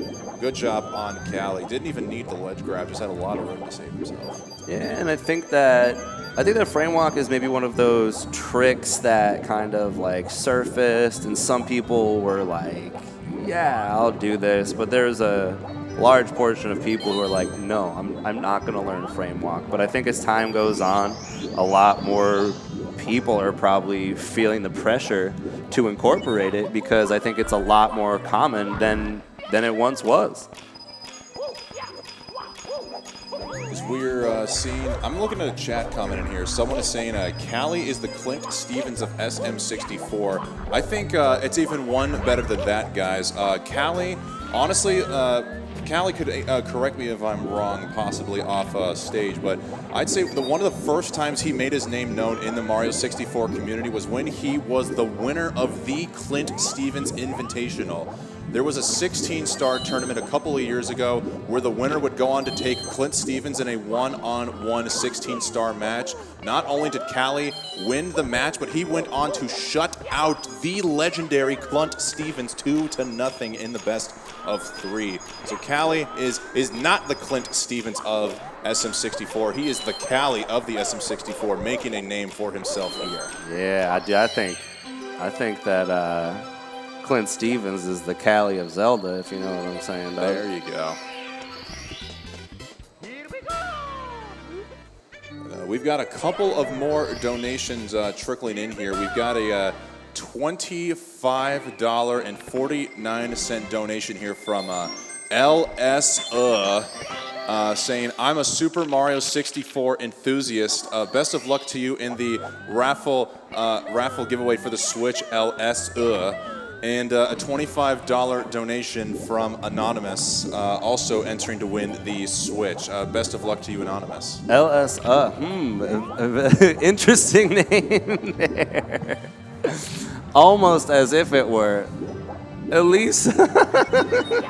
Elite. I don't know where you're getting that one, Pando. I can maybe see the Karina na, but I don't really see how you can get Elise from this spelling here. I think we may have to agree to disagree. Yeah, it's wild out here, I will say.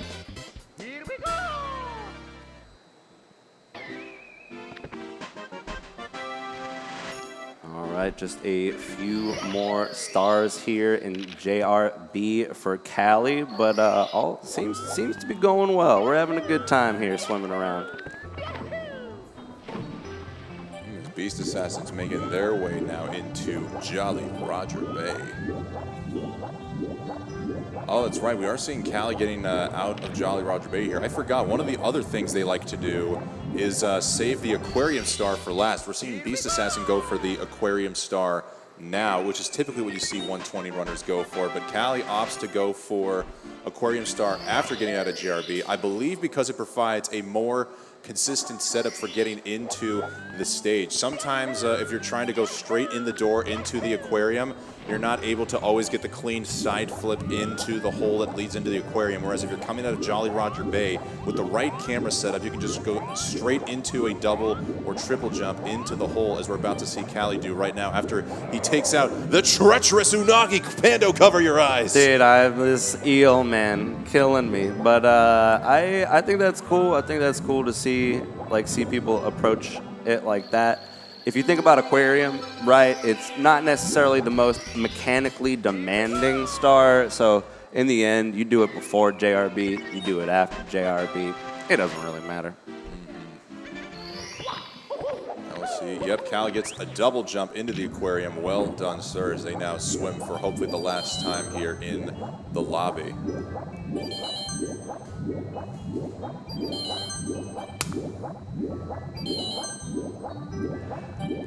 And you know, a thrilling aquarium this is by Callie here. Water is the gift of life. How could we ever really not enjoy the water stages? Indeed, indeed. Yeah, I also love this this cool slide ground pound thing at the end of the chest. That's a cool trick, man. Oh, Callie decided to go into Mario Cam there. I've always held C up in Lakitu Cam, but I wonder if Mario Cam might be an even better lag reduction. Oh yeah, Mario Cam's sick. It doesn't feel like you're flying swimming through quicksand anymore. It's cool. Would recommend. That's one of the great things I've actually enjoyed about switching over to console. I used to play on emulator exclusively, Pando, and I pretty much made it very clear I was going to live and die by emulator, but I think my computer decided to turn against me because Project 64, which is one of the only 3 acceptable forms of emulator for the leaderboards, crashed and no longer worked. So I was all but forced, if I wanted to continue to submit runs onto the leaderboard, I had to play on console starting soon. And you know, honestly, I hope it's improved my knowledge of the game a little bit because you really take into true understanding the different lag reductions that go into saving time for this game, and just really get to appreciate the camera work that goes into all these moves from the 120 runners. You really don't realize just how much the camera comes into play until you start having to do it yourself. Yeah, it's crazy, and it's I don't know. One of the things I really like about Mario 64 is that someone who knows nothing about the game, it's still pretty easy to understand. You're like, okay, that guy's jumping on this thing and going fast. It's pretty straightforward for the most part. But once you kind of get into it and you get in deep and you start learning about all the different lag reductions and all that, it really is cool to see how much goes into some of these stars, and it's really cool. I think play on whatever you want, dude. Emulator, console, VC, dude. Just I think Mario's sick, but I will agree. I have really enjoyed playing on console. It feels good when you play it.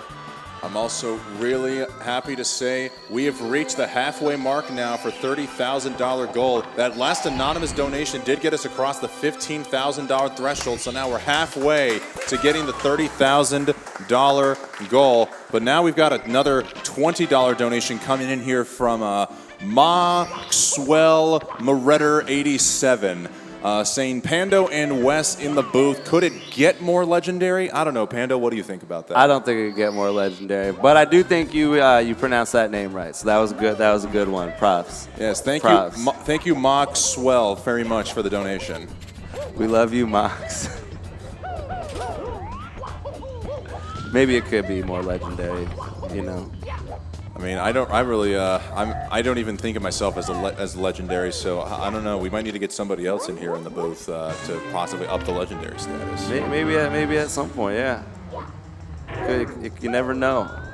Maybe we can call on King Bob-omb as Callie is quickly about to dethrone him here at the top of Bob-omb Battlefield. We might have to reach out to him and see what he's got to comment. I would love to interview Guy and see what he's got to say. You know, so much Mario over the years. You know, he's been in the mix with so many legendary runners. What's that guy got to say about Siglemic? You know what I mean? Oh yeah, really have truly been around for all the runners past, present, and future. A lot of knowledge in there. We're seeing Callie getting ready to race Koopa. I think, we're actually getting King Bob-omb into the booth right now. I'm going to hand the mic over to King Bob-omb. All right, Pando, if you want to sick. ask the king any questions, please go for it. Yeah. Hey, yo, what's up, King Bob-omb? Oh my God, that's so aggressive. I have a question for you. Who would you say is the fastest dude with the bomb in town in your experience over the years?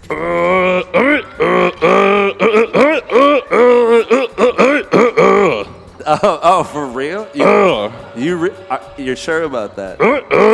Damn. All right. Well, the King Bob-omb says that I'm actually the fastest dude on the streets, and it came as a surprise to me as well. But you heard it here, folks. I'm the fastest dude with the bomb in Bob-omb Battlefield. Thank you for the interview, King Bob-omb. That was huge. All right. Well, now we're gonna move on. We're gonna have West Dog coming back into the booth with us here as Callie. We'll say he got balls too, right? Mm-hmm. Callie, well, Koopa was up there a little bit slower than what I recall from Punkay, but just for fun, we're gonna say Callie got balls. Yeah. Definitely. No doubt in my mind. Oh, as Beast Assassin's splits don't appear to be working. I don't know if they got an auto splitter going or what, but still, they're going to be getting out of Jolly Roger Bay with 14 minutes and high 30-something seconds. So I want to say they're about 14 seconds off of their personal best. Still very much ahead of that 146 they got in the no reset. Here's another strat Callie likes to do. I don't see too many other runners going for is they go into Mario Cam as they slide down the slope there. That's cool, yeah. Ooh. Some swift coin grabbing there from Callie. And dude, I don't know. You gotta give. I hate running without splits, so much respect to Beast Assassin for just saying, you know what, I'm just gonna keep rocking. I'm gonna finish this out. Beast is clearly on a whole nother plane. I mean, look, his hair is clearly flowing indoors. We don't even have wind right now. His hair is just so magnificent. It's just flowing all over the place. He's just in the flow state. It's a natural flow, and you love to see it.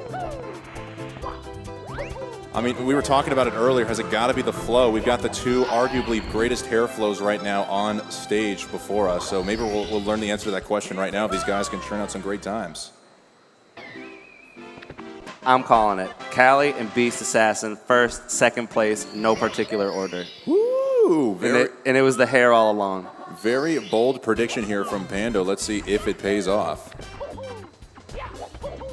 And speaking of paying off, we've got another donation in here from them Arwa saying, I hear there are other legendary commentators too, right? Right. Well, them Arwa, I would like to say there are some other legendary commentators out there. Markinator99 and Warning Track, who we had here in the booth earlier, are definitely some legendary commentators for sure. So hopefully we'll get to see more of them later on. I agree. I feel like I can't help but feel like we're missing one. I feel like we're missing. Are we missing one, Wes? If so, I don't know. I've only just gotten here later on in the day. I'm not too familiar with all the commentators who embarrassingly say so. So if I am forgetting someone, my sincerest apologies. I feel like it's someone that them Arwa knows really well. Oh, wait, yeah, you're right. I think it's that the other dude who was co-commentating with me while you were doing your 1 hour 16-star run. I think his name was Malden. Was it the Wister Malden or something? Yeah, I think so. Okay. Sick dude. Yeah, he seemed all right.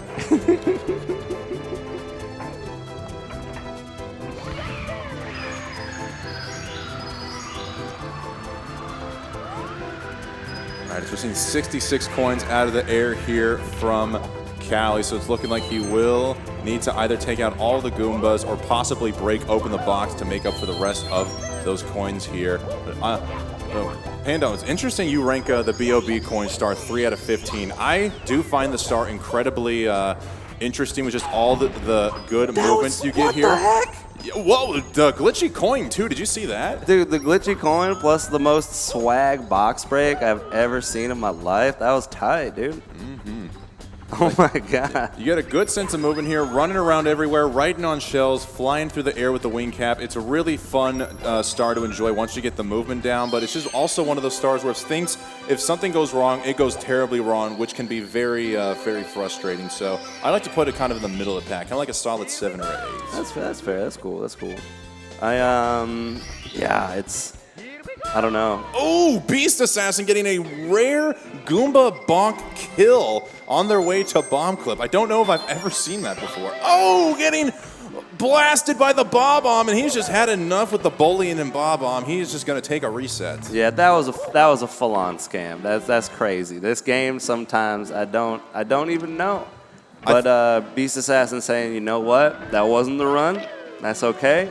We're going to fill it up again. I think word got around that with a name like Beast Assassin, the patrons of Bob-omb Battlefield had to take out Beast Assassin because nobody wants to see anybody assassinate Mr. Beast. Very fair. Maybe they're fans, you know? I mean, honestly, who isn't a fan of Mr. Beast at this point, it seems like? That's a very fair question. I don't know. I think that guy's cool. What's also very cool is Callie now coming into arguably the second or third hottest stage here in Mario 64, and that is Shifting Sandland, as he immediately goes for Pillarless, gets a Gautama, and right in the hole. That's what I'm saying, dude. Like, hitting plus right off the bat, when you get into SSL, is like a huge confidence boost. Like, yeah, you can back it up like a bunch of times. They're not going to be that costly, but when you just roll through and slap it down, it feels great, man. All right, and now we've got a $30 donation coming in here from all caps Dog Waffles. Dog Waffles saying $30 to hear West Dog's best Wahoo. I'm assuming that's also in the tone of Mario. So for Mr. Waffles, I'm going to attempt my best here. Woohoo! That was really good. Really? That was sick, yeah. Oh, thank you. I appreciate it. Yeah, no, nice. Good stuff. Hopefully that was $30 worth. I would say it was. I think that was solid. It doesn't really get better. Well, have you ever tried a Wahoo there, Pando? I've wad, I've hooed. Do you want to give us a quick little Wahoo now, or are we going to need to see another $30 donation to make it happen? I don't know if we're going to see another $30 donation, but I think another donation coming through, I'd Wahoo. If anybody's willing to donate to hear Pando go Wahoo, feel free to come donate at !donate in the chat. As we've may have a new donation. I thought I heard. I don't know. Maybe I'm crazy. I think somebody just really wants a new donation to come in. Yeah, I think any minute now. Any minute now. I mean, I feel like there's a lot of people out there dying for me to Wahoo. And this is really just their opportunity. I'm going to tell them right now.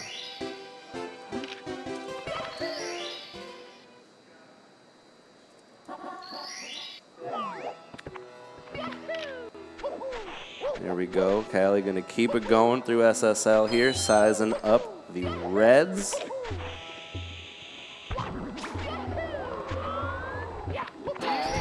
And if you're just rolling through, or if you're new to the scene, we mentioned it before, but it's worth saying again that Callie is definitely one to keep your eyes on,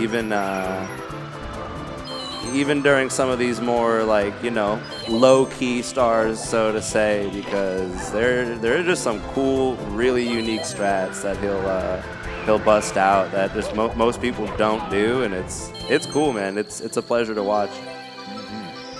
We're seeing Callie clean up reds there very nicely, getting the butt slide across the slope all the way into the triple jump for that 7th red coin. Honestly, some of the cleanest red coin movement I love to see in the shifting to Sandland. And now it's time for the real test here in the stage, the infamous 100 coin plus secret stars. Let's see how it all starts up here with Callie trying to line up for the Bob-omb Fly Guy combo, and boom, down they go. Callie unfortunately missing out on a coin there, but quickly takes out the Pokey. Now grabbing the wing cap.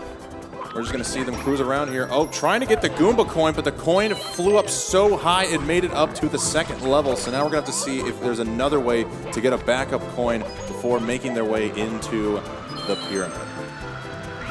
I'm guessing they'll just snag like a Goomba on the inside, but that's all, like, that's the worst, dude, when you're like, it's cool, let's get this Goomba coin, and then it pops upstairs, you're like, come on, are you kidding me? I mean, we're in the basement, after all, inside the castle. We don't want anything popping upstairs. Let the basement dwellers do what they got to do. Callie, unfortunately, falling off of the pillar there, but a nice swag side flip to get back up to the top of the pillar. And after getting on this fourth and final one, we'll be opening up that pyramid. For anybody who doesn't know, that is the intended way to do the iRock Star we saw earlier. You step on top of all four pillars and then ride that little platform down to the hole to take on the boss, but we don't need that. We're speed runners. We take advantage of it in different ways. Because Callie is getting some good, clean movement here to get the start of these coins inside the pyramid. And now he's got that fifth coin. Hopefully the sound glitch does not come into play. And that was cool. Callie running into a little bit of trouble in the 100 coins at the beginning there, but like his cap wasn't even blinking at the end. Like, he made some mistakes, but like he's still going so fast. And there it is. Like, oh god. It scares me when yeah, that coin just scares me. Or that getting that star gets like stuck on the ceiling, you know what I mean? But Callie knows what's up. This ain't Callie's first rodeo. Oh, all right. Now we've got another $25 donation from all caps Dog Waffles, saying $25 for Pando's best Wahoo or Yoshi impression. Commentator's choice. Ooh, yeah. No, I'm unpracticed on the Yoshi. That's very fair. But I'm gonna go with the Wahoo. But y'all gotta let us know who had the best Wahoo. Was it West Dog or was it me? All right. Well, give us your Wahoo, and then we'll be the judge of that. All right. Wahoo! Ooh. Your ooh, I think, was much better than mine, honestly. Really? Because I thought your ooh was better than mine. I think we're going to have to leave it up to the chat, man. Mm-hmm. Who had the best ooh out there, guys? Maybe they think we tied. That would be sweet, too. Oh, Beast Assassin bonking off of that wall, trying to do the jump roll out to that coin, but gets almost got the backup onto the collapsing bridge, but unfortunately the ground pound just kept Mario's butt on that bridge just a second too long, so they're going to have to take a reset in Womp's Fortress. Everybody's favorite place to reset in a run, of course. That's why we love it so much. Yes, Callie. Woo, huge moves in HMC 100. That long jump is like terrifying, dude. Like anyone who does that, I think, is really, really cool.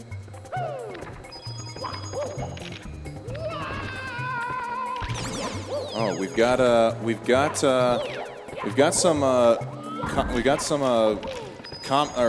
judgment coming in the chat here, Pando. We've got DA1N_ Charg saying I give Wes an 8 out of 10 and Pando a 7 out of 10. You know what, Dane? I'll accept this, but I'm devastated.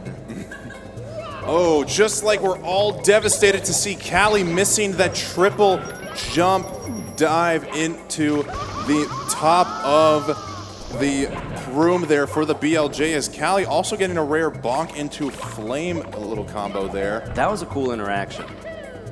Now we're seeing him get the triple jump this go around and basically gets a near instant BLJ clip through the grate. Unfortunately, losing a little bit of time with that spill, but Callie's still looking good so far. I wonder if he'll be attempting Salt Bog. He's going for it and he connects. Nice. love to see it. And kind of like we were like talking about earlier, it's like, yeah, you never want to make that mistake. It doesn't feel good. But in a run, in a competition like this, it's like you're just trying to get first place. You don't need to PB. Gonna have a favorable blue coin for Callie over here as well. There you go. A little rough go on the elevator, but the coin helps cool the burn a bit. I mean, I definitely know if I was burning on my booty, I'd like a little extra money to cool down the burning sensation. I'm with you.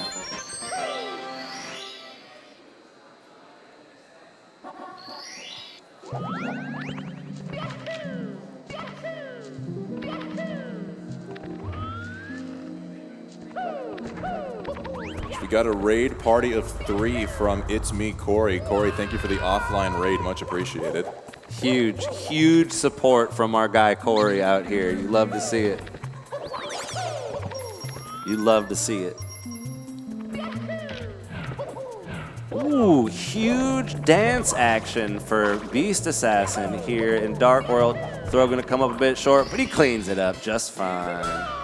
Bowser, of course, trying the legendary mating call to seduce Mario into not blasting him into the netherworld, but unfortunately Mario is only after one prize, and that's Peach's cake, so no amount of seduction from King Bowser is going to do anything about that. That dance is intoxicating, though, is it not, West Dog? Oh, definitely. I'm still lost for words here, especially after learning through the release of the new major motion picture. Bowser's got one heck of a singing voice, too. Indeed. It's a shame we couldn't hear the song and dance in the N64 version. I think the N64 just couldn't comprehend all of that musical talent into one little bit. Yeah, times were different back then. Mm-hmm.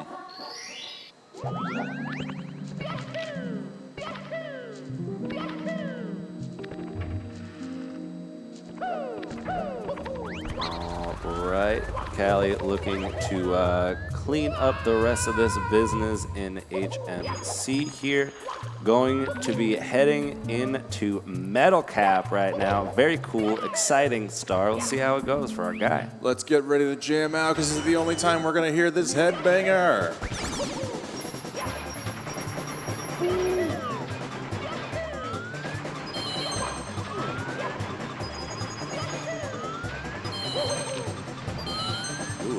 Callie going counterclockwise for the rest of the red coins. That was really cool. Really good camera movement, too. No needing to go Mario cam, Lakitu cam, flipping, flopping. Just one solid camera movement, and he gets the star with ease. Almost blinkless. That was rad. A little bit of trouble by the coins, like in the little closet cove thing, like alcove. But he's good to go.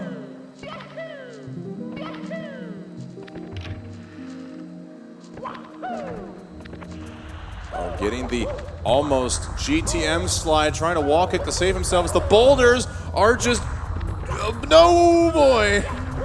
Oh, that was scary stuff. Gosh, I'm right there with you, Callie. I don't know what else I would do in that situation besides just laugh it off. Gotta love RNG in this game. Dude, hey, GTM's got to be careful, though. Cheese missed it earlier. Callie missed the GTM slide. He's here. People might start coming after him. I even just tried to call it the C-up slide because if we put it all in GTM, then everybody just starts getting unnecessary anger towards GTM. And now that we know what GTM looks like, we all can go target after them. So we just want to make sure GTM stays safe here. Hell yeah. Callie's now got just one more star left to grab here in the cave. Trying to think of what that could even be. If I had to guess, maybe Christmas Miracle. Yeah, I think so. Pando, I've been waiting to say this, if this works. And with the hit flick of the button switch, it is Christmas in July. Hell yeah. Feliz Navidad, my dudes.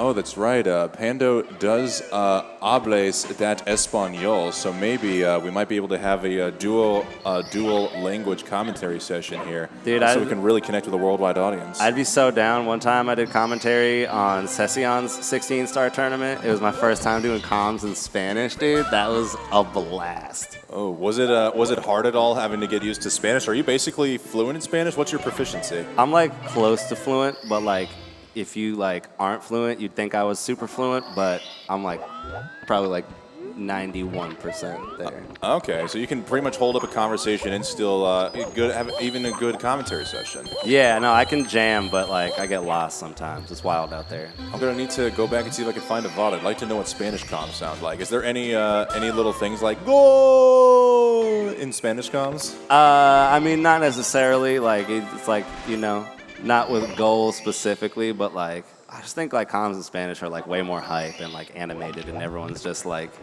yelling, you know. Estrella Grande. Yeah. Just like a good increíble, you know. Oh. Dios mío. Whew. It's just like I think it's a way better language to commentate in. I don't know what's going on. Could definitely sound more hype, that's for sure. Yeah, it's cool. Your voice is muy caliente. Dude, speaking of caliente though, we got Cali all the way through to LLL right now, and since the first runs of the day, there was no resets. I believe this is the farthest run we have seen after Punk's SSL adventure.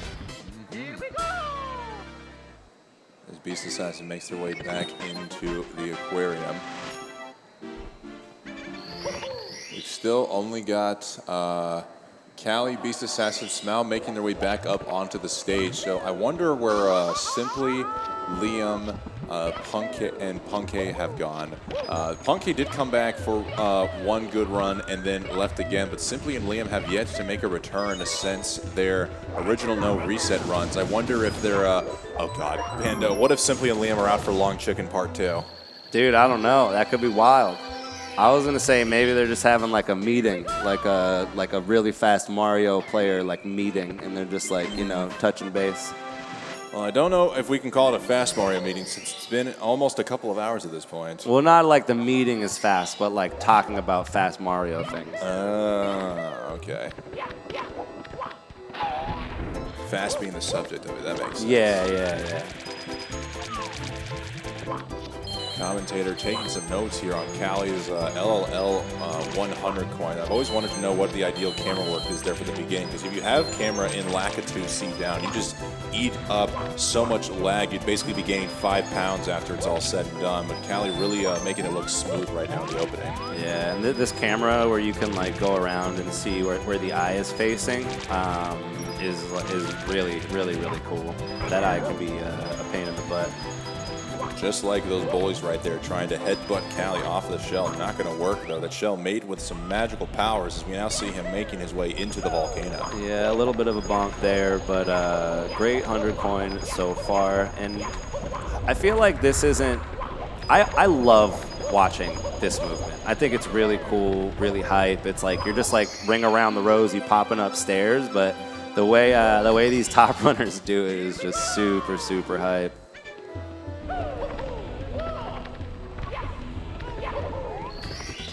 We see him traverse his way to the top of the volcano. Well done there. Cali knows he's got to go back in there for the elevator star to close out the basement once and for all before we get on to MIPS 2 and Vanish Cap. One of the truly greatest challenges in 120. You know, for something as just quick as the Vanish Cap star there, Pando, I'm honestly amazed. It really doesn't discriminate against any particular level of runners. We consistently see the top level runners struggle all the time trying to get a quick Vanish Cap here. Hopefully that won't be the case here for Cali. Yeah, Vanish Cap is just like one of those points in the run that like it could all go south, really. You know what I mean? I think there are a few moments in a 120 star run, kind of like Vanish Cap or DDD 100, and like depending on what strats you do, depending on what you're implementing in your speed run, it can potentially be like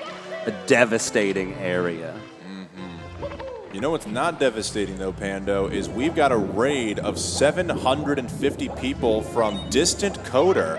And I think we're going to need to give a little shout out because they come in here with the raid message, Wahoo Raid. So what do you say? We got to give a little Wahoo to the guys from the raid? You want to do like a double Wahoo together on 3 kind of thing? Let's do it. That could be sick. Count us down, man. All right. 3, 2, 1. Wahoo! Nice. Sick. Thank you for the raid. Welcome, everybody. You are just in time for some legendary 120-star action up on the screen here. We got Beast Assassin. Callie. And Callie, who is going to take a tumble in VC. And it's kind of like what I was talking about. It's like places like this with the strats these dudes are doing these days are just... It's just hard to nail, dude. It's just like a common point of contention in the run, I would say. But you got to give it up for Callie saying, I'm this deep in, I'm gonna keep going, I'm in first place. I just need to beat that time, and we may see some magic happen yet. We're seeing Callie, going for the double jump setup for the star. Well done. Doesn't even need the triple jump sig. Gets the nice double jump. As Pando, it turns out the secret was to combine our Wahoos together, as we're seeing some people in the chat rating it 11 out of 10. 11 out of 10. Wow, that's a pretty high rating. I thought it could only go up to 10 out of 10, so that comes as a surprise. You know, we like to go one step beyond, so I guess I'm glad to see they recognize that. I think that's huge. I think that's huge for us.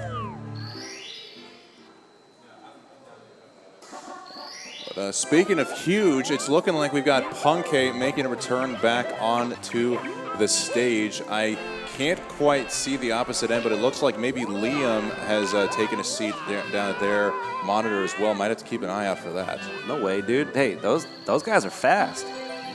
Really fast. Legendarily fast, I might even say. Indeed, indeed.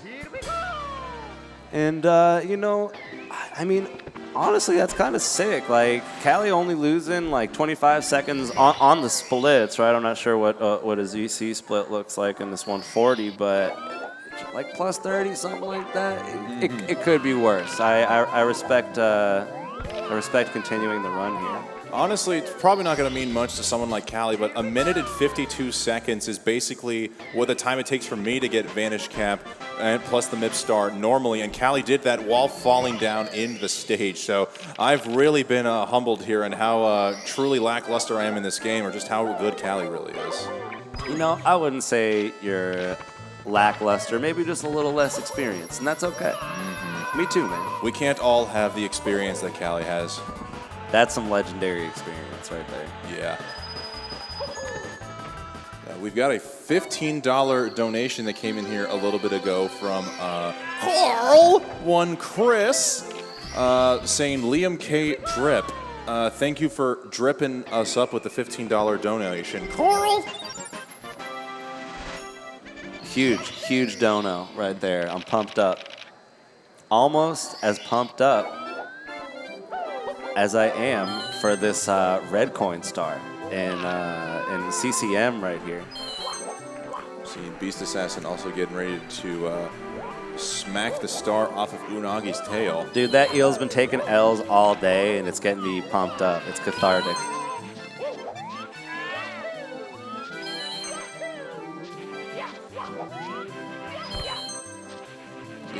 Of all the red coin stars, I gotta say CCM is honestly one of, if not my favorite star here. I just love the movement, just some good fast-paced movement, going through the teleport, getting a nice long jump across the broken bridge, jump dive into the star. It is basically a ballet if done well. So sick. That slide kick off the bridge for coin 6 or coin 7 rather, it's just fun. It looks cool, you know. Would you say it looks dope? I would say it looks dope. That was a great question. I know everybody's dope, but not necessarily everything is dope. But in this instance, that thing is definitely dope. Yeah, I think most things are dope though, probably. Well, speaking of dope, it's looking like Callie's going to be going for the Atom Pass slide skip here, collecting those blue coins and that spare red in there. So he's going to need 54 coins, I believe, before taking the turn to getting the slide skip. Let's see if he's able to get this pulled off.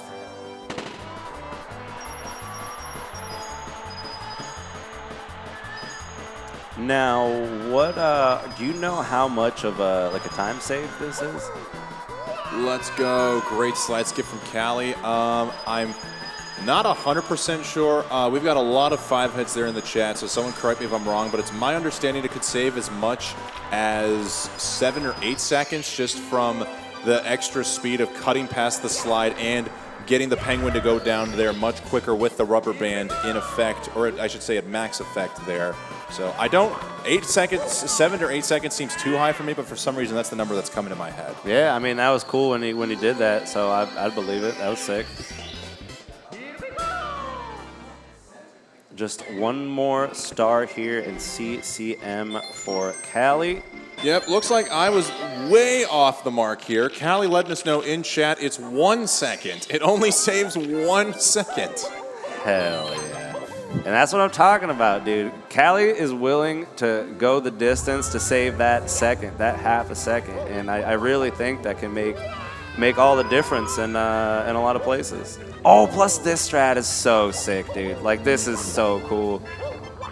I remember last time Callie did this, I was just like, who's doing this, man? Nobody.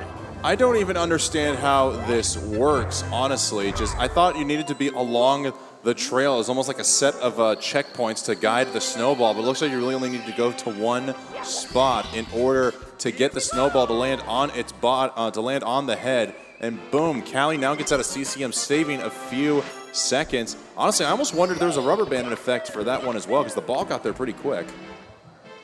I wonder. I feel like we could just fill an entire stream by just asking Callie the random time saves on this cool strat he does, because it's so interesting to me, and there are so many of them, you know. All right, making up a little time in CCM there. Callie is ready to punish the ghosts of BBH. Don't worry. I'm afraid I can't watch. I'll keep you safe, dog. It's all good. Thanks, Panda.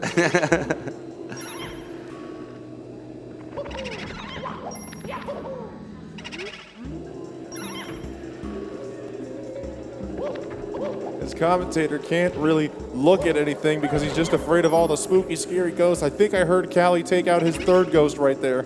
Yeah, everything's going really well. Don't worry, Wes. Oh, thank goodness. Where's my rubber band? I need my rubber band.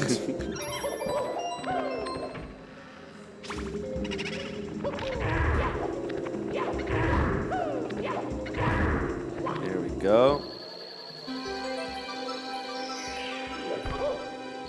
Nice ghosts. Oh, thank goodness. Don't worry, the ghosts have been defeated, dog. Oh, thank gosh. So now that the real ghosts have been defeated, all the ghosts going forward are just apparitions, right? They're not even real? Yeah, you don't gotta worry. Oh, thank goodness. All right. We can get back to business. So we're getting another massive 2-person raid from Gloopy Fox. I hope I'm saying that correctly. Thank you, Fox, for the raid, and welcome in, Raiders.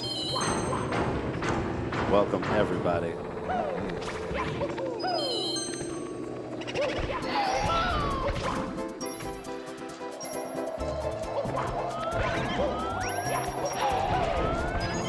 As we see the quick, brief cameo appearance there from the Mad Piano in this 100 coin star from Callie, just getting that blue as it's getting ready to fade away.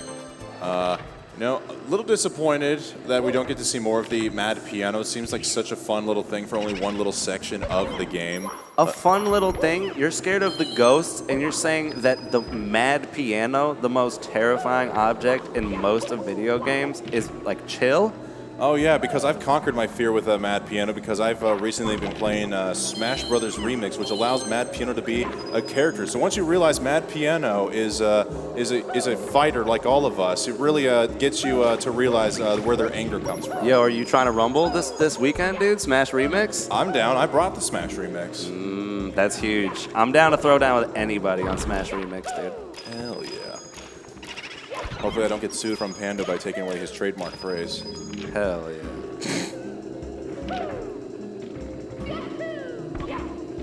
As we're seeing Callie. Ooh, flirting with the edge there, coming down for the final coin, but stays on just enough to get out the final boo and the red coin for the 100 coin star. Not bad, man. Not bad. You know, that's Callie's style. He's living on the edge, dude. He likes to live dangerously. I guess another way, you don't really make it to this stage unless you learn to live dangerously a little bit. It's not only consistently, but consistently living dangerously. Indeed. BBH really coming together for Callie here. Love to see it. While Beast Assassin's making some moves over in Bob. This could be fruitful for both of these runners.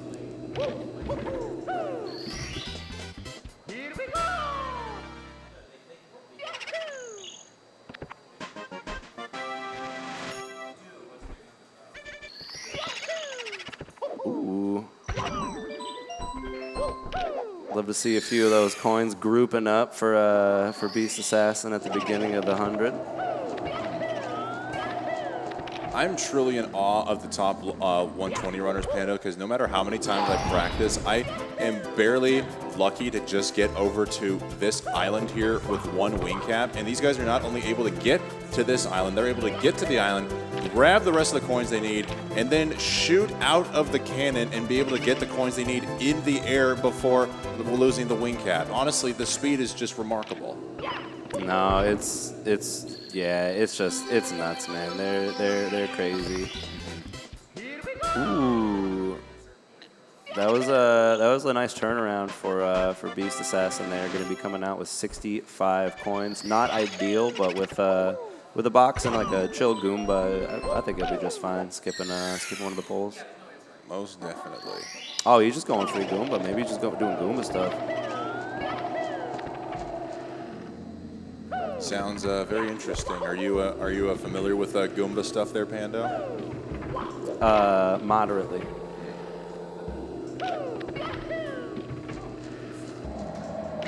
Actually, I'll be very interested to see if Beast Assassin could possibly trigger a double star spawn if we get friendly enough coin. RNG.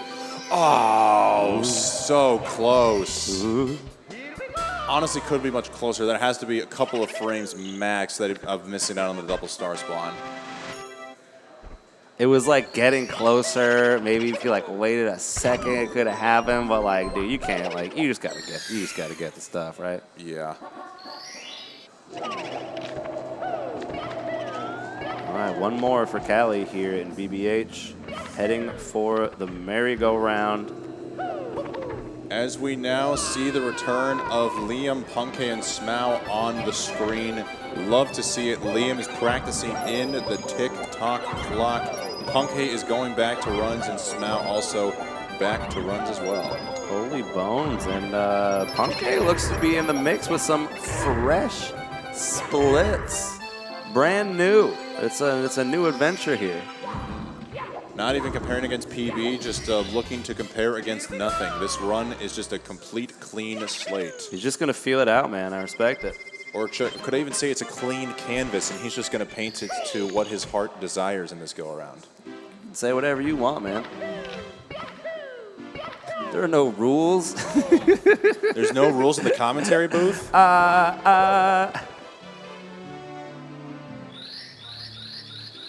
Yes? TBD. All right, now this is a big moment. We're talking about BC, how hype that is, but we are now experiencing, after the no reset, the first DDD 100 of the day, and I am absolutely gripped with anticipation right now. One coin missed by Callie, but that is allowed you in this first half of the 100 coin star. You can miss a coin, it's all right. Yeah, you only need 41 coins to get through. The rest of it, you most typically see the 120 runners getting 14 out of those 3 5-coin lines. Sometimes you get a full 15, but you got to keep up with the speed of swimming. You don't need to worry about losing out on 1 coin, especially when it comes to being stuck in water. Man, and you know, after that 1 coin miss, everything's been pretty smooth, but we're gonna have some sensational submarine antics coming up for you here on Callie's screen. Just another good example of some lag reduction here. Just keeping that Lakitu C up with the C left press as well. Keeping the C up push, just really keeping it down low, minimizing the lag before coming up here. It may not look much like that, like a lot there, folks, but that perfect execution of lag reduction probably saved Callie, honestly, a second or two in the long run as he tries to go for the triple jump swag off the tail fin, but does get a decent backup before sliding back into the water for a cool down. Very cool backup there, not going to connect, but he's right back out of the water in no time. Not really going to be an issue. Oh, and this, dude. Can he save it? He'll make it back up. I forgot Callie does this. Yeah, the waterless setup, you most see 120 runners going for the wall kick off of the grate and then jump, use front sub to get back on, but Callie does waterless and goes immediately into a triple jump dive for that final 8 red coin. Now it's not over yet. He's still got 1 long jump wall kick for the blue coin switch, and he connects. Very nice. You love to see it, and I think that a moment like that is what separates these runners from the rest. It's like a star with so much pressure, like DDD 100, a stumble there on the back of the sub, but you're able to, you know, collect, bring it together, back it up, and finish with a decent time at DDD 100. The splits may reflect a different picture, but I mean, like, all things considered, that is still a very solid DDD 100. As we're seeing Beast Assassin going for the side pillar fly guy approach, something you really don't see too often. Nicely done from Beast Assassin. I know he was struggling with that a little bit earlier, so good to see he was able to get it that go around. Very cool, very cool. And yeah, it looks like kind of as you said, you know, Callie a bit in the red against these splits here, but he's running against a 140 flat, and the first place time at the moment is his time of a 142.42. So comparably, there is plenty of time to spare. He's in a great spot right now. Just has to keep chugging and finish something solid.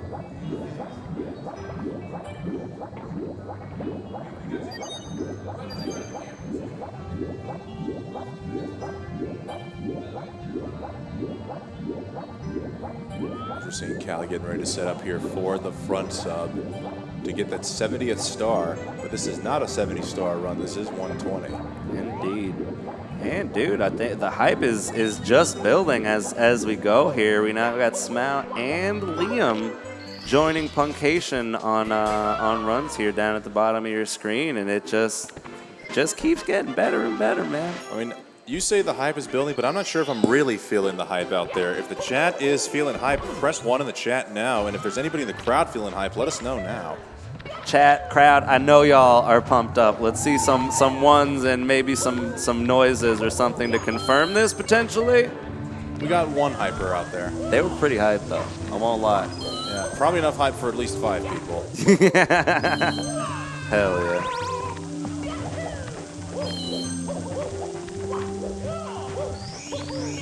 Dude, chat's freaking out though. Chat's pumped up, man. Love to see the hype and all the Liams. Liam has honestly got one of the most interesting chats out there, Pando. They have been here since the very beginning, just dropping faces, dropping Liam memes, even the Liam K drip donation we saw earlier. They are really passionate towards their streamer, and they've also can get a little crazy sometimes. You know, a passionate bunch, but you gotta respect them, right? So passionate, it sometimes comes off as crazy, but maybe that's what it just truly feels like to be that dedicated to the cause. There you go. And Callie coming through with an absolutely slamming lava boost cycle in a fire. See, he was very early to that cycle.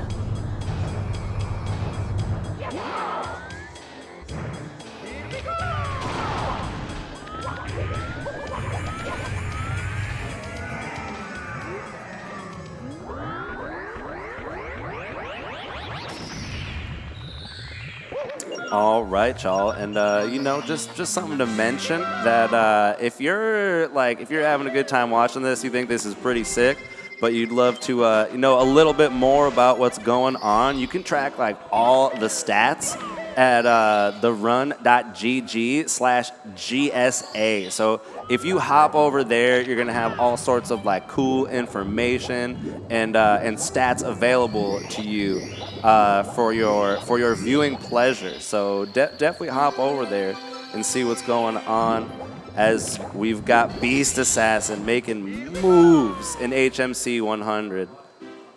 We get to see the final standings all here on the Run GG, all the completed times so far throughout this event. We get to even have access to the splits of the runners themselves. We get to look at Callie, who's comparing against a Theory 139 right now with this set of splits, but we can literally go into their splits and see what it looks like what they're comparing against Balanced, a Theory 137, their best times ever, or just even a no comparison whatsoever. We even know that just even at the pace that Callie is currently on, this is a top 90% run ever done in SM64 history. It's actually nuts. Just like I don't know, like try not to compare myself to the top too much, you know what I mean? But just seeing how fast these runners are compared to your average or intermediate player is absolutely fascinating.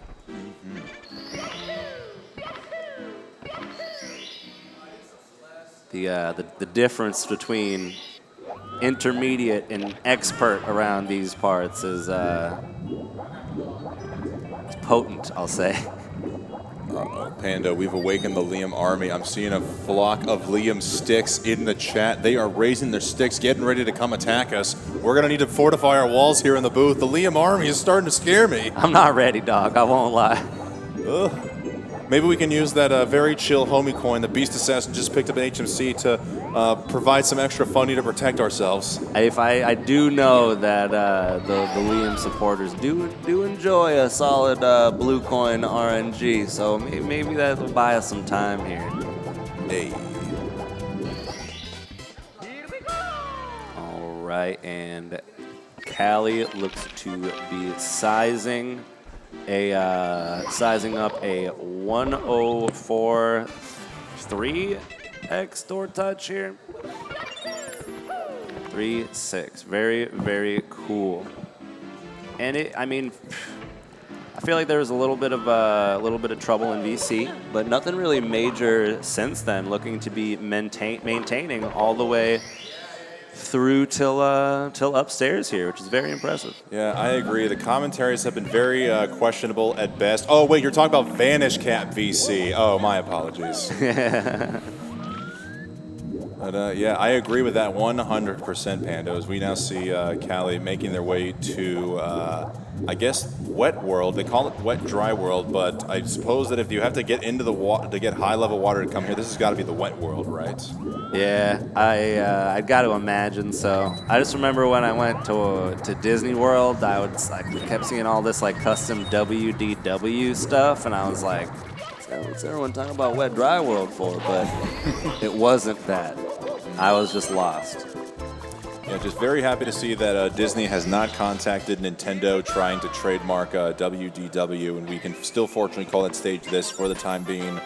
Unfortunate for Beast Assassin as they are swimming against the current pretty well, really trying to see if they can collect that star. Unfortunately not, so they're going to have to work their way back around to see if they, oh, it's another spill, and as commentator fixates on the run, there goes a reset.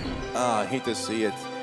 Brutal stuff. Hate to lose it like that. And you know, the Metal Cap Star is one of those stars that it's like, I think, really easy to get comfortable with. You know, you grind it out, it feels good, but it's one of those stars where like disaster is constantly looming. One false step there, and you can lose a lot of time. And unfortunately for Beast Assassin, he fell victim, but he's getting right back in, dude. He won't let that stop him. We got another run going, and we're gonna see what he can make of it.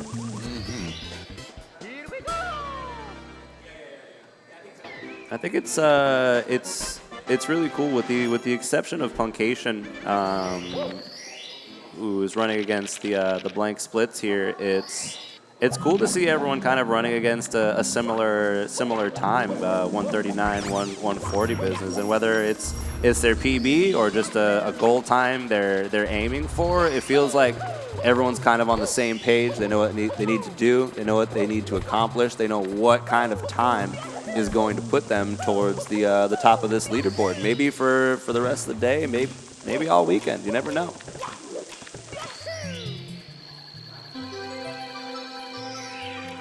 All right, so we see Callie wrapping up the Secret Star here in Wet Dry World. We're coming up near to the top of the hour, so I think that is going to possibly be it for us here in the commentator booth.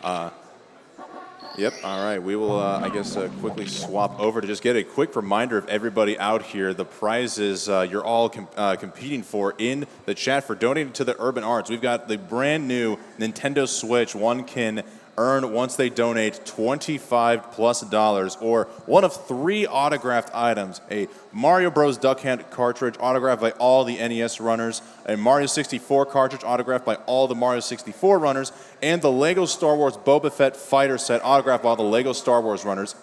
All of those can be yours, or possibly could be yours, with a $15+ donation. Best of luck to you in the raffle. Y'all, there are so many autographs here. You got to get in on this action here. It's wild. Mm-hmm. Well, on that note, though, Panda, it looks like that's going to be it for us here in the booth this go-around. Hopefully it won't be our last time together here in the booth, but I got to say, this has been a legendary beginning, man. I had a great time, sir. Absolutely. It was a pleasure. And just because we're gone doesn't mean the runs are over yet, so don't go away, guys. More runs coming to you right after this word from our sponsors. Yeah. Yeah.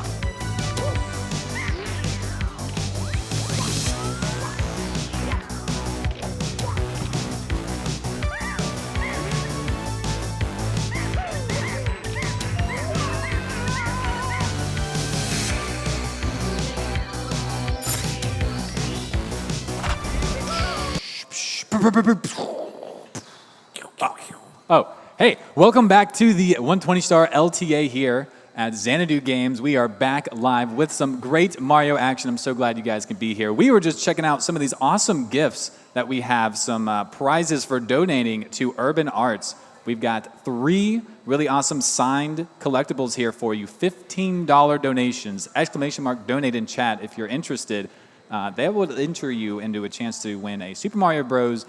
/ Duck Hunt cartridge with so many signatures on it. That is, look at how many signatures that is. There's so many autographs on these 3 items here. You really you can't miss out on this experience, I'll tell you. Yeah, exactly. So we got incredible signed items here for you, and for $25, there's a full Nintendo Switch here in this box. No, it's not in this box, but that will be a Nintendo Switch. You could win $25 entry or donation to enter this Nintendo Switch. ! Donate in chat goes to a great cause, Urban Arts, who is helping us put on this amazing 120-star event. We can move to the action here on screen. You see Callie here, kind of in the lead with everybody here in TTM. Got a lot of runners back here on stage. But Pando, tell us about the action we've been seeing. Dude, it's been good. Like, Callie came out, first run of the day, took the top spot with a 142.42. Currently sitting in first place, and I mean, at the same time, Callie on a run right now, deeper than anyone's got since those first runs of the day. So, I mean, the way we're looking at it so far, Callie's really been making moves, cruising through the 100 coin on TTM here. All going well so far. It's, you know, it hasn't been the perfect run, but it doesn't need to be. Like, we know it's not like these guys have to PB today. They just need a time that is going to, you know, to get as close to first place as possible. It's only day one, Yeah, absolutely. And we see Callie on these 140 splits, only about 17 seconds red, missing this coin, but that was a great backup. But yeah, looking at the leaderboard down at the bottom, 142.42, Callie in the lead from the no resets earlier. Punke 142.57, pretty solid times here to start off the day. And we've got times we totally expect to be beaten, 145.50, a 146.46, 148.51, and 149.03, rounding it out by Simply. So they have another 1 hour until 8 o'clock Eastern to reset. So they are trying to get potentially their last run going, seeing as these runs last longer than 1 hour. I would really expect everyone here to improve upon the current posted time by the end of the weekend. I would say everyone is more than capable of pulling that off, but definitely, you know, looking at like Simply specifically with the 149.6, like, he knows he can crush that. Like, he's proven that he's one of the top runners in the world. So I'm really excited to see him make some moves up the leaderboard, while watching the rest of the runners kind of try to play defense at the same time. Yeah, absolutely. Being up there in the top spots is always a bit nerve-wracking, kind of on the chopping block as far as who's out to get you. Yeah, and maybe chilling there with the 149, that's where you want to be. There's no pressure. No one's expecting it, maybe. Yeah. You're just going to go for it, and that's what's up. The LTA format definitely keeps things interesting. Yeah, it certainly does. As we see Callie with some interesting movements here. Not quite what he was going for, but not too bad. Just grabbing the star here in the Igloo. Igloo is always a horrible place for speedrunners. Crazy cameras and all that.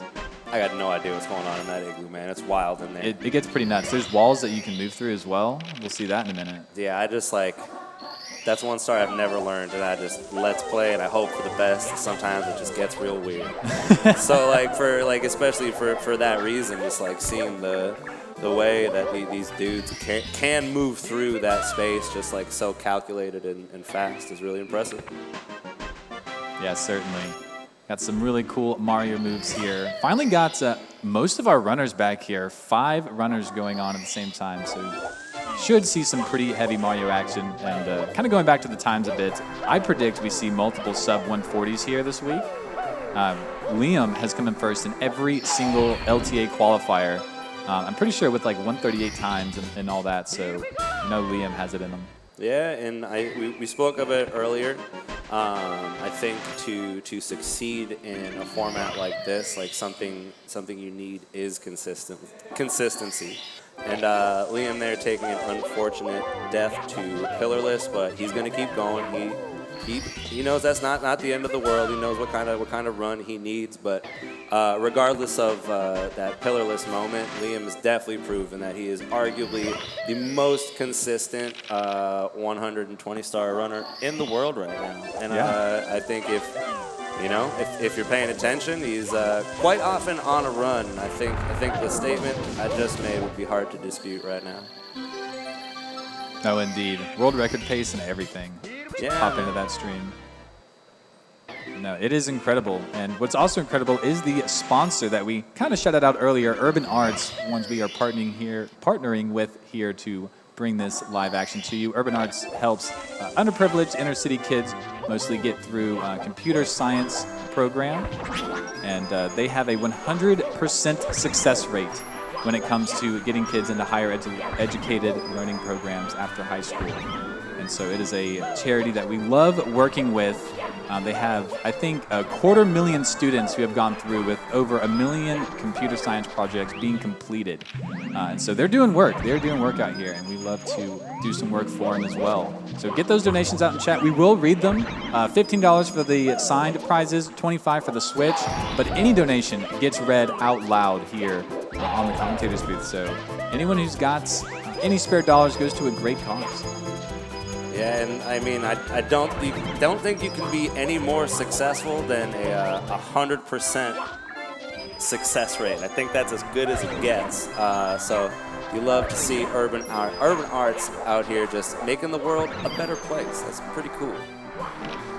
Yes, it is. And do we have any donations that just came in? I think we do. I think we totally do. We've definitely got one from, I believe, potentially anonymous here. We've got a $25 anonymous donation about 14 minutes ago with no message. So maybe we all just take a moment to think about, Urban Arts or who that could have been, or like where is anonymous now? You never know, right? Looking like we got some more here. We got Dat Yoshi 35 with a legendary $15 donation here, and the message is Liam chatting. Potent. I think that's an emote. Very potent message. You love to see it. A classic, in fact. And then, additionally speaking, we've got Nocturne Eternus, and with a $25 donation about 10 minutes ago there. So legendary contributions here being made to Urban Arts. You love to see it. And if you are in a position, if you are feeling generous out there at home, and you would like to make a donation, it would mean a lot to all of us. You know what I'm saying? So it's for the kids. It's for the kids. You know what I mean? That's pretty sick. But we do have Callie here in Cloud Stage now. And what might not be for the kids is this spicy gameplay from all of these runners. I don't think you're wrong there. This is some wild stuff. And Callie with the top spot, that 142.42, did end up falling in Cloud Stage earlier. I hear that he did run into some trouble. So this is a moment here where he's going to be fighting the demons of the past potentially. Yeah, that always does seem to happen in runs. You get to a part and you end up ending the run. The next time you get there, you're a little more nervous, because you got to do it right this time. But Callie get past the part that he bonked on right there. The rest of this should be fairly free. Might have some small mistakes, but didn't grab that pole. That was the biggest thing that could happen. So it should be smooth flying to the end. Yeah, that was really nice. Love to see solid ending like that. It's all looking good for Callie heading into Tippy here. Best possible time looking like a low 140, and that would anything near that right now would have huge leaderboard implications. Absolutely, multiple minutes shaved off the current time. We got Liam on a run as well, going to miss one of the coins in the dive there, but there are plenty of Goombas, just cruising around the pyramid that he can use for a coin too. Callie's 100 coin, doing that crazy triple jump over to the blue coin. More popular in the past year than it has been in past. Saving just a little bit of time as Callie parkours the way up the clock here. A lot of wall kicks in this stage. Probably one of the heaviest wall kick stage that we have, seeing as the clock is completely vertical. All of these wall kicks have a 5-frame window, some worse than others. So runners have to be on their toes, collecting all these coins as Callie hits this final box here, 100. And I think it's cool that you mentioned how, you know, that the triple jump onto the blue coin switch right there being utilized more in recent history. Dude, Callie's insane. Just being utilized more in recent history. And we were kind of talking about how, like, just the overall caliber of strat is being elevated in Mario 64, and how Callie is really one of those people who is bringing out these new movements, so to say.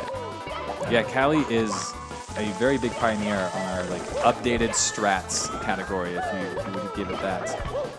Including this right here, moving bars, moving, not time stopped. I actually was a little confused on what was happening right there, but figured it out. That is a very, very, very new optimization that really nobody's doing right now. So just to your point right there. I didn't even know you could do that. That's sick. Yeah. That is insane. Yeah, another one, Splash List, I think was called out earlier in DDD. TTM movements as well, I know. Like, there's a lot of little things here and there that just save time. It really brings Callie to the forefront of all these runners. And I think that's like, it's really cool because you, in the end, you don't need to have world record. You don't need to be the world record holder to push the game, to advance the game. Like, there are other ways you can do it. And I think, like, you think about like all like the single star players out there who are like developing all these strats, and then someone like Callie comes in and scoops it up. They're like, yeah, I'll use that, sure. Like, why not? And it's like, I don't know. It's really cool. Like, in the end, when you realize how many people are really pushing the game. Yeah, certainly. And one thing that's been popping up is CircumArc, a tasser and just overall genius who finds a lot of our optimizations in more technical ways than others. And we need a like $1 million donation goal event just for CircumArc alone. And like we really need to hit that goal and just donate it all to him. That'd be sick. He's done so much for this game. I don't think anyone could even quantify it. Yeah, there's been so many people over time just like putting in like so many just like pure like hours into whether it's like SRC mods, you know what I mean? Like maintaining the leaderboards, like improving runs and stuff like that, or whether it's like people doing like research into like the inner depths of this game. It's really cool. Absolutely, a little something for everybody. This is a backup strat for the moving reds. Callie just falling down there. Yeah, just going to be jump kicking on these flat parts as the pendulums move up. Ooh, not quite. There we go, there we go. Got those timing downs packed. Not an easy backup at all. Yeah, no, that's like my nightmare. Like I like wake up in the middle of the night and I'm like, and someone just hands me a control and they're like, all right, dude, figure out this moving reds. And I'm like, it's actually terrifying, but you know, you gotta love it, Callie. Whoa, Liam! I've never seen this before. Liam just clipped through the back of the star area after going through the wall. What's going to happen now? You can BLJ back into that room. Oh, wait, no, you're already in that room. Never mind. He could have BLJ'd back. That would have been sweet. That's crazy. Yeah. I've never seen someone fall off the back like that. Got the BLJ, and then, yeah, that was crazy. I did not know you could go too fast. That's crazy. Or like in that regard, I suppose. Yeah, for sure. Callie in Rainbow Ride is actually doing the 100 coin and is missing a couple coins. Missed 3 coins out of the straight line of 5. Max extra you can get is 2 if they got all the Fly Guy coins, which I don't see the Fly Guy anymore. So we'll see what they do. Might just grab a couple Bob Bombs, might get the extra red if they need it. That's another coin that's just flying off the map. I don't know, I feel like Callie's probably got something cool up his sleeve, you know what I mean? Like some like wizard business. Yeah, looks like they did get both of the bonus coins, and they might just grab this red to spawn the star. Yeah, I need 50 coming out of here. Fair, yeah. That's a good move. not ideal, right? But there are just some moments where you really have no other option, and you got to just make do with the scenario that you got. It's kind of what 120 is all about in the end, right? Yeah, especially these events in 120. Yeah, 120 has so much sauce, especially these 100 coins. Like, you do a 100 coin in every stage. Obviously, it's like the most movement intensive. You only see a few of them in 70 because a lot of them just take extra time, and that's more time you can mess up, and you gotta optimize. This is the 100 coin of Rainbow Ride. It does happen. Yeah, this is an infamous star here. And we will see another Cali optimization with a triple jump here at the end. Normally we can side flip wall kick to get to the star, save a little time. Cali takes it a bit more dangerous and a little more extreme with a triple jump straight to the star. Well, triple jump wall kick straight to the star.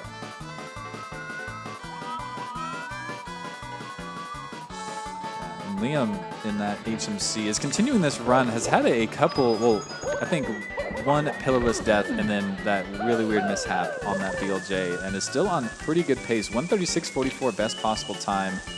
Might end up being like right around 137 after this split. As the others are making their way through the game. Still in lobby. Beast Assassin getting something started.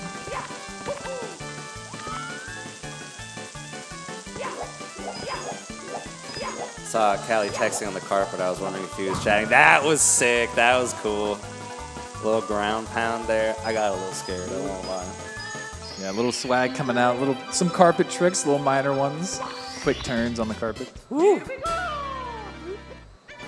yeah, this is where that triple jump takes place. You will certainly see it here in just a moment. It's not that one.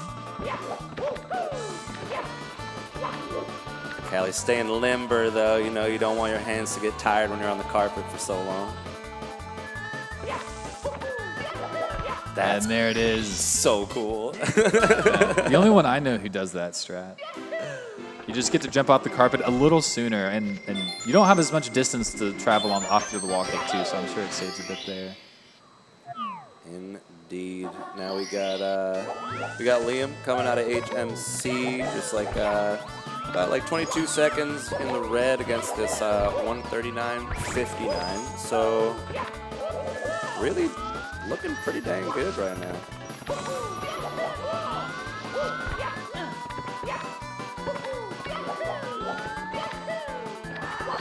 Got that cruiser star. Does need one more Lakitu bounce to get the cannon shots. Liam coming into Lethal Lava Land. Doing the reds. One of my favorite stars in this game. This red's right here. But the caveat is it's one of my favorite stars on English. Because you don't get the red coin sound here on Japanese version.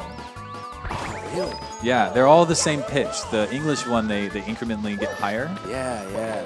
Oh, that's cool. They're all the same on the Japanese one. Yeah, a lot of the differences between the cartridges actually come from sound.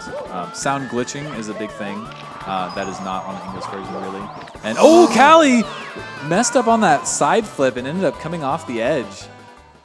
Yeah, not expecting that. Very, very big surprise from everybody. Oh, that's just gonna hurt. Like right near the end of the run. It's just the way it goes in 120 star. Luckily, there is still no. I'm gonna say, luckily, there is still plenty of opportunity for Cali to take first place with this run, popping his own time. But it's just kind of how it goes sometimes in Rainbow Ride. You die once, and then it's just like, it throws you for a bit. Ooh! But Cali not letting it slow him down with a little buttless there on the ascent, you know. Yeah, that was incredible. I love it, Cali going for it. Yeah, actually on that second miss, didn't get a ledge grab and went like right by the ledge. That was super, super strange. Yeah, it's just, we'll call it rare. Yeah. Yeah, all these runners looking pretty hot. Everyone seems to be on some sort of run. Even Smile here in Womps, 4 stars up. Got something going. But we do also have a prize pool here today. We got $2,000 for first place. Well, not today. It'll be at the end of the weekend once we get our final times here. But you can see it down at the bottom. First place, $2,000. Second place, $1,000. Third, $750. Fourth, $500. Fifth is $350. Sixth place, $250. And seventh place is $150. And all of these runners did get all paid expenses to pace as well. So all these money is in addition to that. All the free flights and whatnot. Very cool, very hype. Yeah, I feel like that is like just an amazing prize in general to come to a live event and just have all your expenses paid. You get to see all the Mario runners. You get to see everyone you see online. One of the best experiences we have here at Pace. Yeah, and I was one of those dudes last year at home who was like, oh man, everyone's having so much fun. I wish I was there. FOMO coming in hot. Yeah, so I'm here now, and if you're at home thinking the same thing, like, hey, there's still a couple days left. Maybe you roll on out here, or think about doing it next year. It's a good time. That's right.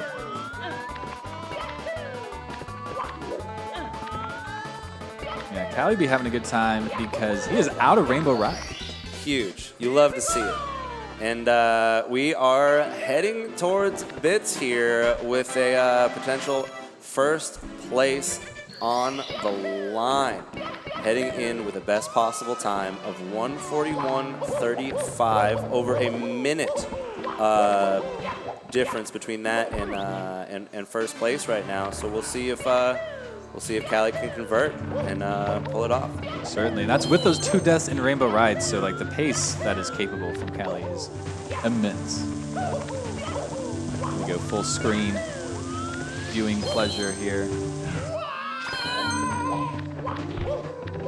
So, ooh, he's getting tripped up. There is an invisible wall there. If you go fast enough, Callie avoiding it like a pro. That looked like it was a tricky situation too. Like, I don't think that you're not getting out of that the first time you encounter it. So that's you can tell that Callie just has done this a lot. He's practiced and he's ready to rock. Certainly. Oh, so clean right onto that pole. Only a madman would skip a few elevators here. Oh, Callie tried. Callie, definitely a madman, though. Yeah. We'll win 20 star, like getting these reds here. It is kind of like almost RNG as to where like you get like the fastest cycle, because there's always like a little bit of time loss, especially trying to grab the pole. So you might not catch like the perfect elevator cycle all the time. Yeah. All right, here it is. 3 throws are all that separate Callie from a 1:41 and a new and improved first place time here. First throw connects. 2. Crowd getting into it. And that's going to be 3. There you go. A quick 1, 2, 3 from Callie, going to be coming in here with a 1:41. 3x? 3? Not quite. Yeah. Here we go. GG's Callie. New first place time. 1:41.40. You love to see it. GG's. Yeah, certainly. First run, one with 2 completed runs. Yeah, it's huge. It's huge. Yeah, that is a lot of Mario to be played. And next up to bat would be Liam, coming in with a similar split, 139.59. A little bit of a red split coming into CCM. But yeah, Liam looking to make it happen. Snipe that first place, possibly. Looks like, I'll remember, 55.32 on Callie's BBH exit there. So we'll see how they compare once Liam makes it out. Oh yeah, that's the top split we can see.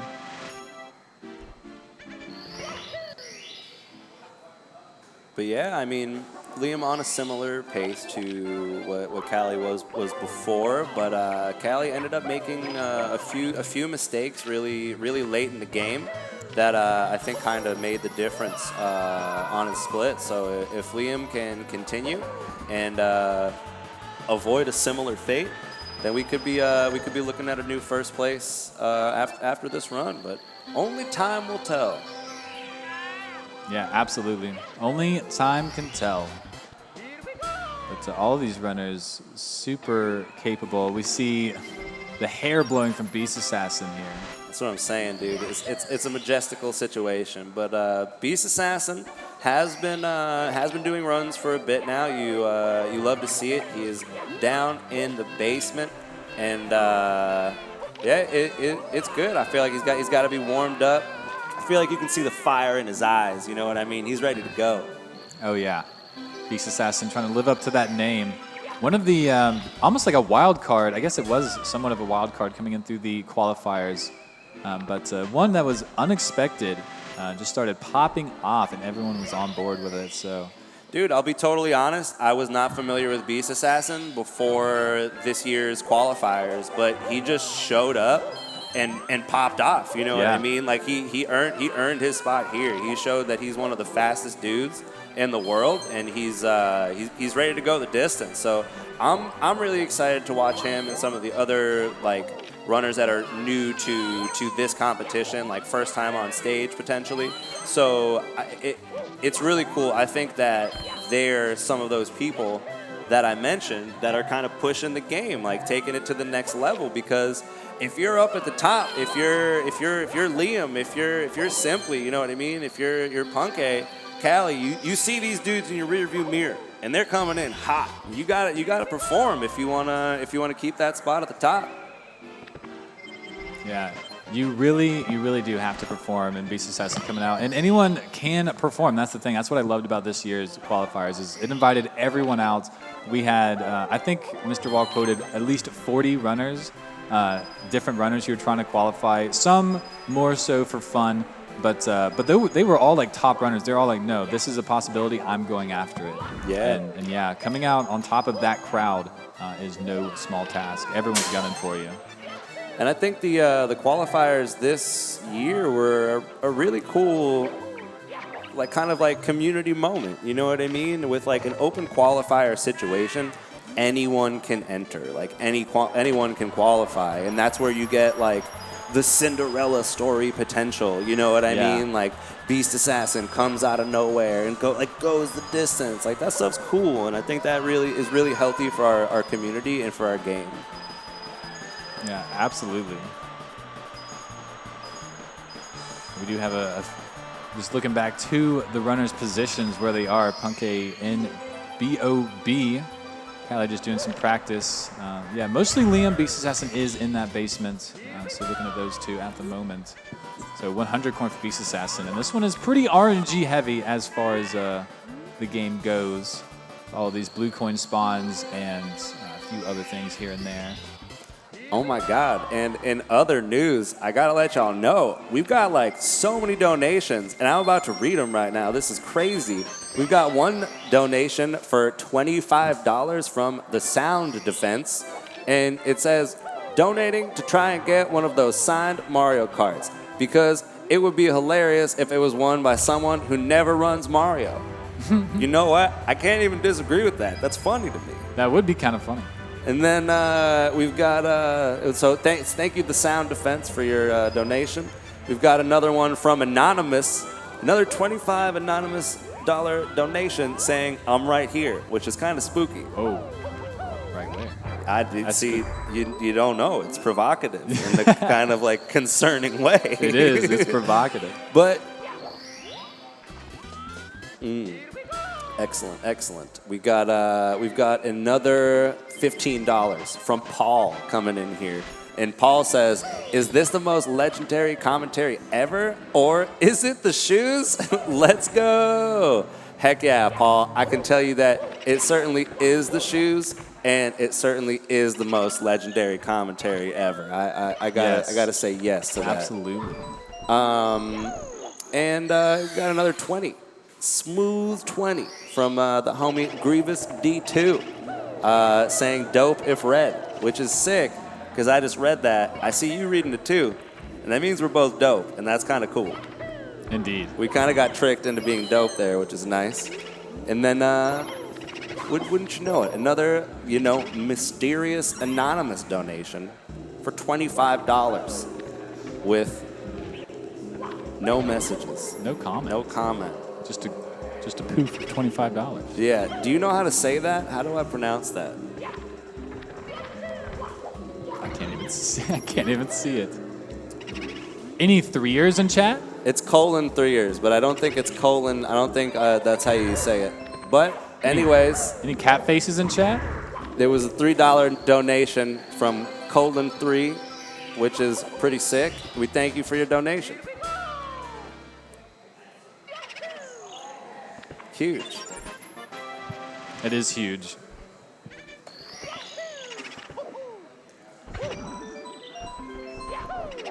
Yeah. But coming back to the gameplay, we now have Simply back on stage, now having all of our available runners. If you didn't hear, Marlene was having some travel issues and will be here tomorrow. Not going to be here for the gameplay today, which is really, really unfortunate, but Marlene will make an appearance. We will make that happen, don't you worry. Indeed. I feel like Marlene is just going to show up and be so ready to go fast. It's going to be pretty awesome. I'm excited. Oh yeah. To make up for lost time, as we were saying, Marlene, one of the most consistent runners we have. So yeah, I have no doubt in their ability to make up for it with the 1 day lost. But Lima having a good BB8. That was bad RNG, getting bopped by the eyeball there. Did it like blast a little projectile there, like right off the bat, or did you just run into it? Yeah, I didn't even know right that could happen.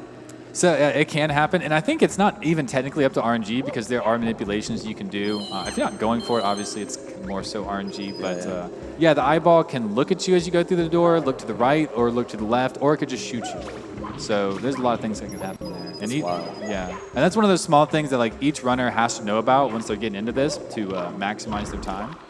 Yeah, it doesn't really get talked about, just the possibilities and reactions to RNG like that. It's like that for every eyeball. Ooh, yeah, that was really close on those blue coins. Did snag them. But yeah, every eyeball will look either left or right, and then some will just automatically be looking at you in this BBH area. But, every single eyeball you see does that. That's super cool. And Liam missing the ground pound there, almost misses the 2 blue coins. Oh! I'm sorry, Beast Assassin falling down, was going for a backup strat and landed back onto the elevator. What an insane thing to have happen. Oof. That's rough. That's rough. You don't see that coming. That, like, I don't know, all the strats that these runners do for HMC 100 coin are, like, terrifying to me. It's so impressive. Yeah, it really is. But yeah, that's unfortunate, losing a run into HMC like that. Yeah. That 100 coin is nasty. BOB, SSL, and HMC 100s are all like one of the worst in the game, and they're back to back to back to back. It's pretty rough. Yeah, it's I think HMC 100 coin, especially at the level they're doing it at, is one of those few moments in a run that's just absolutely pivotal. You look to the HMC 100, you look to Vanish Cap, you look to like DDD 100 as moments that, you know, just a lot of runs have died to. You know what I mean? It's, I think if there was like a heat map of like run deaths, like those 3 would have some pretty red colors. Oh yeah. And if you are looking for some more stats on all these runs going on today, you can check out some of those stats at the run.gg/GSA, which is pretty cool. There's all kinds of sweet info on all the finished runs from today and like all that business. So check it out. It's cool. Yeah, and it's actually like a really awesome extension through LiveSplit, the timer that you see on screen. But the run.gg will tell you all of the split information. It will tell you like best paces. It will tell you golds. It will tell you current paces. I mean, it's got like so many stats there. So if you're a stats person and you're just like interested in knowing more about that kind of stuff, the run.gg/GSA is where you're going to get that, and it's pretty awesome. Looks like we have Callie raiding into the main stream here, so I feel like a bunch of GGs are in order for Callie here with the top run of the day with a 141.40. Will it hold the rest of this evening? We're about to find out. Yeah, the rest of this evening, that is a pretty good question. I'm certainly not going to hold for the rest of the weekend, but yeah, it could be a solid time. 141.40 is really no joke. I mean, we're used to seeing like maybe some 138s and 39s, and I'm sure that's what people are ready for, but I mean, it takes some work to beat 141, 140. Indeed. You know, something else I want to kind of throw out here. We got the big man Simply rolling through, starting some run action here. Could he swoop in with the potential run of the weekend in a moment like this? It's the run of my life, dude. Maybe I'd be pretty pumped for it. We all know he's capable, so we'll see what he can come up with cruising through Dark World right here. Yeah.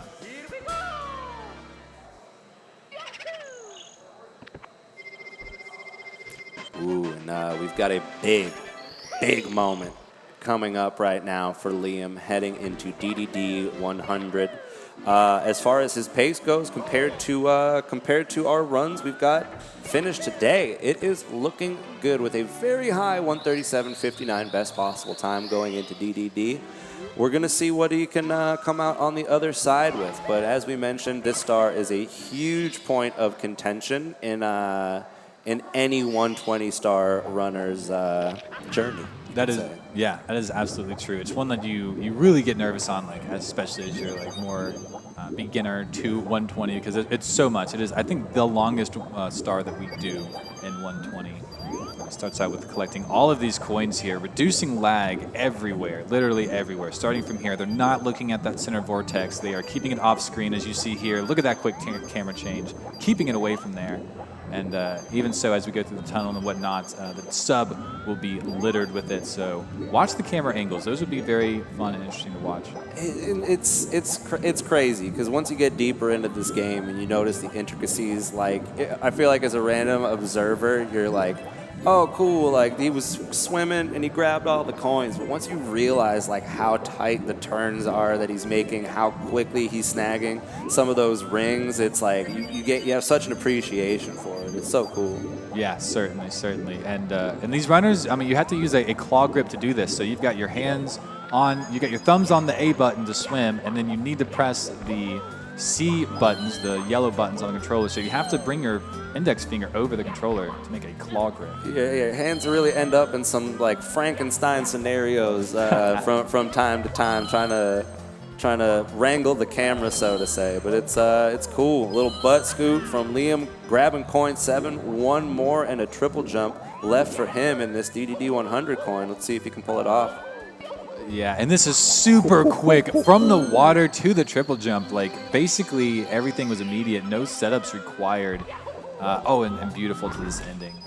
Dude, I'm standing there for like 10 minutes lining up that triple jump. He just did it in like a whisper's time. That was insane. For real. Yeah, that instant kick into the triple jump. It even scares me. I don't understand how these runners can keep it together when doing that. It is insane. Dude, that's great. Making up time against the splits, only losing 3 seconds roughly on his gold there. That's good stuff, man. That's a DDD 100 you got to be pumped on. Absolutely. So we see Punkation having a little trouble here in the pyramid, but is making his way down. Yeah, if there is a specific cycle and setup that you do at the very beginning of this, or at least these runners do, and if you get off of that cycle, the camera doesn't like to pan out very well. It gets very sketchy. So really nice of Punkay to pull it back there. Missed that coin, but did activate the secret. Might just leave that coin behind. That's full on Scam City, man. I don't even know. Yeah. Oh, and the angle was off too. Interesting. Yeah, really unfortunate pyramid from Punkay. It's not looking too hot, but it's making it through. Getting over this lip, come on. Okay. It's just part of the nature, part of the genuine brutality of 120 star is you can do everything right up until one moment, and then that one moment creates a mistake.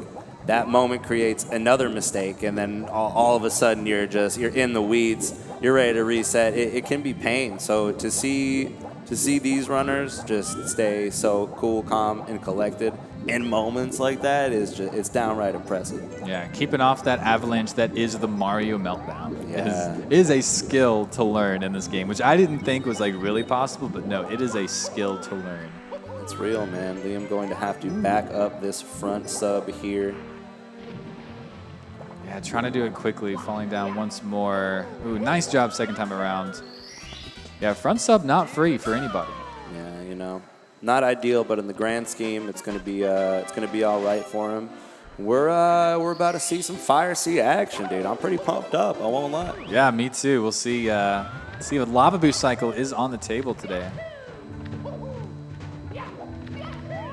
But this Fire Sea within the middle of DDD is actually some pretty fun routing information that not a lot of people know about. But Liam looking pretty hot on this Fire Sea run. Keep our eyes here for now. Beautiful wall kicks there. Yeah, grabbing the pole right at the tip of the side flip. Actually had such clean movement before. Mine should be able to make the Lava Boost Cycle. And, oh yeah, it's going to have time. Look at that. Very nice. Still early indeed.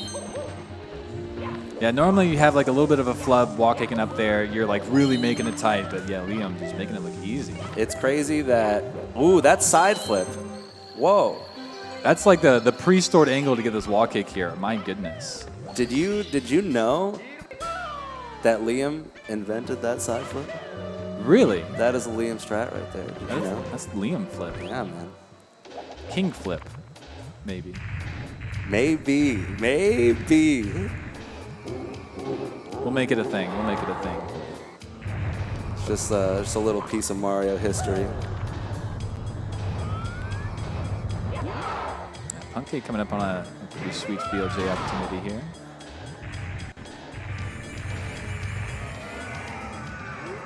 Whoa! Not sure what happened there. Got caught on the corner, maybe? This guy, he got scammed, man. That's a scam. Calling it. But yeah, Liam coming out of Fire Sea. So we actually do Fire Sea right in the middle of DDD 100 because once you beat Fire Sea, the sub goes away in that area, in that second area. It's not when you grab that star on top of the sub. You have to beat Bowser for that sub to go away. And so for these next few stars after this Manta, there will not be any sub, and that reduces just so much lag. It is unreal. The Manta shows up as well, and there is some strategy you can do to reduce the lag from the sub and not push the wall that is DDD back. As you can see, our entrance is way back there, and we're going to have to do a few long jumps here to get there. And so not pushing it back does mitigate the long jump time, but the lag reduction is so hard that runners just don't care. And they're taking the 2 to 3 seconds gain that they would have from routing because that lag reduction is so hard. So cool. There's just so much. Punke, unfortunately, with an abysmal blue coin position there, but he scoops it up. He's good to go. I feel like you got to be in like a sick mindset, like running against these blank splits. There's no red, there's no green. You're just running, man. Yeah, you're just out there. That's nice. All right, yeah, looking good here. Beautiful swims. That jet stream is harder than the JRB jet stream. I'm not sure why. It just is. Dude, it's an evil star. It's an evil stream. I'm not about it. That's right here. We are probably getting ready to go on break as Punke is finishing up HMC. Liam is finishing up this DDD as well. But we should be back in time for upstairs. And then also our final resets will be at 8 o'clock, so in about 10 minutes. These runners will not be able to reset anymore. We're going to cap them. And so they're trying to get their final runs going. So whatever they can get, they will take. And Liam looks to be on the run that he's going to take. Hopefully that upstairs goes really well. Yeah, man. I mean, so far, this has got to be one of the best runs of the day. It's a run like this is all Liam needs to take first place on day one, right? Like, he doesn't need to do anything crazy. But he's shown time and time again he'll get the 139, he'll get the 138 in these LTA formats. So I'm excited. Yeah, no, same here, same here. It's going to be great. And we got all the runners here for the last bit. Everyone trying to get that run in is going to be pretty sweet. Make sure to get your donations in chat, !donate for the donation link. $15 for the signed smaller prizes and $25 for the Nintendo Switch entry. So make sure you get that done if you can. We will read them off. All donations off in stream, $15 or not.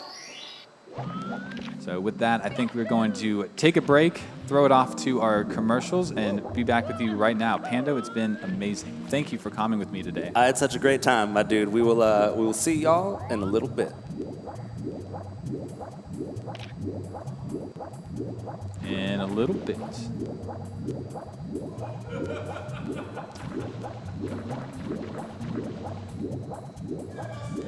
All right, Liam is in Wet Dry World 100 coins in the Reds area.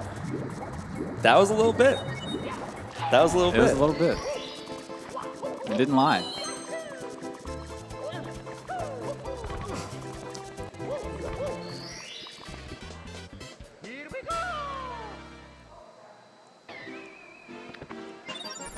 I know chat's loving this right now.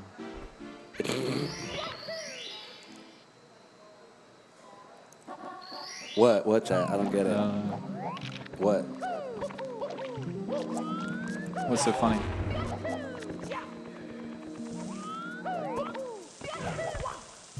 Liam gonna run into some trouble on that triple jump wall kick there. Gonna back it up real quick, like. Yeah, certainly. And I need to leave, bro. I need to get sushi. If you, I mean, honestly, that sounds pretty cool. If you want to roll and do that, I can hold it down here in the fort. You want to hold down the fort? Yeah. Oh, I think our savior's coming.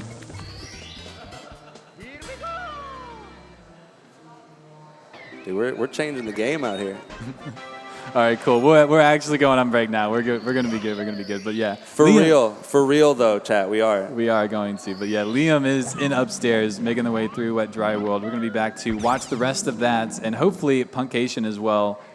Don't forget to get your donations in chat for these awesome prizes here. It is going to be an incredible time for those who win. $15 for the signed smaller prizes. All the Mario Brothers 1 runners, all of the Super Mario 64 runners, and all the LEGO Star Wars runners have signed this stuff. So please get your donations in, !donate, and we will be back right after this. It's crazy.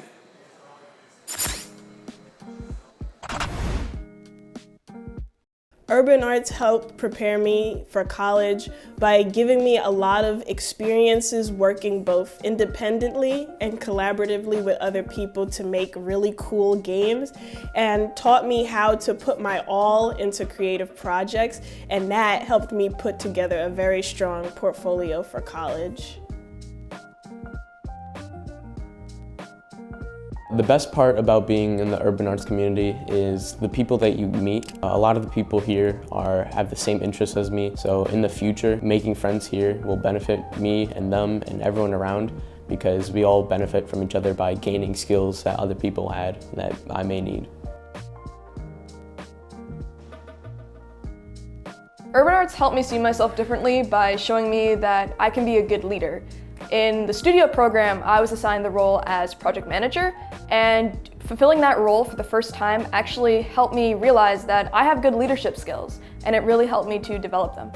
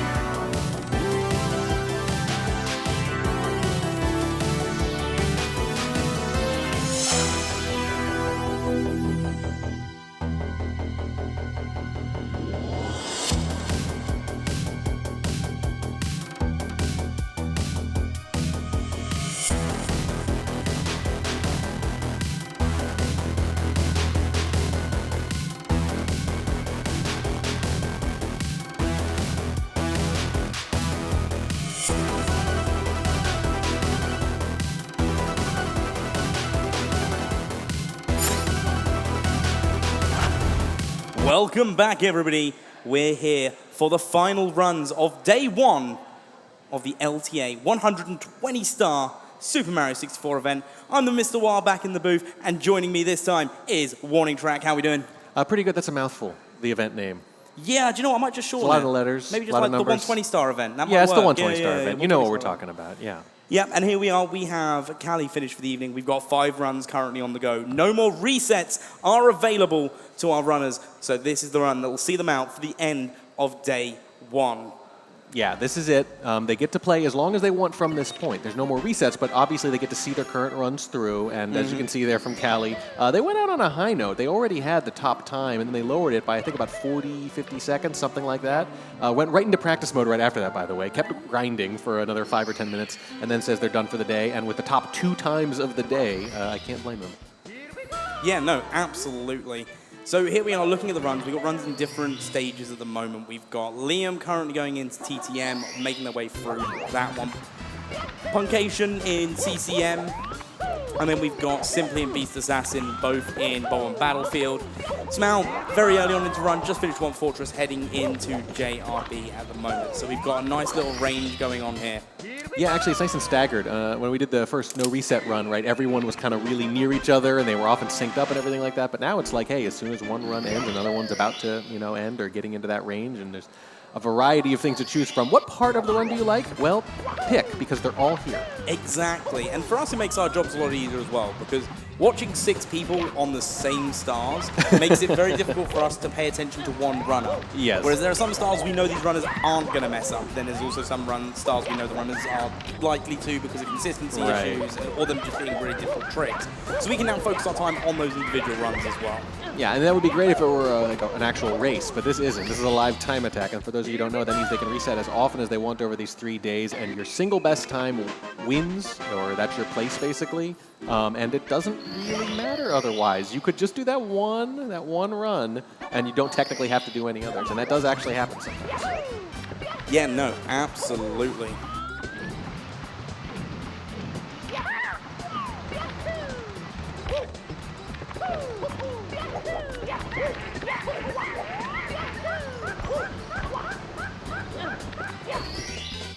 Here we go!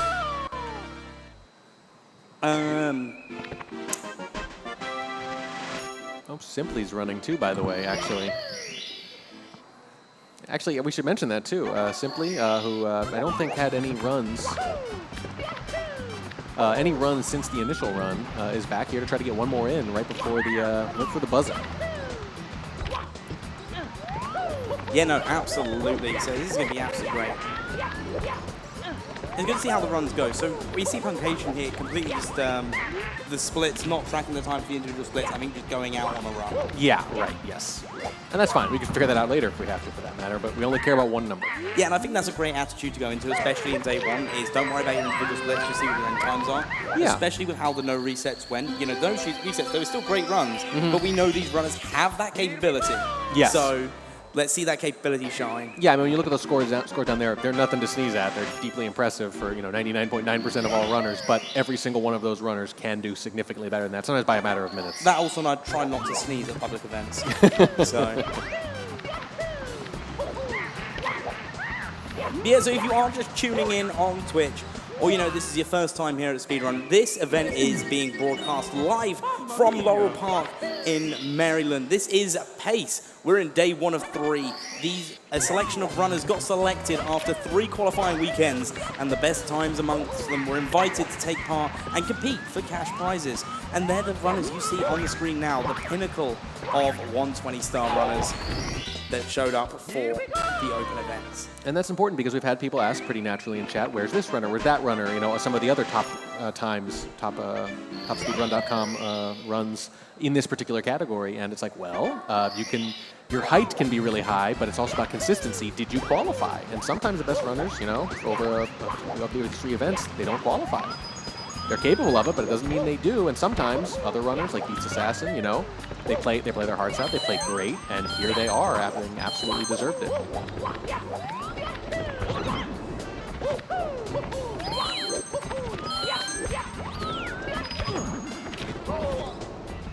Liam having a little trouble here. Yeah. A couple bonks, couple falls, and we were seeing some a few minutes ago too. But again, because we're past the reset cutoff, he's got to see it through. Has to see it through. And apologies for those of you that have done donations recently. We were just running on a little bit of a backlog of them for a reason, so I'm going to catch up with them. Sonic Screwdriver, $15 donation. First time at Pace, really cool to see all these fast people in person. Sonic Screwdriver, shout outs to you if you're in the crowd still. Great to have you here. There he is. There we go. Fantastic. Good luck on the giveaway for the signed SM64 game cartridge. Alan64, $25 donation. Good luck on these last runs, and good luck to you on the SM64 game cartridge giveaway. And then we got Hella Brian, $25 donation. Keep that booty bopping simply. Alan64, does that sound like a fun game to you? Alan64, is that like Alan Wake meets Super Mario 64? Oh, interesting. I mean, I guess if this is just Mario 64, it's just someone's first name plus 64. Mario has a connotation for us, but there's a different world in the multiverse where this guy's name was just Alan instead. So you're saying there could be a chance that there's a Walden 64 and it's just my face? I think if the multiverse is real, it definitely exists. Oh, fantastic. I'd play that. Liam's going to ride the breeze there. Nice star grab and BB-8. Getting close. Closing in on the century mark. Here we go.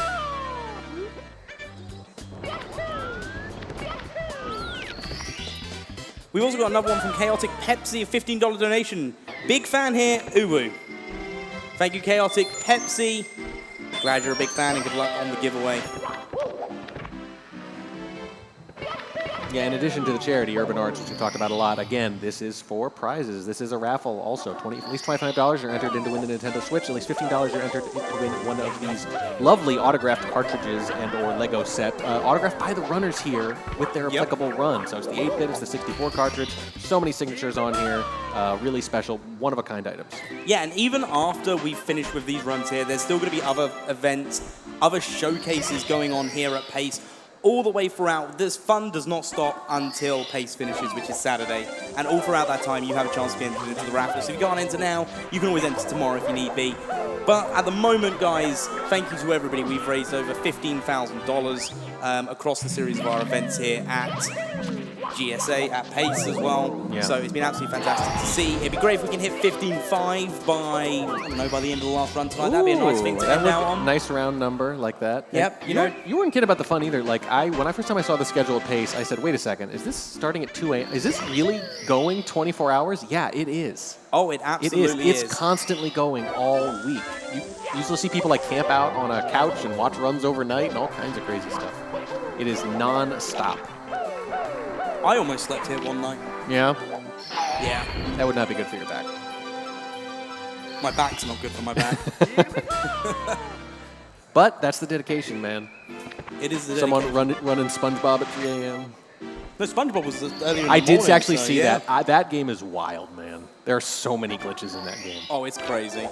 You think Mario's got its glitches. It's actually pretty modest compared to some of these, especially given the age, right? Because like these days, your modern game developer is very aware that this stuff is going on and that people are looking for it.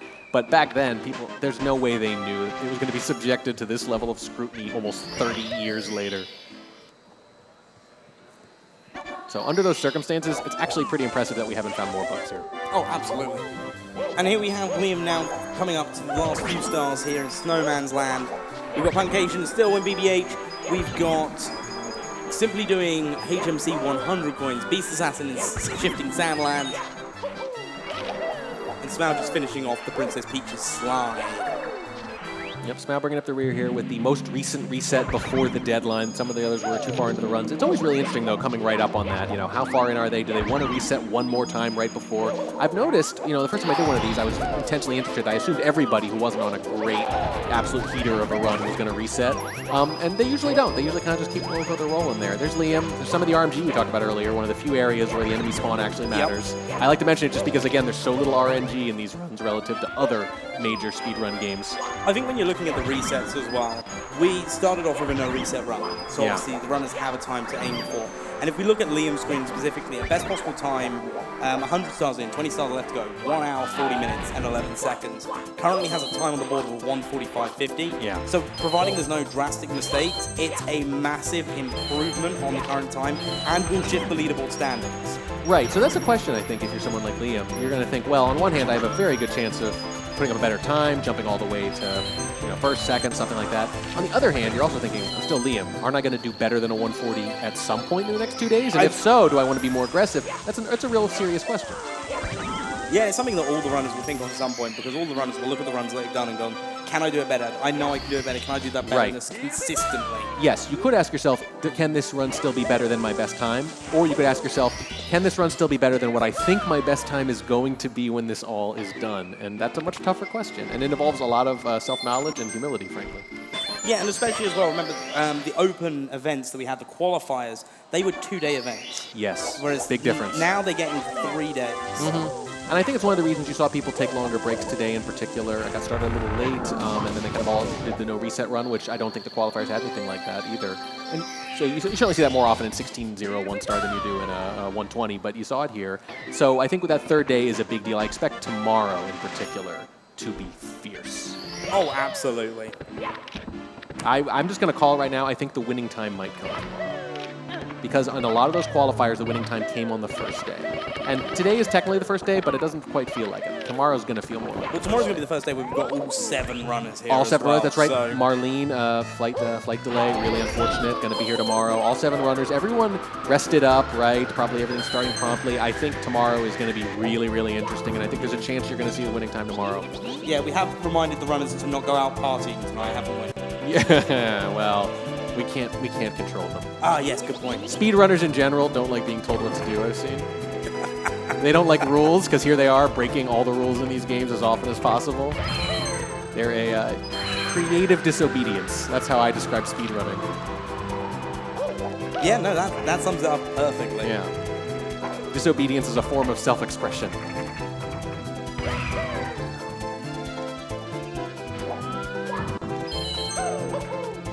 I think we missed talking about Wilco Clip as well. Yeah. Chat's going crazy. Yeah, sorry. That's our bad. We just ramble. Well, there's a lot going on. I'm just impressed that, so you remember on the first runs, we had a lot of people kind of dying around this point in the run that Liam's in, or just afterwards, rather. It was kind of weird, right? It was like happening far too often. Everybody died at least once, I think. Yeah, Rainbow Ride. Yeah, Rainbow Ride was That's right. killer That's for right. the no reset, yeah. I mean, some people had 3 or 4 deaths. I think everyone had at least 1. Clock lines up perfectly. Liam's not going to flex. Not going to flex in the moving reds. Not yet, anyway. Not yet. Not yet. I think it's going to happen. I'm going to put up some kind of, like, mild bounty for that tomorrow, I think. Really mild. Really mild. I got something in mind.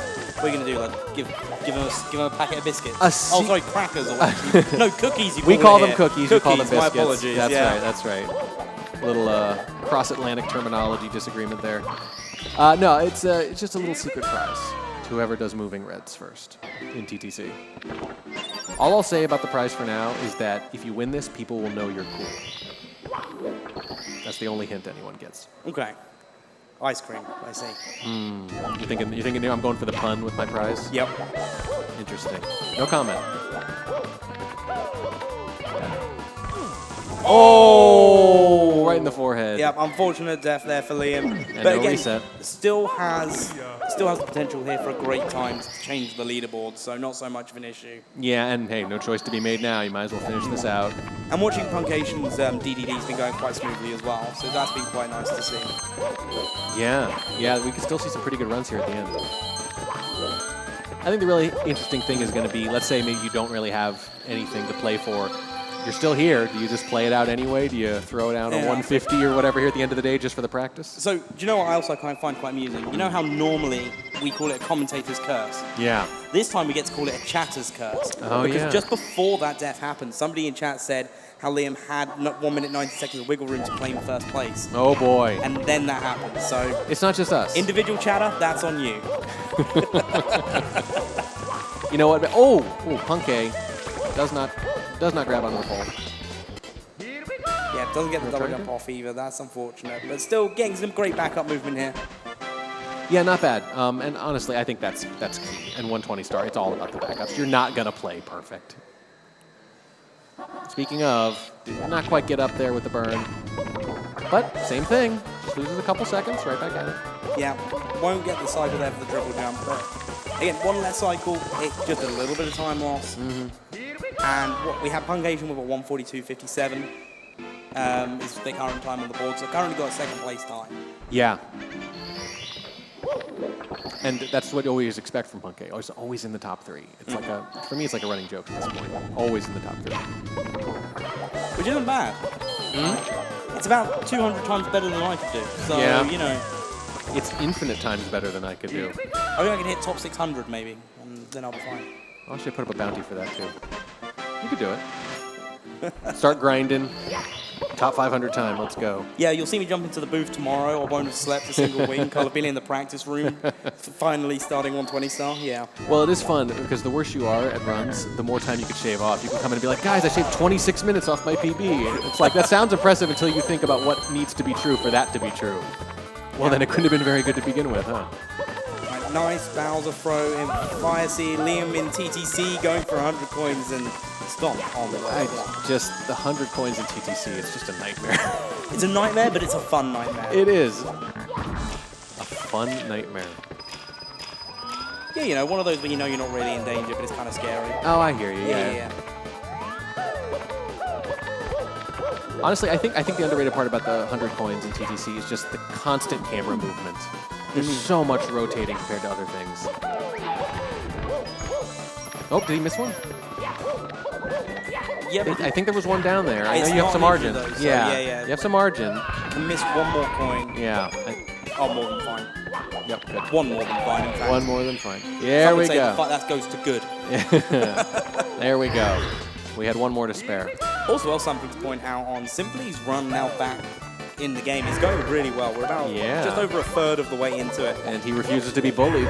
Yeah, no, and it's going quite well. Same with Beast Assassin. Beast Assassin's putting up a decent run here in HMC.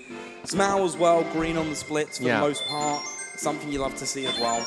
I mean, there's something about not being able to reset that can kind of get your hackles up, right? Like having that reset in your back pocket can force you to kind of go, whatever. There's not the same sense of urgency. But when you can't, sometimes that's when people pull it out. And it's very much a difference because when you do a no reset at the beginning of the day, you know after that you're getting the resets anyway. Yeah. Here, there is no reset. Once their run is concluded, that's it for the day. They'll be able to rest up till tomorrow. Yeah. And go again. Well, that's one way to look at it. Another way, too, is that, like, whatever happens here or doesn't happen, you got to sit with that overnight. So if you blow a good run, you got to try to fall asleep after that and come back tomorrow. You can't just get right back at it, right? You can practice in the off time if you want, but... You know what the worst bit is? These guys probably weren't thinking about it. They've probably heard you now, and now you've cursed them. That's right. There we go. I've cursed them with knowledge. To be perfectly honest, I think at this level, they probably managed to tune pretty much everything out. And it's just do it. Do what's in front of you. Yep.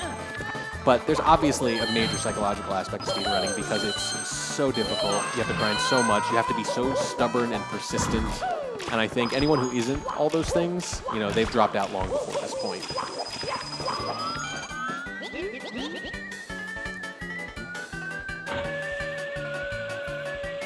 Liam closing in here on what will inevitably be his final run of the day.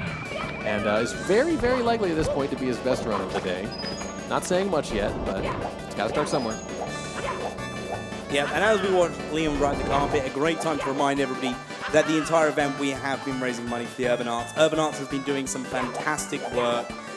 Warning track, I'll leave over to you because you can explain it so much better than I can. Oh, man. Tell us about the Urban Arts. It's incredible. It teaches, I mean, the summary pitch, which I just love, is that it teaches underprivileged students the art and science of game design. And my favorite fact about their program is that they don't just teach them like abstract theories and then say, hey, good luck, you know, go off into the world where you got your little resume builder now. No. For their final project, they actually come together as a group and make a game, make a project. Someone does the art, someone does like some kind of PR type thing, someone is like the group leader, someone some of the programming. They basically do like a real project as their like thesis, basically, right? Which is so pragmatic and thoughtful, like real world experience. I think it's just a tremendous program. It has a tremendous level of success, 100% graduation rate, 250,000 students, 250 different schools. It's just a tremendous program. And again, I always like to say selfishly, not only can you win these prizes by donating today, but you know, you can get better games in the future. I mean, people talk a lot about how games are samey, you know, another open world game with a bunch of icons and a map. I've played this before. I want something new. I want something different. Well, here's how you get something different. You get different people making games, and then you get all sorts of different games from all different life backgrounds and experiences and everything. People who haven't made games before, this is how you get those new games of the future, how you're going to be able to play something that's not so samey. It's going to be a few years down the line, but it's going to happen with that many students, so be a part of that. Yeah, and giving the opportunity to students that wouldn't otherwise have the chance to be able to. Yeah. Because you never know, the next great gaming franchise could be in the head of someone that doesn't get the opportunity to express that. So getting the chance for those people to express it is more chances of us of having something fantastic down the line. And giving people a chance at a future, which is, and for me, looking at people's future is something that's very, very important to me. So yeah, and I think in particular, game design is more intimidating than most things. Like, most people won't know how to get started. They need help to get started, to be shown that this is something you can do, right? They kind of hold your hand just through the beginning, and once you know that that's possible, then the world opens up to you. yeah, I think even if I was to go back when I was a kid, I remember there was a video game studio nearby to where I live. I won't say the company name, but I used to go in there because we had family friends that worked in there, and they said this is never an industry you want to get into. But now here we are, 20 years later, and we want people getting into this industry. It's grown so much, and yeah, it's absolutely perfect. Not to belabor the point too much, but there's a lot of social science research about this kind of thing, that when you have someone in your family from a profession, be it like a doctor or a lawyer or anything that's maybe a little hard to get into, you're much more likely to end up in that profession largely because you see it as possible from your childhood. You see it as an option from your childhood. And there's so many other things that you could do, but it doesn't feel like an option because no one introduces you to it. It's intimidating to get started. And so many things that you can do is the bootyless strat here in Rainbow Ride, which we have seen the runners perform, which is absolutely fantastic. Great trick to watch people do. This is what you do when you give people enough time to mess around. Good red coin movement from Liam. No shocker there. Just nice and clean. And the best possible time still pretty high. Not that there's any choice of reset, but that's what we're really keeping our eye on here. What you will realize is 3 stars, Bowser in the sky, and the Bowser fight. And there's, 49 seconds of wiggle room between best possible time and first place. And that's just first place. Yeah, he's got a little over 4 minutes total to do all that, but it's plausible. Oop. Were we going for assless there? I'm not sure, but anyway, it didn't happen. That pop-in always gets me on those platforms. There's not that much pop-in for such an old game, you know. It's pretty impressive, but that one always stands out.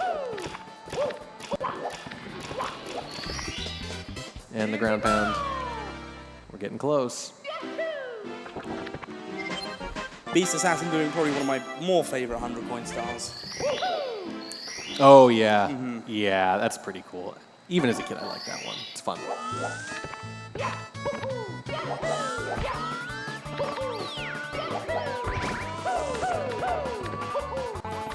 Oh, not connecting there on the lap 2 bounce. Going for a different start instead. Swinging in the breeze, I believe it is. I never remember the little pun names, although of course you do. Oh, Liam, and he does not catch the platform on the way down, all the way down, and that DPT is going to go up. Unfortunately so, that's how it goes.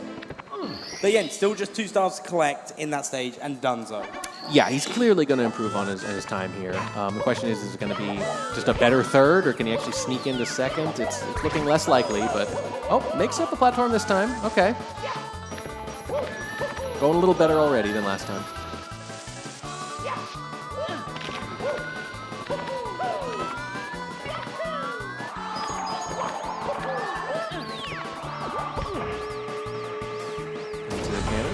And Smile has reset, unfortunately. That'll bring an end to Smile's day 1. Ladies and gentlemen in the chat, can we get a round of applause for Smile, please? That is a day 1 wrap for one of our runners there.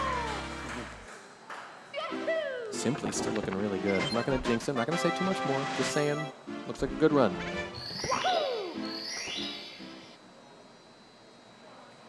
So for Liam, it's just a question of, are we improving third? Are we moving up a little bit?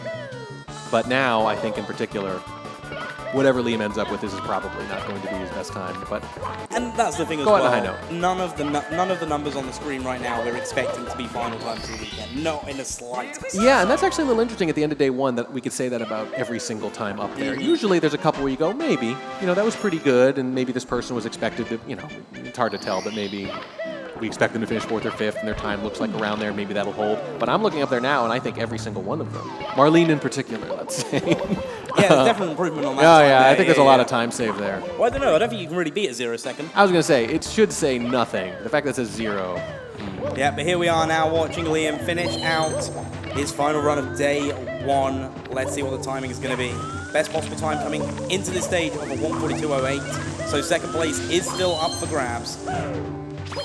And again, you want your... I like to say, go out on a good one. In anything, like any kind of sporting event. Yeah. You want your last one to be good. Because you gotta go home after this. You gotta think about this, you gotta sleep on it, and you gotta come back strong tomorrow.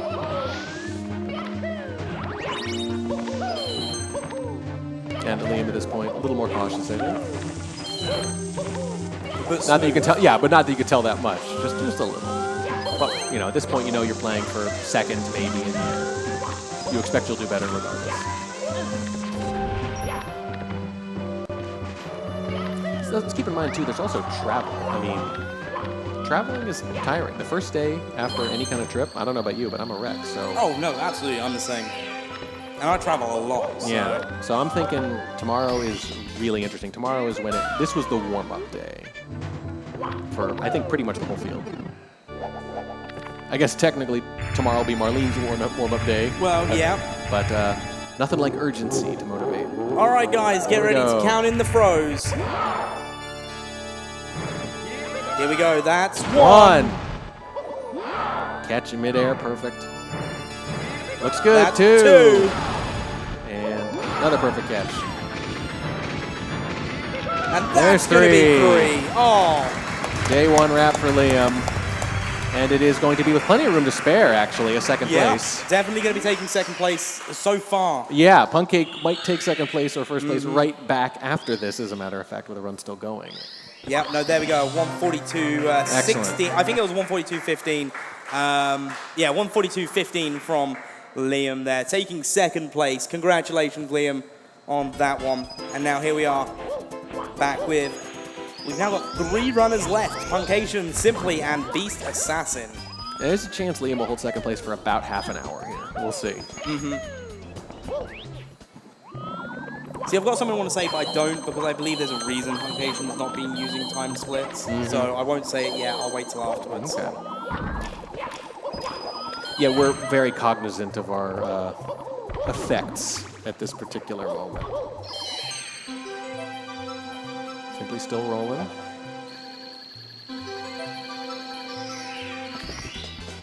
Here we go! To the second. Here we go!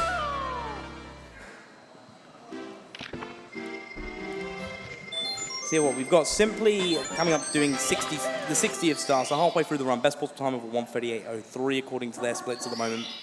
1:39.48 is the current possibility for Beast Assassin, who's almost halfway through the run as well.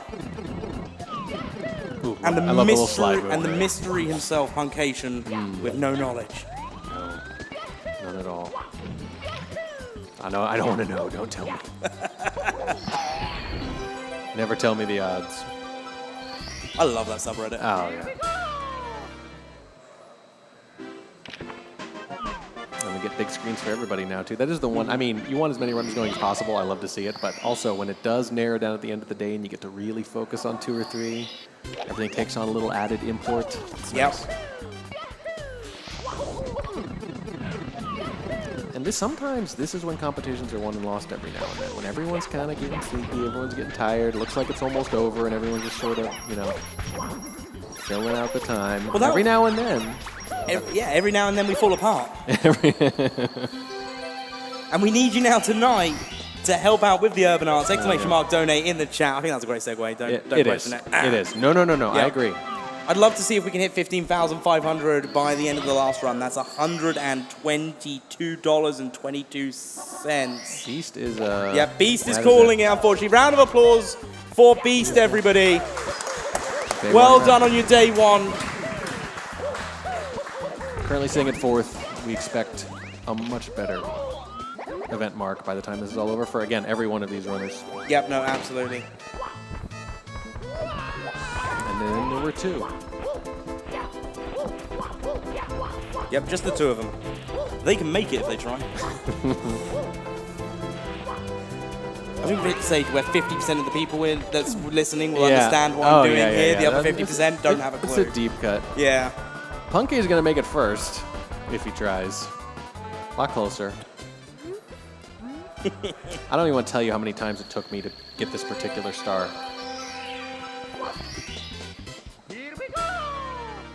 The first time. I mean, to be fair, some of these stars I only got this year, so I can't really say much. Damn Cooper.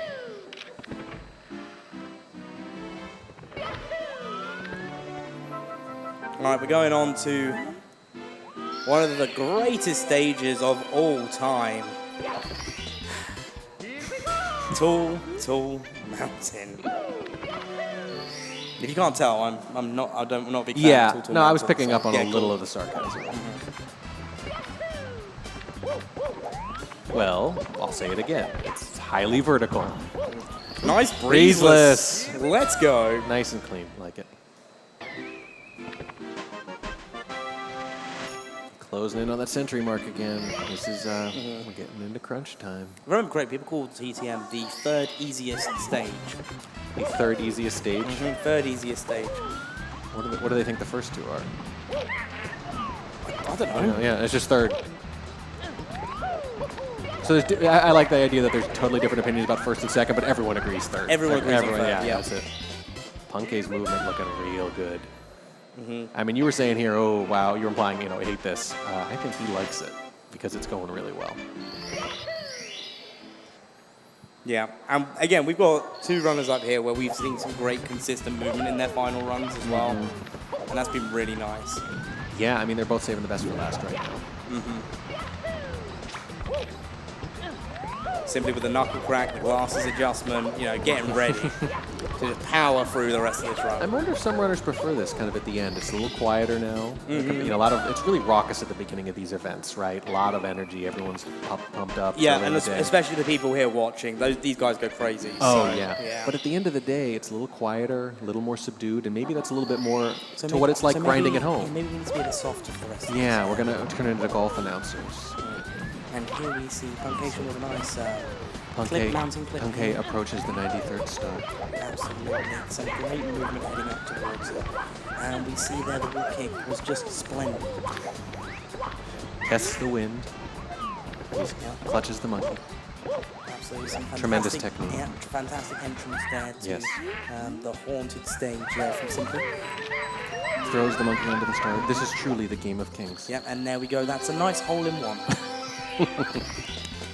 But seriously, I think maybe the fact that so much of speedrunning is, like I say, not live events, but it's just you grinding out at your PC, or your console or whatever, just over and over again. And maybe when things calm down, feels a little more familiar, a little more like that. Stakes go down, you relax, and the muscle memory comes back. There's less distracting you. Distractions are a real thing. So I tend to think certain runners prefer the energy, certain runners prefer that familiarity. Sorry, what was that? I was distracted. I was distracted by all the crowd. But since we started talking about the movement has stayed elite. I mean, even like the tiny little bonks here and there during the red, they're almost nothing, right? It's like a half a second here and there. Yeah, it's very looking minimal. real good. Look at this. Look at that. Frantic. Almost frantic. Yeah. So annoying. I really don't like TTM. The only thing I like about TTM is the slide. The slide is super cool. But I run yes. 70 star, so Right. I don't ever get to see the slide. Yeah. Well, maybe you should give 120 a try. I did. I don't want to go back. Yeah. It's just such a time commitment, every run. It takes a lot of dedication to speedrun. Any game is competitive, but 120 star, man. Yeah, no, absolutely. You're basically signing yourself up for just so many hours. Perfect on coins so far, I believe. Probably do this in his sleep.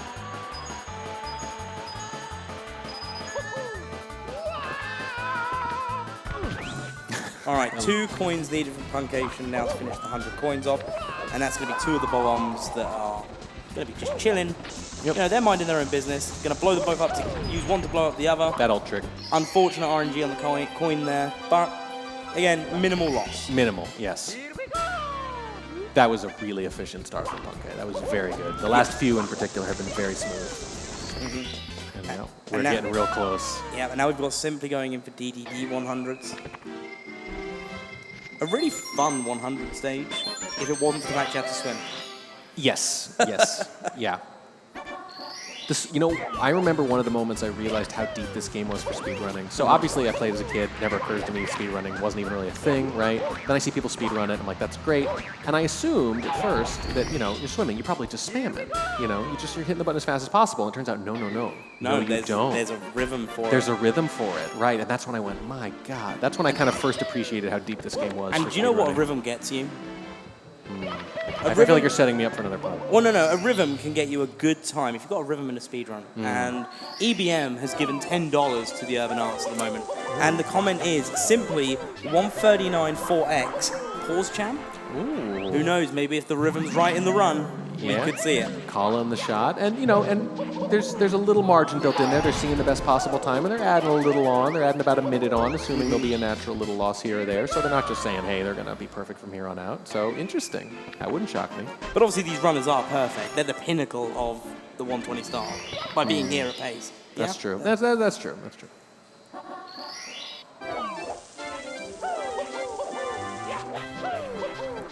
Simply in front of the sub. Oh, no, little. There we go. There we go. Second attempt. Might have to do it again in a second, too. Not the cleanest Snowman's Head from Puncation, but still good. Again, minimal. It's all minimal from these runners now. Yeah, the big things we need to avoid, and there's a lot of them in the last, like, 10 to 15 stars, which is why it's so dramatic there, are those big deaths and falls in the vertical stages. Yeah. That's where the mistakes become really big. An unfortunate fall here in DDD from Simply. Yeah, and that's another thing too. Like you see 4 or 5 of these tiny mistakes and it adds up to one big one too, right? Like there's a lot there, but yes, it's not possible to script too badly right now.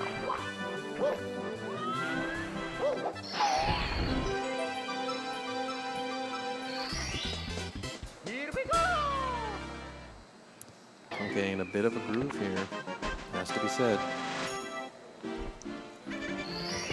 That's all we'll say. That's all we'll say. Now. Yeah. For now. Player playing well. Player playing Hashtag well. commentary. Yep.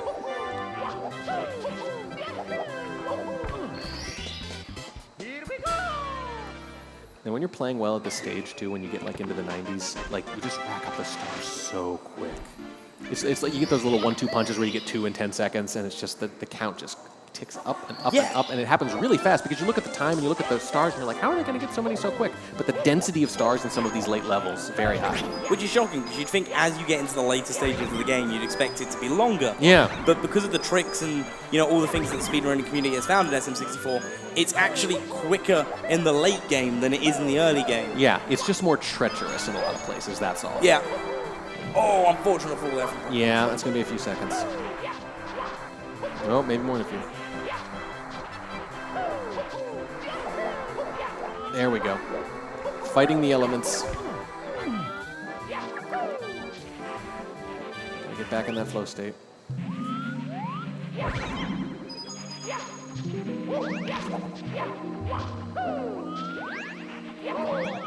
Oh, unfortunate.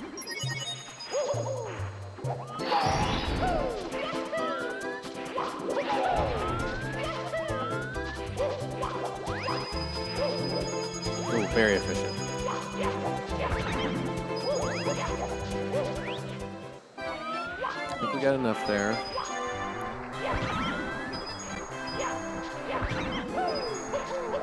Oh, not bad, not bad. This could be worse.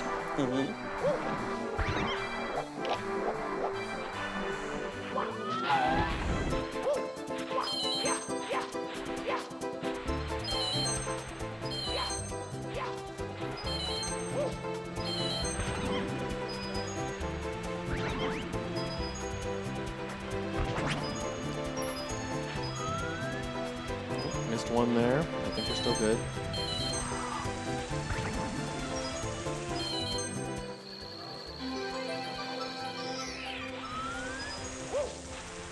The red coins and the 100 following right behind. There we go. There's, I guess, 200. And just like that, boom, boom.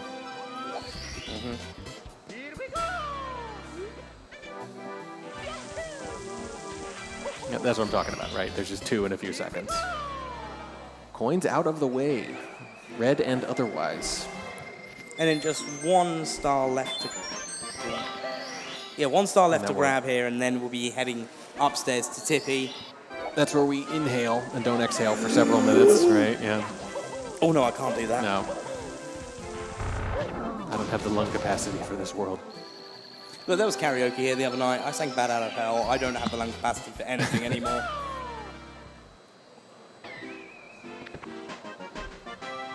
I think that went pretty well. Pretty good little excursion there. I believe that was a missed chip there from Simply, unfortunately. Again, it's one of those tricks where it saves you a little bit of time, but if you don't get it, you lose more time than you would have saved. You know, it's funny, I think he didn't do chip in his PB either. We got a nice clip there from Punkation as well. I think he said something like, I forgot how to chip you guys, or something, because he was streaming it at the time.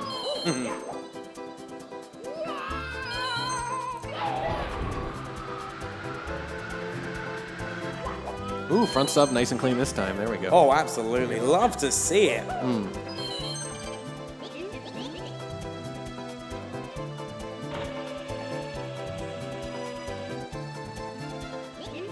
Flying music is excellent. Second favorite music for me. Oh yeah? What's number 1? Gotta ask. Metal Mario. Yeah, that's pretty good. Yeah. I think with the flying music, it's not so much just that I like the music, it's that it's very appropriate to the feeling of flying. It feels like Yeah, flying. every time I get on a plane, I just stick my headphones on and just stick a 10-hour loop of that music on. Yeah. I wish I was joking. I think I believe you. But I'm not joking. I'm the Mr. One. Nope. Okay, 9. 9 for those of you who saw the earlier segment. I think that's at least 9. Yep.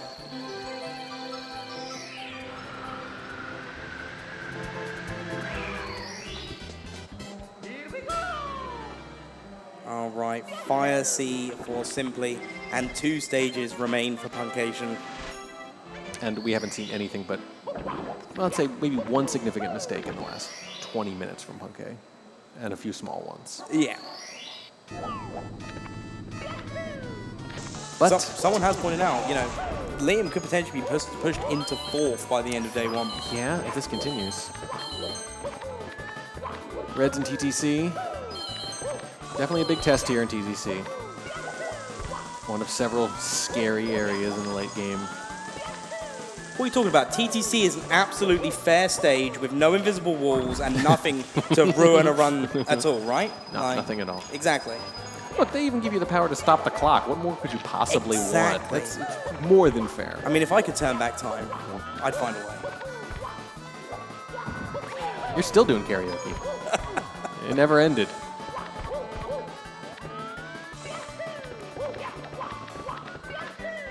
I know I said it like half as a joke earlier, but the compliment of this 120-star runner looks so good they look like a 16-star runner. Mm-hmm. That's what I'm getting right now. Yep. The movement is really smooth, really quick.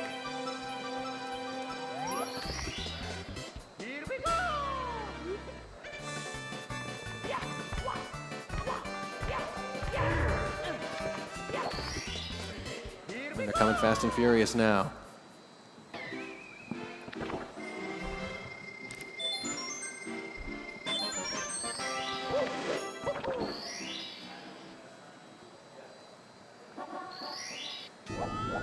All right, let's see what the upstairs door touches will be for Simply. And then what the best possible time is. So someone was questioning about whether it'd be a 1:39.40. Mm-hmm. Unfortunately not. Yeah. But could still be a 139X. Probably a lot to ask, but... It's time for just gold movement for the rest of the run from both these guys. Yeah. I think that was a backup star being collected there from Funkation. Did a lot of movement there. This is what I mean about the stars really racking up very quickly at the end here. Like he was at 90 like 10 minutes ago. No, it was a lot longer. You fell asleep. Yeah, that's yeah. probably it. But like, it's so rapid fire because he's getting the reds while he's getting the normal coins in some of these. Yeah. And just unfortunate they're going to be taking the route round the clock again. You don't lose a ton of time, but yeah. But it's time you don't want to be losing, especially at the end of a run. When you've done a run and you've been going for like an hour and a half, and then you get to these final 2 stages, it really adds up.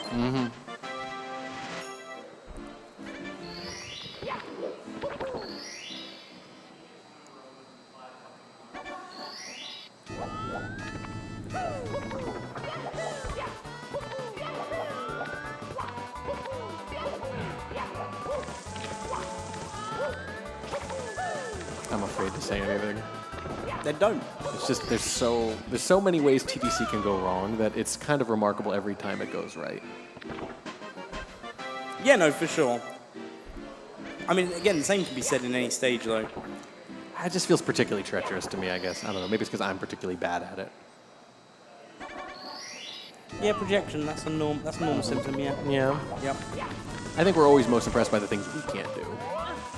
So any stage I'm particularly bad at is the one I'm most impressed by. Oh, man. So good. Case in point. Nice moving Oh, pass there. gee. Yeah, that's an understatement, my friend. So I believe it's just reds left in TTC? Yeah, I think so. I think that's what he attempted first or second, and then...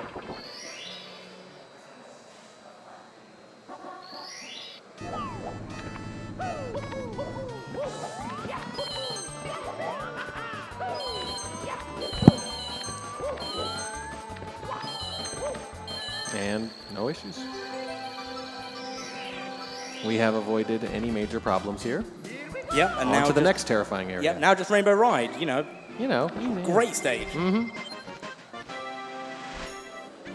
And I have my fingers crossed here for Puncation. I want to see it. And I think we're going to toes. see a great time. My toes are too chubby to cross. Rainbow Ride is great. It just needs a giant net at the bottom in case you fall. A bouncy one as well, so you Yeah, can bounce straight yes, back up. yes, yeah, yes. yeah. I don't ask for much. I mean, it's a safety hazard. It's definitely an OSHA violation. Yeah, shout out to that old DDG video. Some of you know what I'm talking about. Just when you think you can forget something. Yeah.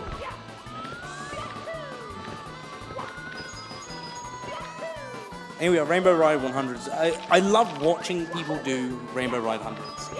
I hate the thought of ever doing it myself, Yeah, but I could watch someone do it like 100 times in a row. especially when they do it well. Yeah. Because it's particularly chaotic. So when someone can like draw order out of that chaos, by actually moving smoothly. I am liking this kind of like collect all the coins along the way kind of thing though. Like, get most of the reds done at the same time. It's been very efficient. Yeah, it's just kind of like learning the routes of it as well, because so for those that aren't familiar with 120-star runs or routing, by the time you're heading up that side part where you're getting the blue coins, you want to have 50 coins. If you have any less, it just becomes a bit of a pain. And Right. There's backups you need, and it's just not worth it. Yeah, you gotta hit that. Yeah, you need that 50 to be able to do it properly. In fact, I don't think there is any backups either. I can't think of it. But then my game knowledge is a little lacking compared to these people. Mm.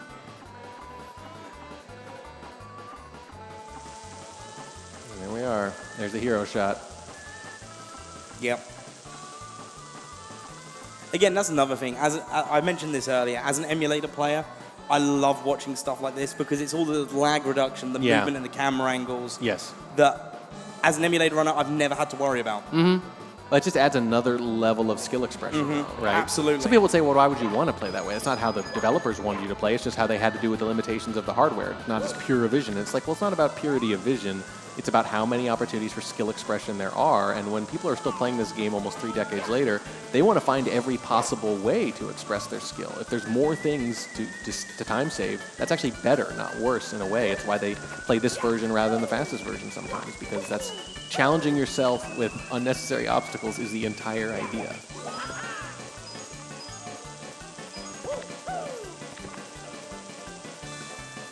So Simply is now 2/3 of the way through the collection of the 120 stars, just over, in fact. Yeah, but it starts getting quick now, too. It It's does. fast and furious. Well, we've got THI. THI is not the quickest. Right, yeah, you get on the other side of that, and then they really start to rack up. But Yeah. look at that sea of green.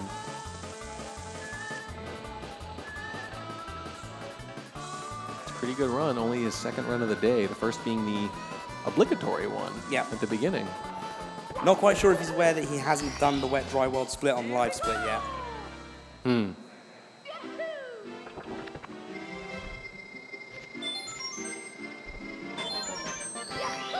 There we go. That was a nice 100 coins there from Puncation. Just the rest of the stars in Rainbow Ride.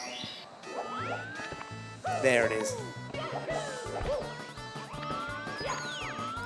Big dangerous there, because when you on the platform for secrets, if you're too far over on the right where the coin is, and you have to climb up from a ledge grab, if you're in just the wrong spot and don't move straight away, that's a warp. Yeah. I learned that about 3 months ago. There's always something new to learn with this game. That's what I've learned. It's frankly one of the reasons I always pay more attention to 16 stars, because I can hold most of that run in my head at one time, whereas with 120, if I could hold the whole run in my head at one time, I'd probably just be running it all the time. Well, that's true, yeah. Because that's like half the difficulty. It's just you have to remember so much. It's crazy as well, because when you get into speedrunning, like there are safe strats that you learn and then you build up for it. And the triple jump here in Rainbow Ride that you do at the beginning is one of those that you kind of can learn at the very beginning, but there is a safer route. But doing the safer route costs you 8 seconds every time. 8 is okay. That's pushing it. Yeah. Like, I know that a lot of 120 runners, or even 70 runners, they're not going to bother with anything mildly risky if it saves a second or two. I mean, it's every now and then, you know, they'll go for something. But for the most part, it's not part of most of your runs. 8 seconds, though, on the other hand, I don't care what format you're running, how many stars you're doing, 8 seconds is huge.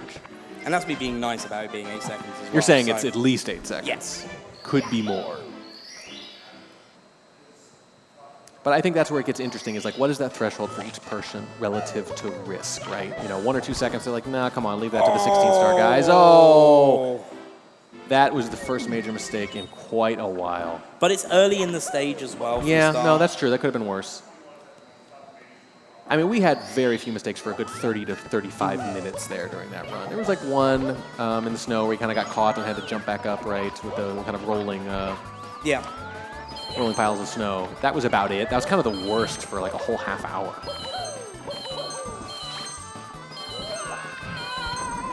Yeah, it's one of those things as well. We have to be optimistic here. So no matter what happens, we're going to be optimistic for all these runners because we know these runners are great.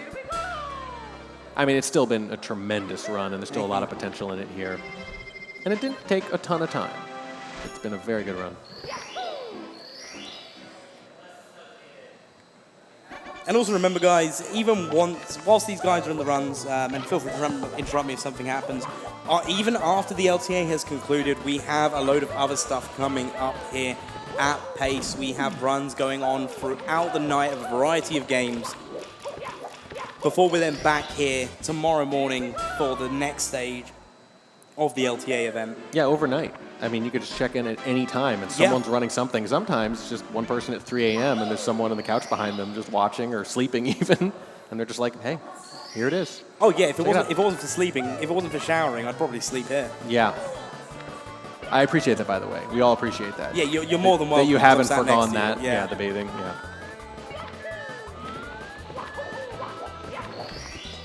Thanks for not forcing a difficult conversation on all of us, you know. An intervention, but for bathing. You're more than welcome. Yeah, I appreciate it. The only downside is I'm running out of shirts over here, so... I will find you shirts when it comes to that. Right. I have a vested interest here, sitting a foot away from you. All right, here we go. Puncation going into Bowser in the sky. If my math is correct, there's 1 star left? I'm pretty sure. Hang on, let me Using the art of subtraction. Carry 3, move the 1 over. Just the 1. The 1's the only thing you're moving. Yeah, divide by pi. Move the 1 from not counting to counting. There we go. Yep, that makes sense. Yep. Carry the 1, except the 1 is a star. It's just 1 star.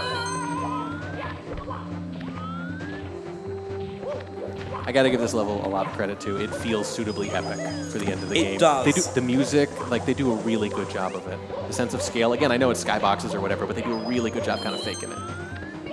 And the music is super underrated. I don't think anyone says it's like their favorite because it's not catchy and it's like nerve-wracking, but when you think about effectiveness and appropriateness to the setting, it's some of the best. And we're having a relatively smooth movement here from Punkation. Yeah, there have not been many mistakes over the last 30 to 40 minutes. It hasn't taken much. Oh, we got the nice backflip onto the second platform there. I love watching that happen. Nice and clean. All right, and the last red coin of the run, leading up to the last star of the run, which then leads to the last pipe entry of the run. Just a bunch of lasts in a row. For you, is it last or last? Last. Okay. I don't elongate it. Yeah, that's more a British saying lost. It's almost like lost. We're right? lost as well. Lost. We're not last, we're last. Lost. All right, here we go. Get ready to count the throws for Punkation. Here comes number one. There we go. There we go. Hey, it's been a long day for the crowd, too. Two. Quick catch, and... Oh, no. Two. Nice re-grab, though. Yeah. Make the best of it. That'll hit. And that's three. There we go. There we go. Oh. And with that... Crowd's got some energy left. Yeah, crowd's got energy left. And with that, Punkation will be taking first place so far at the end of day one. That's with a great way. 1 hour, 41:28. Round of applause for Punkation, everyone. Even if you're at home, I want to hear the applause. Make your family wonder what you're doing. Yeah. Why are you clapping at the screen again, sweetie? I know, hey, we saw a couple of mistakes. There weren't a ton down the stretch, but like there were still a lot of time saves there, you know, certainly. So yeah, we have not seen anyone's best, and yet that is the best run we've seen so far. So now I can say it. Now Punkation's finished the run, and I messaged you what it was. Coming out of Wet Dry World, Punkation's time was on par with Liam's Wet Dry World time on his final run. Yeah, they were like neck and neck. Yeah. Don't want to draw too much attention to it. And we managed not to jinx it too much. We were cautious. I still don't think any of these are going to stand. But again, you talk about you got to go home and sit with whatever happens here at the end of the night. You got to try to get some sleep and focus on tomorrow and feel confident going into tomorrow. Confidence is a big part of it. You can't feel more confident than I'm currently winning this event. At least. So far. Maybe for another 20 or so minutes. We'll see. How crazy would it be to have this giant shakeup here during 3 final runs of the day? Yeah. Like the entire top 5 gets shaken up based on 3 overtime runs. Right now it's already happened with 2. And it's also one of the things. So we now have 1 runner remaining. Simply is the last man standing. And has about... the last man sitting. Last man sitting. Or yeah, running. He's sitting and running at the same time, come to think about it. We do have wheelie chairs. And they are wheelie fun. 10. Yep. 10. 10 in one day. God. And this is just the warm-up. I weep for the future.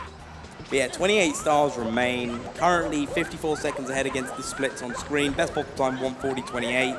So, you know, there is a big potential chance here for a shake-up. That's exactly 1 minute better than the event best to the second. It would be something, too. You do the obligatory first run, walk away for a long time, kind of came back a couple times, looked like he was going to play, decided against it, came back again, and then thought, okay, let's give it one more. And that's something that people watching at home won't have seen. We saw a lot of people coming back onto the stage, and we're like, oh, they're about to start another run, and then they step off the stage again, and we're like, and then they come back on again. Yep. Liam was there for a little while before he started. We weren't sure if he was going to, and then he did, of course, and he got his best run of the day. So far, the people who've come back and kind of given it another run, they've been glad they have, because we've seen some of their best work so far. And we're getting up around that 100 mark, and that's when things start to tighten. That's when the stakes get a little higher.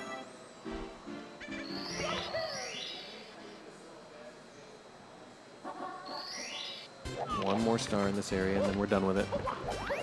And you can tell that not only is Simply focused and, you know, dedicated on this run, the crowd here at Xanadu Games also is so focused. Like, it's the quietest I've heard them all day. So it's funny. So you figure if the crowd is quiet, it can be because end of the day and maybe energy waning a little bit. But when they erupted at the end of that last throw, it's like, no. They were on the edge of their seats, actually. And also as a reminder, whilst Simply's going to be going through the slide in just a minute, Everything we're doing this week here at Pace is to help raise money for Urban Arts. We've currently raised $15,387.78. That's across all the events we've done this year so far. Absolutely fantastic work. But the work is not yet done. And we also have, thank you to the one person that applauded there. Not only that, we also have some giveaways going on. So $15 donation sees you in with a chance of winning some of the wonderful signed paraphernalia of Super Mario Brothers from the Mario Brothers runners, SM64 from the SM64 runners, a cartridge from them, or a Lego Star Wars set signed by the Lego Star Wars LTA runners. They're all $15 donations to be able to be in with a chance to win it. $25 donation gets you in for a chance to win a brand new Nintendo Switch. So any help and support for the Urban Arts is greatly appreciated, and with those amounts you're able to. Also, any donation that with a message we'll read, providing, I think it's $1 minimum, so... $1 minimum and not overtly offensive. Yeah, not overly offensive, over $1, we'll read it out. I mean, it's offensive to us, we'll take that hit. It Oh, just yeah. can't be offensive to people in Yeah, general. you can be as mean as you like about me, I don't mind. Yeah, no, we'll I'm debase ourselves. I'm British, I can take it. They're self-deprecating anyway, so it's nothing he hasn't said about himself. About those prizes, too, little color, Boba Fett's Starship Microfighter is what the Lego set is called. Okay. And one thing I like about the little N64 cartridge, so I'm looking at Liam's signature right here because it's turned away from me. Simply signature wraps around the side a little bit, the Y, and Simply, the little tail, it wraps around the side. Yeah, one side wasn't good enough, One side wasn't good enough. And you can see they kind of followed his lead, like someone else wrote Smile right on the other side. And they kind of like spaced them out, actually. In fact, look at this. They actually went symmetrical, I'm just realizing. Mm-hmm. They kind of like complemented each other. They coordinated. Yeah, I think we've got everyone's signatures. We're just waiting on Marlene's, which we'll get tomorrow. So Yeah, well, I think at this point, so based on all the symmetricality, Marlene has to be right on top, right? Yeah. I guess you could do right here in the back, but it's got to be centered somewhere. So place your bets on where Marlene's signature is going to go. And make your donations to make sure it goes to you. Yeah, no, I entered with my chance to win. Yeah, no, I threw it in too, and that was the one I picked, Unfortunate climb there up for the snowman, so we're going to be doing a different star instead. I never remember the name of this one. This star, I mean. The star names in particular go right out of my head for the most part. I'm just like, oh, that's the one with the penguin. That's the one with the other penguin. That's the one with the sliding penguin. That's the one I hate. Things like that. Mm-hmm. They have idiosyncratic names that only make sense to me. Someone just asked what it's like being British in America on July 4th. Interesting. I'm trying to move to America, so that kind of says it all. Okay, yeah, I was going to say. Yeah. I could see otherwise it could be a little bit like a little excessive, a little in your face. Like, okay, take it easy. It happened a while ago. Well Over the Freezing Pond is the name of the star. Whirl Over the Freezing Pond. Yeah, see, it's not a very memorable name, is it? It's not No. a pun. It's not a rhyme. It's not that succinct either. Well, now I feel justified not remembering it. And you should too. So I'll forget by tomorrow and ask the exact same question, don't worry. Mm-hmm. Look, again, if it were 16 star, we'd know everything. 120? No. Too many things. Please eliminate some things. There we go. That is some good head there. There we go. 100. 20 stars to go.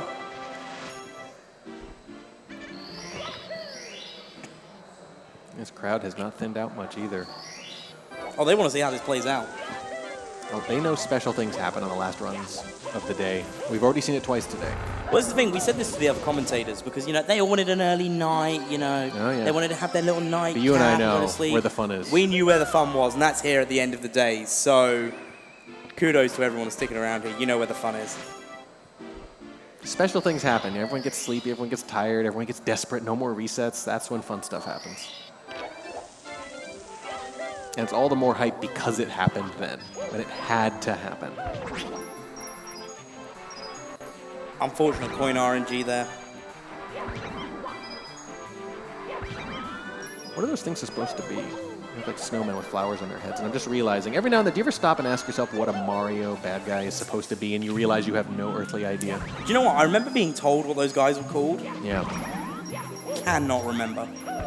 And funny enough, it was during the LTA. Well, it was years until I even knew what the Goombas were supposed to be, because it's not super obvious, especially at 8-bit. Well, that's true, yeah. And they're just like, no, they're still mushrooms, but they're like evil. It's like, oh, okay. Oh, well, that explains it then. All mushrooms are evil, let's face it. Not a fan, yeah. Yeah, and as we learned in the movie, Mario, not a fan of mushrooms. Yeah, I thought that was something. That was a choice. That wasn't even a choice by the movie studio watching the behind the scenes. It was a choice by the Mario team. Huh. Yeah. I wouldn't have guessed.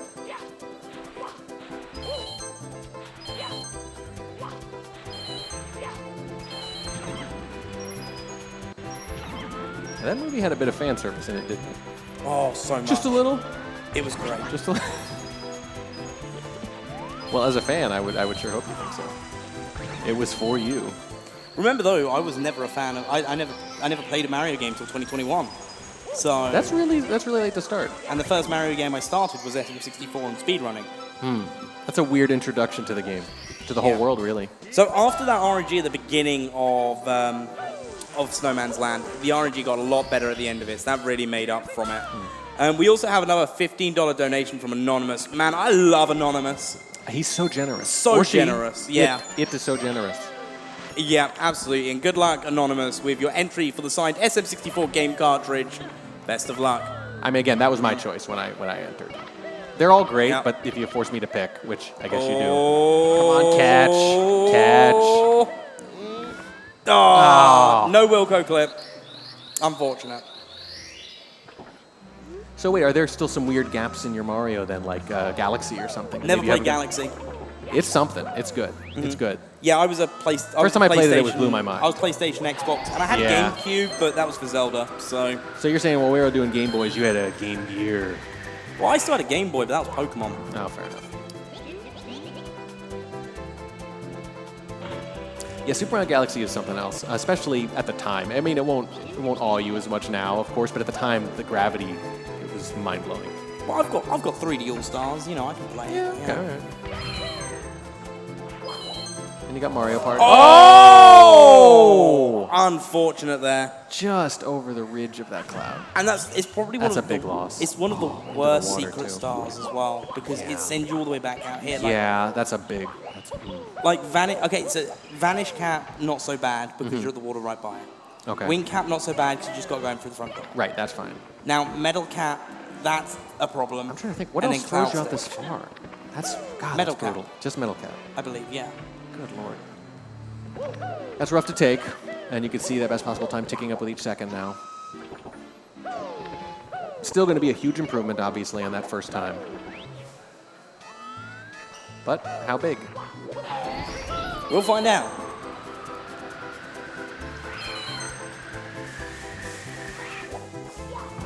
So this is going to rule out. Yeah, I believe Metal Cap throws you out to the waterfall outside. I think you're right. So that's going to be first and second place. No longer viable. Third might be pushing it. We'll see. Third place would. No, I think we're looking at a fourth place. Yeah. But the thing is, there's a lot of gap there because you look between third and fourth, and it's like 4 minutes. So fourth is very possible. Likely, perhaps. That bonk was unfortunate as well. I mean, the funny thing is, it doesn't take a big mistake. It's about the timing of the mistake, right? You make that same type of like slight lack of precision mistake 100 other places, and it hardly costs you a couple of seconds. Yeah, no, absolutely.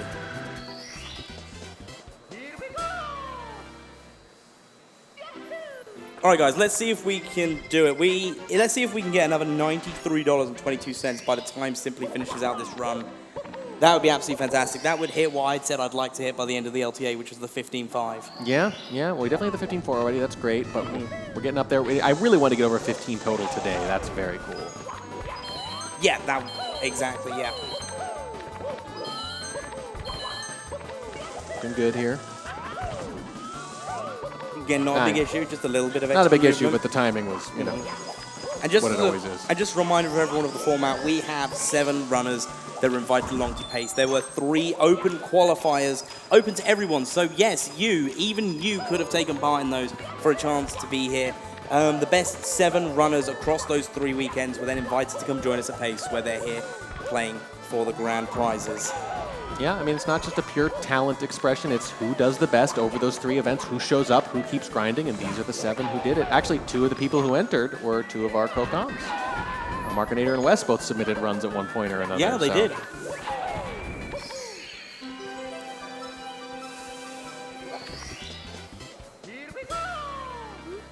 And this is not the end of it. Just to remind everyone, this is day 1 of 3. There are 2 more days. Today got started a little late, too. So today and tomorrow and the day after are going to be longer than today was, too. And Marlene will be there as well after a bit of a flight issue. So tomorrow and the day after are going to be jam-packed.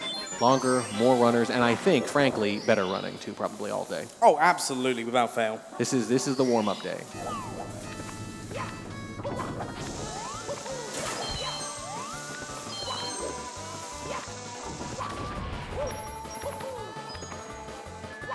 Simply still making his way through TTC. Oh, a little bit of an issue there, but only a little bit. No, same issue. Yeah, and just so everyone is aware, so once this run is concluded, we will be having a Marry Hour challenge from Cosmic. That'll be coming up after this as well. And then we'll have a load of different runs. We've got our very own Hey Panda, who's in the commentary booth. We'll be doing GeoGuessr. Yeah, that sounds fun. Along with Duck Bavis. When is that? That's at 25 past 11 Eastern. So if you want details on the schedule phase, I might have to swing back. Yeah. ! Schedule to be able to see all the stuff. And then over the night, we've got things like Banjo Tooie, Plants vs. Zombies, Garden Warfare 2, Skylanders, Super Monkey Ball, and then we are estimated to be back here around 20 past 10 tomorrow in the morning. Yeah, something, yeah. Right. So obviously scheduling might change a little bit, but that's the time we're looking at being back tomorrow. Full details of the schedule available, ! Schedule in the chat for that one. Not to digress too much, but GeoGuessr is really fun because it's not something that's like solved or figured out. There's always so much judgment involved, especially when you don't have very much time, which makes it's never like a solved game. Exactly.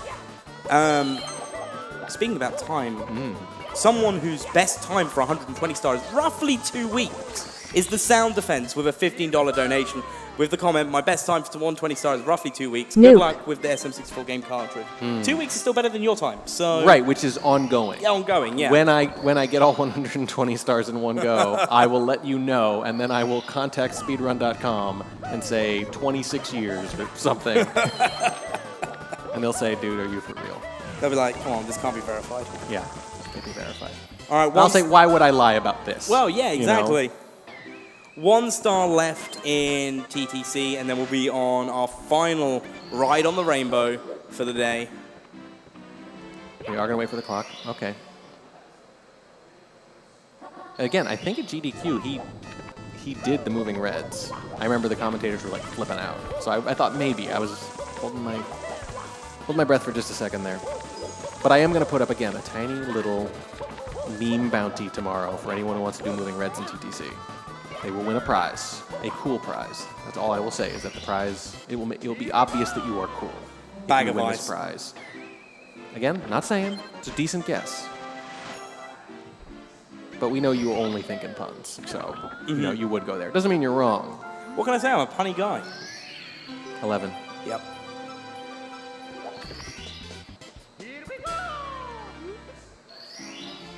And I'll even say, it doesn't have to be totally clean on the moving reds. You can do the backup if you miss the second one, like, just moving reds. All right, Rainbow Ride here now. 7 stars to go in this stage. Not getting the triple jump off the back 2 bounce. Going to be backing that one up with reds, I believe. Yep. I think that's the standard go-to backup.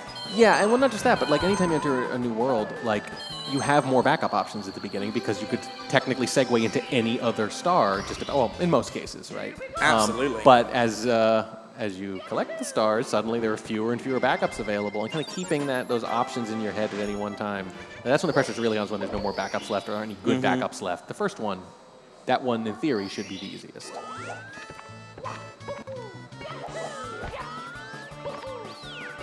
So the nice thing is, though, even though we're looking at 4th at best, we still have a lot of margin for 4th. We could afford a couple of deaths here and still take 4th by the end of this. Yeah, no, absolutely. But obviously, we'd like to see a clean Rainbow Ride. Yes. And we'd like to see 4th with, like, you don't want to need that extra 4 minutes right now sitting between 3rd and 4th, right? You want to be in the range of 3rd. Well, yeah, so that would feel a lot better. We've got between 1st and 2nd at the moment is 12 seconds. Then between 2nd and 3rd, we've got 35 seconds. Then we have 4 minutes, 31 seconds. Then after that, there is a 2 minute and 5 seconds difference. And then we have a 12-second difference And then between infinite. 5th and 6th. Yeah. Yeah, I mean, there's clearly tiers right now. Yeah, and it'd be nice to see those closed up and those gaps shortened. Seems likely, yeah. And if you're simply at this point, you want to be in that top tier rather than that second tier. Even if it's still technically 4th, right? There's still a big difference. Yeah, and I think that's one of the things, is it's not necessarily about getting much higher on the leaderboard on day one. It's about making sure there's not that much of a gap between you and whoever else it is. Yes.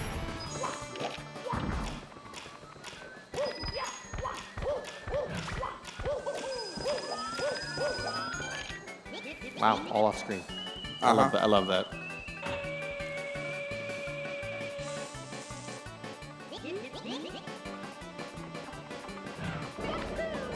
I've always wondered what the difference was that bomb is friendly and the other ones aren't. I know there's a color difference, but I mean, like, technically they're all bombs, so why is this one nice?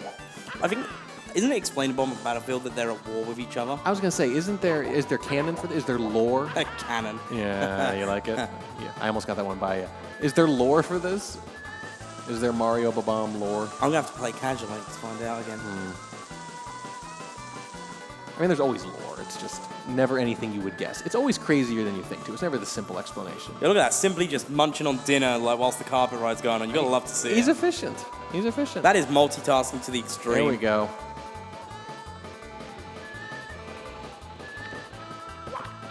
Dare I even ask what it is?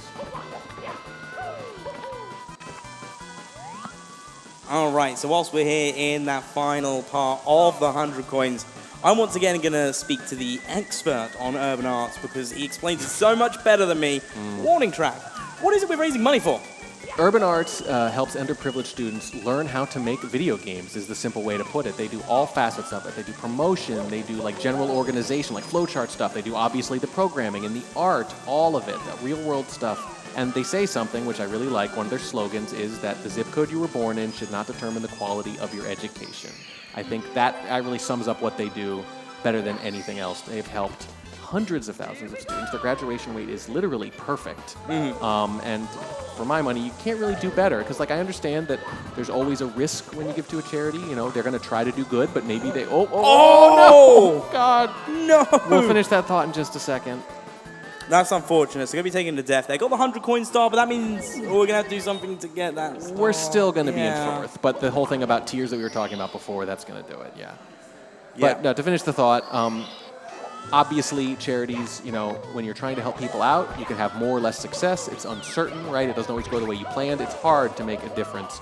But this is one of the rare charities with a success rate so high that it's almost like you know your money's going to make a difference when you give to this charity. And that is a very special thing. So yeah, and you know what? I think what Simply's done is, because obviously we said we wanted the goal of 15,500 by the end of the LTA, right? I think that might be intentional to give us a bit more time to get you guys to get those last minute donations in before we move on to the next segment. A selfless act. Yeah. And here we go, back on the ride. And it's like, that. Maybe it's just that. Maybe I want to finish this. Simply the true hero that we never knew we needed. He's like, you know, I had a few bites left, so here we go. High drama. Watching Mario ride a carpet. See, I started dinner. Yeah, I started off commentating on Super Mario Maker 2, so hearing this music really affects me because this is the music used in troll levels. Yes. So every time I hear it, I just maybe that's why I never really enjoyed the 70-star runs when I started doing them. Why I enjoyed 16-star because there was no tipping. Now, what do you consider to be a troll level? Are you thinking like a little? Well, first of all, do you say Jimmy or Timmy level? Timmy. Timmy, you say Timmy? Little Timmy level, yeah. I guess it used to be Jimmy, and I feel like it's fallen out of favor, but that's what I heard first. I've never heard it as Jimmy. Really? So I think it's older, and so like that's what stuck with me for some reason. Anyway, is that what you're thinking of, or you think something worse than just chaos? Worse than that? Troll is different than chaos, right? Yes. Okay. That's very I much just because it's a very broad term. I wanted to kind of see what you were including there, but you're not including the Timmies. We're going for it again. Okay. There we go. Back on the carpet.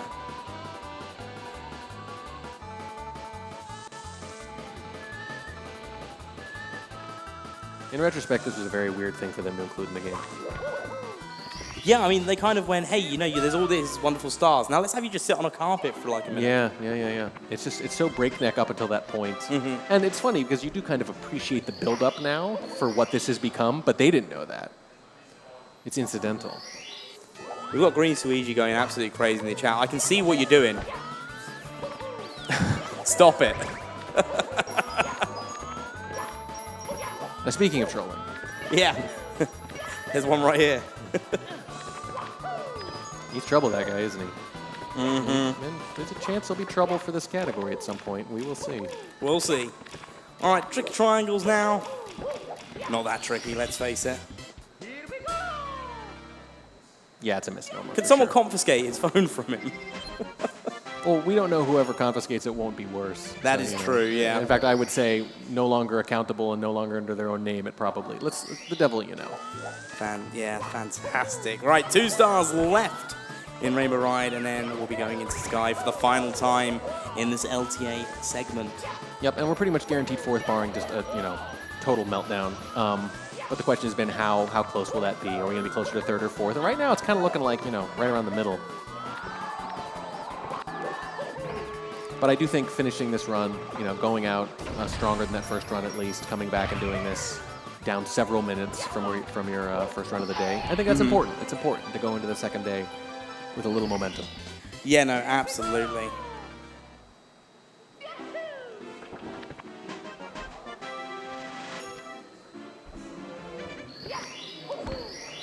I think people are going to come out absolutely swinging tomorrow. I think it's going to be dirty. I think it's going to be a bloodbath. I think it's going to be great. They're not going to physically attack each other. Yeah, it'll just be a metaphorical bloodbath. Okay, all right. Well, yeah, I mean, that's one way to win. Yeah, I'll just beat up the other competitors. I mean, they're all on the same stage, right? No. That's how you're planning on winning the Opens. It's the only way. And even that's not terribly likely. No, I think people are going to come out swinging. I think the first few hours tomorrow are going to be wild. Oh, yeah. I don't normally like to make anything close to a firm prediction about any of this, but I don't know. I've got a feeling it's going to be wild. I'm really excited for it as well, because when we did the open events over those 3 weeks, I very much was on comms, and then I would come off out the commentary booth, and then I would kind of I'd switch off for an hour. Yeah. But here, I don't want to switch off. I want to watch every last second of it. Yeah, I think tomorrow's going to be like that. I think it's going to be breakneck. And here we are. Literally. Literally breakneck. Let's not break anyone's neck. No. Thank you. I mean, Mario, on the other hand, I mean, that happens to him every few minutes in this game. Well, yeah. I mean, look at the way he's jumping. All right, red coins, the last red coin collections, happening right now, live at pace. Oh! The last star of the last run of the first day, minutes away. We get some good movement here, which is nice. Yeah, very smooth. Go out on a strong note. Yeah.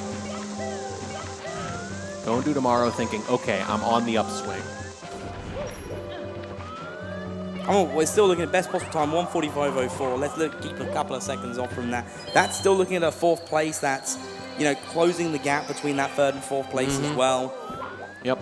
You can afford to miss quite a few throws here. It's going to be a 4th almost certainly. Yep, and that's all 120 stars collected on Super Mario 64. Fantastic. That's as many as they let you collect. That's as many as they let you collect. But here we are now, the final Bowser throws of day 1 of the LTA. So people in the crowd, get ready one final time to count it in. 1. Ooh. Hold. Hold 1. 1. Hold. Okay, I think we're gonna get this. Yeah. 2. I think that was more like hitting him like he was a baseball bat. Like he didn't have to. He didn't throw him. Yeah. He was right there. And that is 3. There we go. Let's go. Great round of applause for Simply there. Going to be closing out the LTA. We're just going to see the time, but definitely going to be a 4th place time here. Yep, a little closer to 4th and 3rd, but still a really good improvement on that 149.03 earlier. There we go, 145.21. There we Round go. of applause, Simply. Let's go, Simply. Arms raised in triumph. That is going to close out day 1. And, you always say the best is yet to come. This time, the best is clearly yet to come because we didn't see any of the runners anywhere near their peak today, even though we saw some pretty good play, but it was always in these little bursts. Yeah, and it's been one of those sort of things. It's been absolutely fantastic today. You know, we've had 6 of the 7 runners available today. We did a no reset run to start things off. That was high octane. There was some great excitement there. It was absolutely lovely to see. And then on top of that, we then had some great exhibition matches in the downtime as well. So shout outs to everyone that jumped up on the stage during the downtime there. Cheese and Zine went a 16-star. Markinator, West Dog Pando. West Dog Pando. Yeah, no, they did absolutely Really fun. great. And thank you everybody that's been enjoying it. The standings will be available for you to see on there's the run.gg/GSA. I believe that's the correct link. You do are right. an exclamation mark in the chat to find out more about the standings, the runs, how the splits have happened. That's going to be available anytime for you to be able to do. And yeah, well done to all of the runners today. Thank you everyone that's contributed towards the urban arts. And before I say the next bit, is there anything you would like to say? Just that, again, I'm predicting tomorrow is going to be absolutely insane. You do not want to miss it. The runners are going to be all ready to go. Everyone's going to be here. They're all going to come out firing. Do not miss it tomorrow morning. And on top of that as well, remember, the raffles are still going to be going on the whole time throughout. Now we've finished up on here. The next thing we're going to be having coming up is going to be the Super Mario Hour from Cosmic.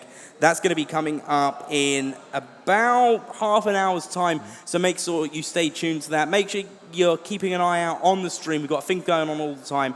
And from everybody here at Pace, thank you for joining us, and we'll see you for more of the Super Mario LTA tomorrow. Take care.